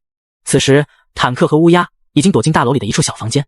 刚才从楼顶跳下时候，坦克没落在街道上，而是在半途中单手抓住一处窗台，翻进了大楼里。他庞大身躯缩缩着，双手捧着箱子，躲在一处角落。小黑鸟，你这个主意不错。那当然。红眼乌鸦毫不客气。可是接下来怎么办？咱们出不去了呀。坦克有些犯难，因为那只狮王不会放弃，他的小弟只会越聚越多，最后将这围得水泄不通，迟早会找到自己。随着时间流逝，坦克处境越发危险。红眼乌鸦向来很有办法。没事，我回去求援，你在这躲好就行了。你怎么回去？外面都被他们包围了，你出去肯定会被发现，他们会吃了你的。坦克苦口婆心劝道。鸭兄红眼眨了眨，忽然静默片刻，然后用一种关爱智障的眼神看着他。我会飞，傻逼。他扑腾扑腾翅膀，从窗户飞走了。坦克心中无语，这才想起鸟是会飞的。想一想，小黑鸟还挺讲义气的，之前没直接飞走，就是为帮助自己，等自己藏起来后，他才回去求援。是个好鸟。坦克正琢磨着，发现窗外黑色身影在半空飞了一圈后，忽然又回来了。鸭胸落在窗台上，红眼打量着他。坦克顿时很纳闷，哎，你咋又回来了？不用担心我，快点去吧，把宝贝给我。咚咚咚，没多久，锦鲤家的窗户被敲响了。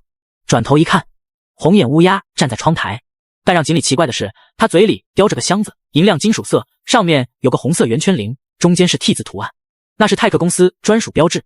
今天咋这么客气，到我这来还带东西？锦鲤推开窗户，语气懒散地问了一句。乌鸦红眼闪烁，这是惊喜。惊喜？锦鲤心中好奇，想着翻译，什么是惊喜？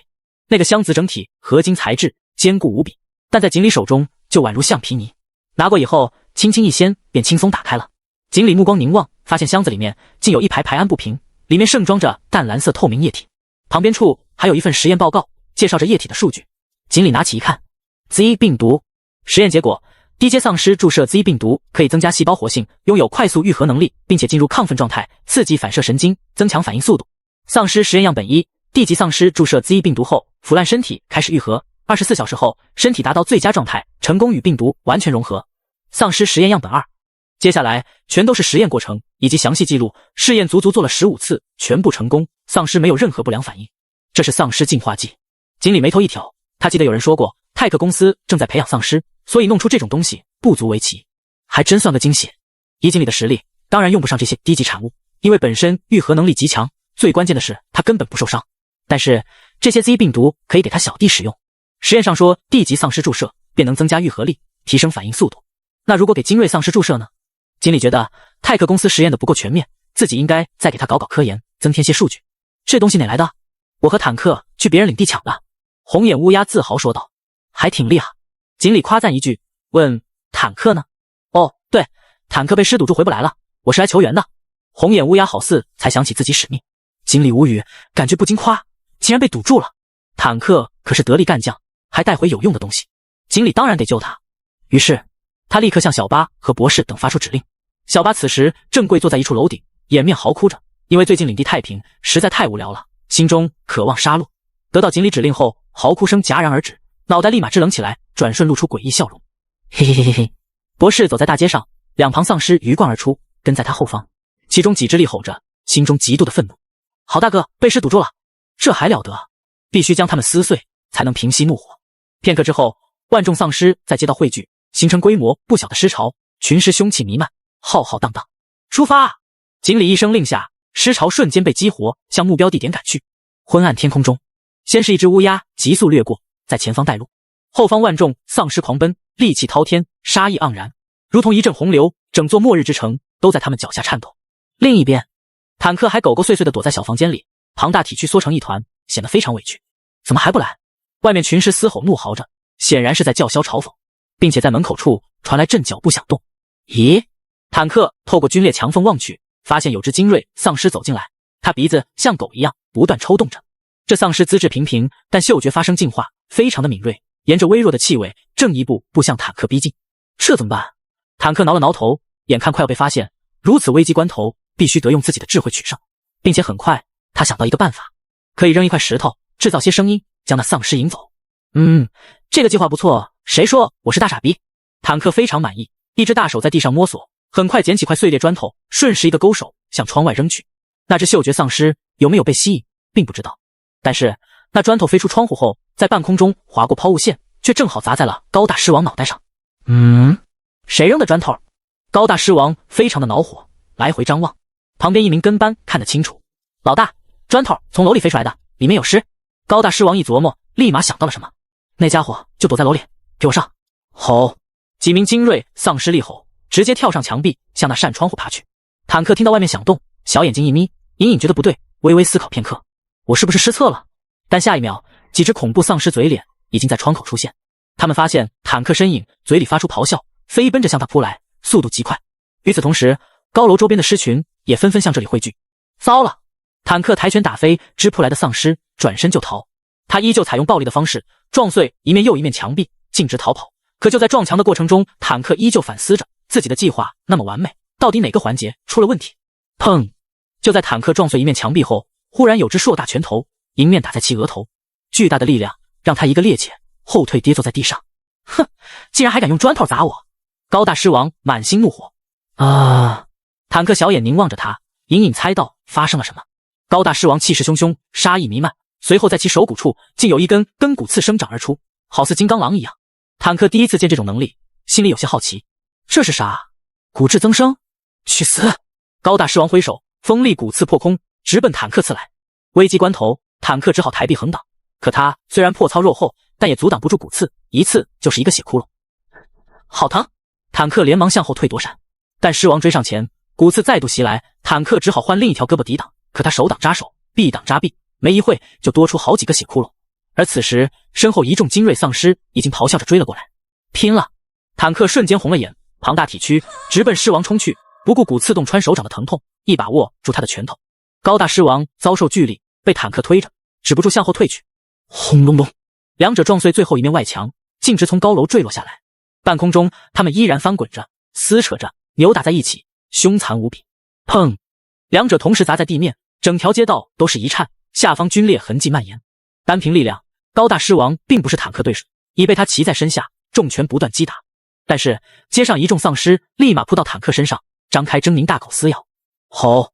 坦克痛吼出声，捏住自己身上一只丧尸脖子，抬手间扔飞出老远，随后回身一个肘击，将指丧尸头颅打得旋转360度，口眼冒出鲜血。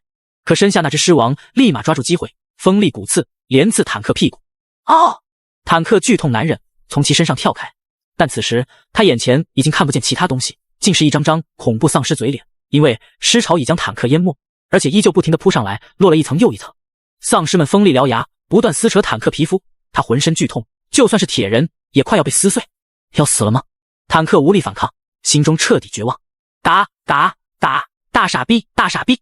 忽然间，一只漆黑乌鸦从空中飞过，它发出尖锐的悲鸣，仿佛唱响杀戮的序章。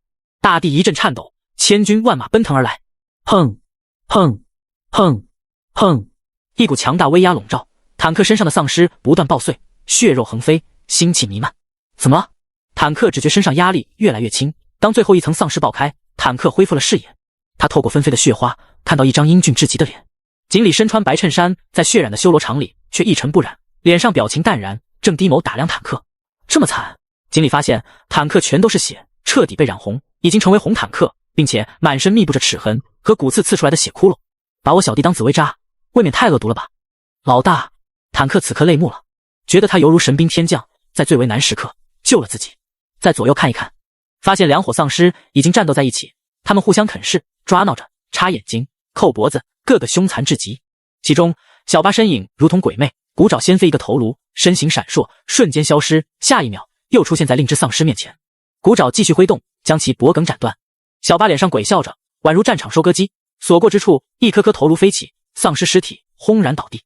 另一边，博士也带着众丧尸战斗着，他一拳一个小朋友，或者使用精神力对敌师发动攻击。兄弟们全来了！如果丧尸有泪水，坦克现在能哭成趵突泉。而那名骨刺尸王此时心中大骇，不知怎么着，周围突然涌出万众尸潮，将自己手下吞没，并且其中诸多精锐丧尸好似杀戮机器一样狂厉无比。再一看，发现万尸混战之中有道修长身影，一身洁白，眼神漠然地望着自己。骨刺尸王感受不到他的气息，但心中有种莫名的恐惧，那是来自灵魂深处的压制。这种感觉面对自己王上的时候也出现过。你怎敢踏入我们领地？骨刺尸王厉声喝道。锦鲤都懒得搭话，毕竟是个小喽啰而已，一念之间尸域向前扑去，展开数十米。骨刺尸王身体僵硬，宛如被淹没在血海里。老大，让我来吧。坦克噔的一下从地上跳起，好像浑身伤口也不疼了，恶狠狠盯向骨刺尸王，欲爆渣噼噼之仇。去吧。锦鲤点头道。坦克两个箭步冲上前，飞身跃起，一个重拳将骨刺尸王打倒在地，然后单手把他按在地上，另只拳头不断向其脸上砸去。砰砰砰！随着坦克拳头落下，大地都跟着颤抖，没有几下便将其头颅砸入地面中，周围皲裂痕迹蔓延。坦克觉得不过瘾，又用双手抓住他的胳膊，仿佛拧抹布似的用力一扭。随着咔吧吧的声响，尸王整条手臂血肉纷飞，洁白骨茬裸露出来。还敢扎我？看我不打爆你狗头，把你骨质增生都掰碎！坦克嘴里嘀咕着。这只骨刺尸王并非附近区域绝对王者，只算一名干将，实力与坦克他们相仿。即便锦鲤不来，小巴和博士他们也能轻松将其干掉。另外，他们手下还有数千众精锐，数量碾压对方，所以眼下战况完全一边倒，摧枯拉朽是胜利。没多久，那些敌对丧尸便被屠戮一空，周围的尸体落成小山，鲜血在下方汇聚，宛如小溪流淌，空气中腥气刺鼻，飘散着腐臭之气。这幅恐怖画卷里，锦鲤一尘不染，只身而立，无数丧尸向他聚集。老大，这都是我的错。坦克心中愧意更深，原本他打算来这捕杀猎物，将功补过，结果却遇到危险，又让老大亲自救自己，给他增添不少麻烦，过错反而多了。锦鲤却摇摇头，你表现得很好啊。坦克并不知道 Z 病毒的事，所以心中不解，老大为何夸自己。我觉得我不该擅自跑出领地，给大家添麻烦，都怪我。不怪你，得怪我领地太小了。锦鲤回答道。坦克闻言更加感动，有这样的老大真是太好了，都不知道该怎么报答他。小巴偏头打量着，锋利骨爪上还依稀滴落鲜血。我也觉得你表现不错，以后应该多救你几次。算了吧。坦克头摇的像拨浪鼓一样，觉得一次就够了，多几次屁股受不了。随即抬头望向天空，一只红眼乌鸦扑腾扑腾翅膀飞落到旁边。小黑鸟，也得感谢你，幸亏你求援及时，要不我就被咬死了。坦克十分感激道。乌鸦红眼凝望，沉吟片刻道：紫薇，不客气。锦鲤四处观望，这片区域不是自己领地，没准会出现其他尸王，所以不宜久留，应该回去研究研究丧尸进化药剂。走，回去给你们打针去。打针？坦克听到这两个字就觉得屁股疼，已经被扎出心理阴影。回到大厦区域，打针的活当然得交给博士。在刚才战斗中，有些精锐丧尸受了伤，皮肉被撕扯开，污血淋漓。既然 Z 病毒有愈合能力，所以锦鲤决定从他们先开始，也算是对战功的一种表彰。那一箱 Z 病毒足足有500份。博士拿起注射器，先将药剂抽到针管里，然后一把刺入丧尸脖颈处，随着慢慢推动，淡蓝色药剂注入丧尸身体。锦鲤站在楼上窗前，目光向下观望着。只见药剂效果还不错，刚一注射进去，那丧尸身上的伤口就开始有愈合的迹象，几乎是以肉眼可见的速度。丧尸嘴里发出低吼，面色有些亢奋，因为 Z 病毒还会刺激他的神经，增强反应速度。而且锦鲤记得实验报告上说过，需要24小时 Z 病毒才能与丧彻底融合，估计到时候效果更明显。锦鲤手下那些精锐丧尸们资质都不弱，虽然没到觉醒能力的程度，但身体部位发生进化，例如锋利指甲、坚硬骨骼、敏锐嗅觉等。如今再注射 Z 病毒，实力大增，每一个单拎出来都可以和 B 级人类觉醒者抗衡。这500丧尸已经是精锐中的精锐，堪称王牌丧尸军团。锦鲤手中一大杀气，今天锦鲤率领尸潮去别的尸王领地，将其小弟干掉，手下屠杀一空，想来对方肯定不会善罢甘休。丧尸本就性情暴戾，喜好杀戮，能成为一方狮王都不是好惹的主。经理心里估摸着，他一定会来报复的。此时，泰克公司气氛沉闷，刚刚收到一条坏消息，从总部取回的 Z 病毒竟然丢了。负责人叶简坐在办公室里，面色阴沉无比。说吧，到底怎么回事 ？Z 病毒丢哪了？叶总，根据卫星定位，飞机坠落在一丧尸领地里。前方一位助理回复道。操！叶简忍不住爆了粗口，进化药剂掉到丧尸领地，这不是肉包子打狗吗？原本还想着能否找回来，现在感觉彻底没戏了。孙大彪他们有动静吗？还没任何动静，估计已经凶多吉少了。助理语气有些发虚。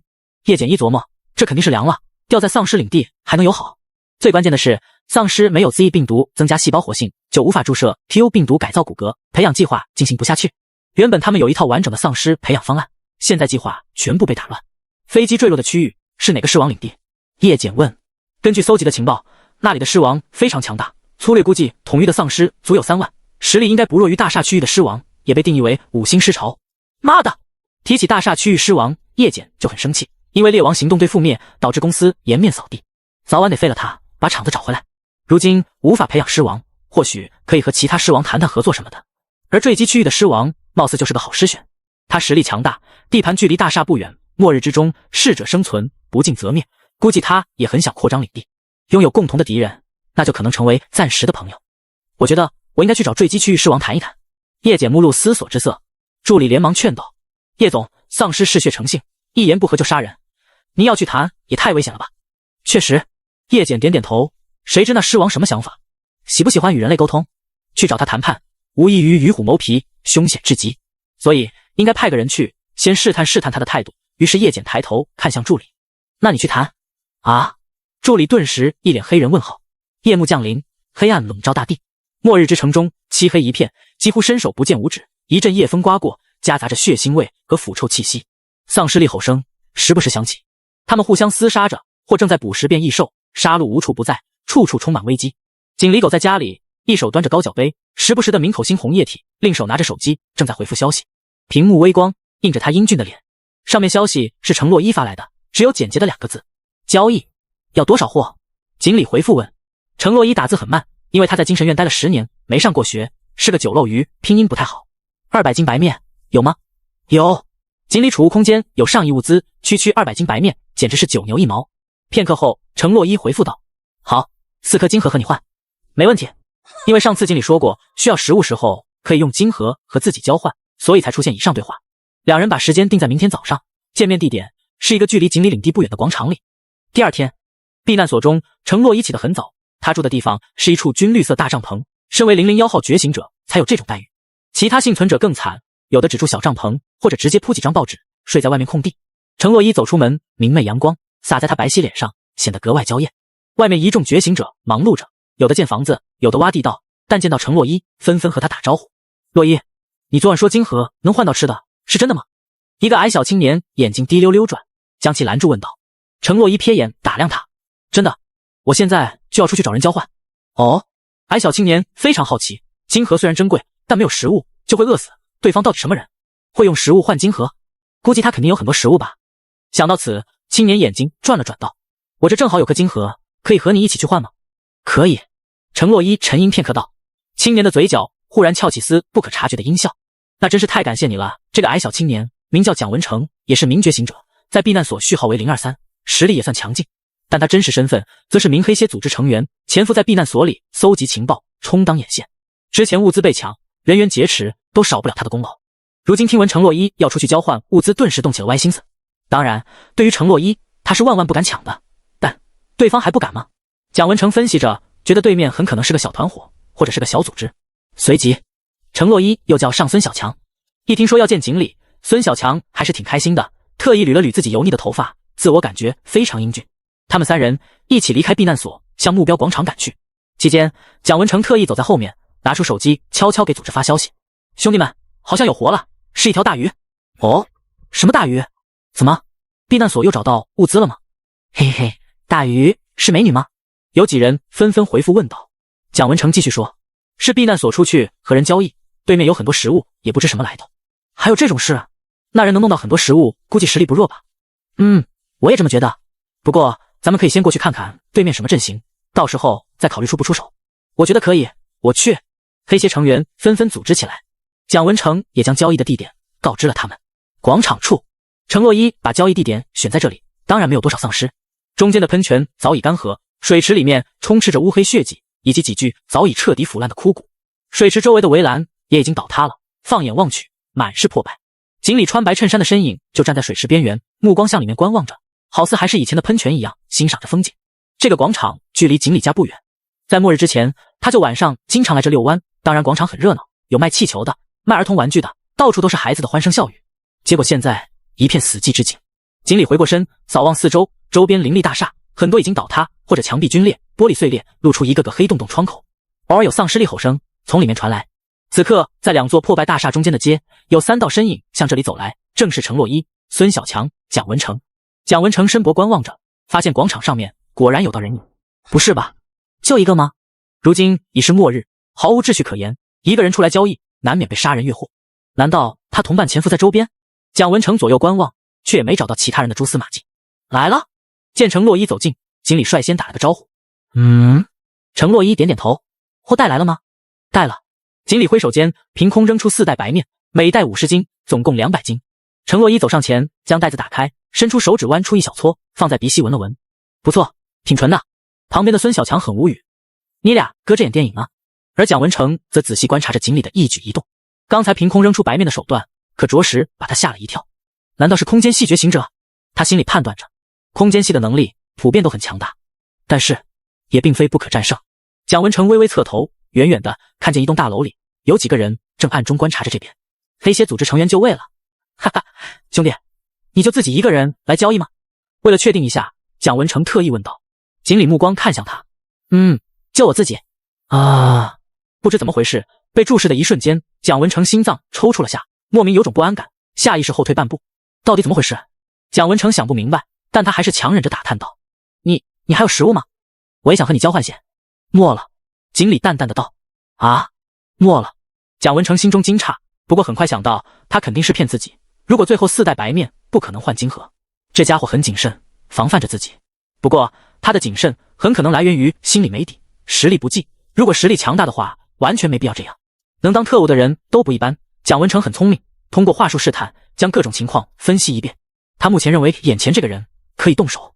其实凭借锦鲤敏锐嗅觉，早已经闻到周边有人类气息，正潜藏在一栋大厦里，而且眼前这个人类对自己不怀好意。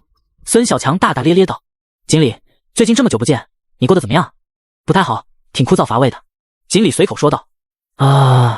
孙小强即便再傻，心里也不信，有那么多好吃的，还枯燥乏味吗？那自己也想枯燥乏味一下。程洛伊走上前，将4枚金盒交给他。如果有空的话，可以一起猎杀丧尸，获得些金盒什么的。你应该知道很多目标吧？暂时还真没有，不过估计快有了。锦鲤思考着道。程洛伊点点头。行，到时候叫我。可以，你如果有合适的猎杀目标，也可以叫我。没问题。几人简短说了几句。虽然广场附近没丧尸，但毕竟是在末日，没准就会冒出什么危险来，同样不宜久留。随即便各自散去了。回去的路上，程洛伊和孙小强各自拎着2袋白面，虽然加起来有100斤，但也轻若无物。哈哈，这下可以回去蒸大白馒头吃了。孙小强很得意。蒋文成越发沉默，走着走着，忽然停住脚步。我没换到食物，想到周边看看，能不能搜集点物资，你们先回去吧。去吧。程洛伊点点头。不用担心，我很尽快回避难所的。蒋文成微微一笑，转身离去，没多久便消失在废墟般的楼群中。孙小强还在幻想着大白馒头，口水都流下来，但忽然想到，在避难所中，1颗金盒价值1箱方便面，可在锦鲤这里却相当于50斤白面。锦鲤这么和咱们交换，他是不是亏了？放心吧，他可不亏，我还有情赠送给他了呢。程洛伊微微偏过头，露出完美侧颜，明亮的眼眸望向蒋文成消失的方向。锦鲤正向大厦方向走着，他已经感知到身后有4个人类的气息正在靠近，他们在2旁楼顶跳跃着，跟踪着自己。站住！忽然一个人落在锦鲤身后，单手撑地，稳住身形喝道。锦鲤停住脚步，转身望去，发现正是蒋文成。他站直身体，拍了拍手上灰尘，脸上的神情与之前完全不同，原本和煦笑容变得阴冷无比，带着丝得逞的笑意，好似换了个人一样。不和我交换食物，那就别怪我了。蒋文成微微一笑，继续道，顺便告诉你，其实我是黑系的人。刷刷刷！其余3人也从楼上跃下，分别落在锦鲤后左右方，4人形成包围之势，将其堵在中间。空间系能力是吧？还真挺少见，可别让他给跑了。一个魁梧大汉说道。锦鲤扫望4人，默不作声。这是吓傻了吗？嘿嘿，有位精瘦男子奸笑。黑蟹组织对于普通人类确实有些威慑力，因为他们完全不讲道义，做事随心所欲。蒋文成目光打量着，空间系觉醒者确实是个人才。如果你把所有食物给我，或许我可以考虑让你加入我们组织。不必了。锦鲤终于开口道。哦，蒋文成眉头一挑，见锦鲤的样子可不像被吓到了。那你是准备反抗到底哥？别以为空间系我们就拿你没办法。你知道我为什么不和你交换食物吗？锦鲤反问道。什么？蒋文成不明所以。旁边的大汉早已急不可耐。行了，别和他废话了，咱们赶紧动手吧，以免夜长梦多。因为你们就是食物。此时锦鲤忽然开口说。4人神情诧异，觉得有些莫名其妙，这家伙有些不对劲，说话奇奇怪怪的，听不懂什么意思。但很快他们便明白了怎么回事。脚下地面突然颤抖起来，仿佛千军万马奔腾，原本空荡街道上开始有丧尸涌现。他们速度极快，身形敏捷，从楼顶或墙壁攀爬而来。嘿嘿嘿嘿嘿，其中小巴身影一闪，原地消失，很快就到了面前。坦克如同巨猿般3窜2跳之下，从楼顶跃下，啪嚓一声跳到辆报废车辆，将其砸得稀巴烂。尸潮！见这恐怖景象，蒋文成立马意识到发生什么，当即目瞪口呆。为什么忽然之间来了这么多丧尸？快撤退！4人发现事情不对，想要原路逃走，但博士带着丧尸围过来，堵住他们去路。一眼望去，附近尽是丧尸，有些4肢着地趴在楼顶或墙壁，目露凶光，嘶吼声不断，将他们彻底包围。这……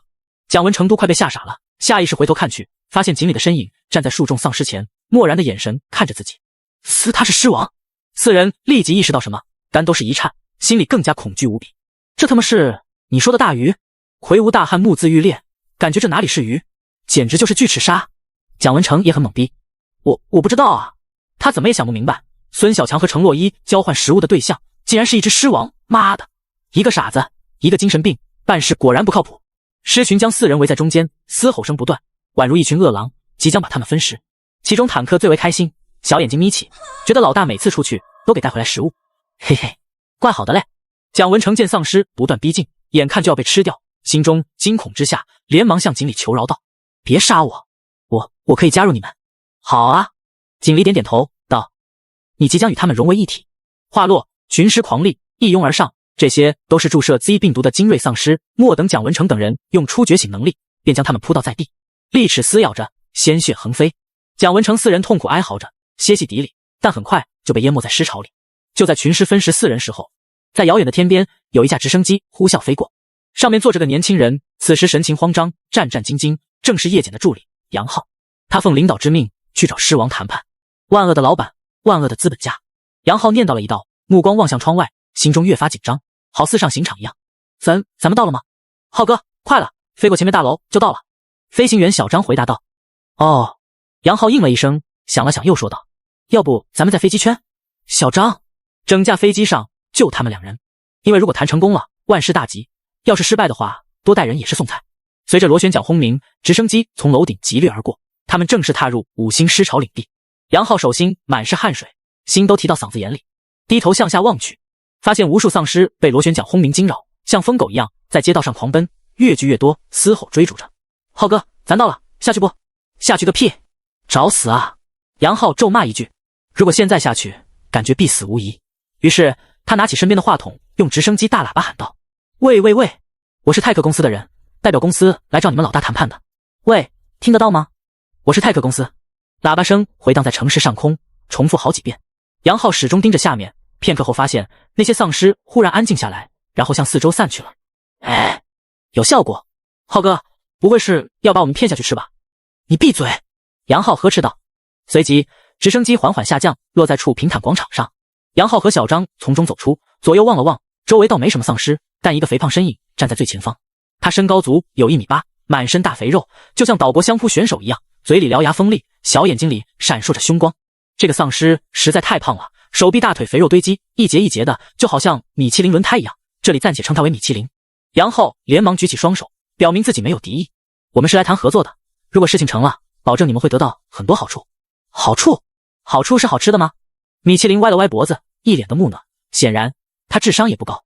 如此智力，当然统御不了五星狮巢。米其林只是一员干将，力量型肉盾，相当于锦鲤领地的坦克。杨浩神情一正，也发现了这一点。原来他不是五星狮巢的主宰。人类，跟我来吧！米其林浑厚声音说道，然后转身向前方走去。随着他的步伐，满身肥肉嘟噜嘟噜的颤抖。杨浩和小张对视一眼，连忙跟上他的脚步。一路上，两人战战兢兢，心里依旧很紧张。虽然丧尸没表现出攻击意向，但他们性情乖张暴力，没准下1秒就要杀人饮血。好在路途中，两人并没遇见其他丧尸，但空气越发阴冷，鼻息间总是弥漫着一股腥气。街边的树木上，好似有什么东西在蠕动。杨浩定眼一看，顿时倒吸口凉气，那竟是一条条手臂粗细的花斑蟒蛇，吐着信子，獠牙锋利，盘踞在树枝上，仅是看上去就让人不寒而栗。死好多蛇啊！杨浩发现，不仅一棵树，几乎每棵树上都有，心中惊恐之余，干脆扭过头去，眼不见为净。他心中惊异，五星狮巢中心区域竟有这么多蛇，下意识觉得这里的狮王具有诡异能力，很可能是一只鬼狮。片刻后，两人终于来到一栋建筑前，只是玻璃门已破碎，金属门框上盘踞着几条巨蟒，它们体躯足有成年人腰粗，硕大脑袋像灯笼，猩黄双眸闪烁凶光。那些大蛇昂起头，纷纷打量来的客人，常常性子吞吐，仿佛要择人而是一样。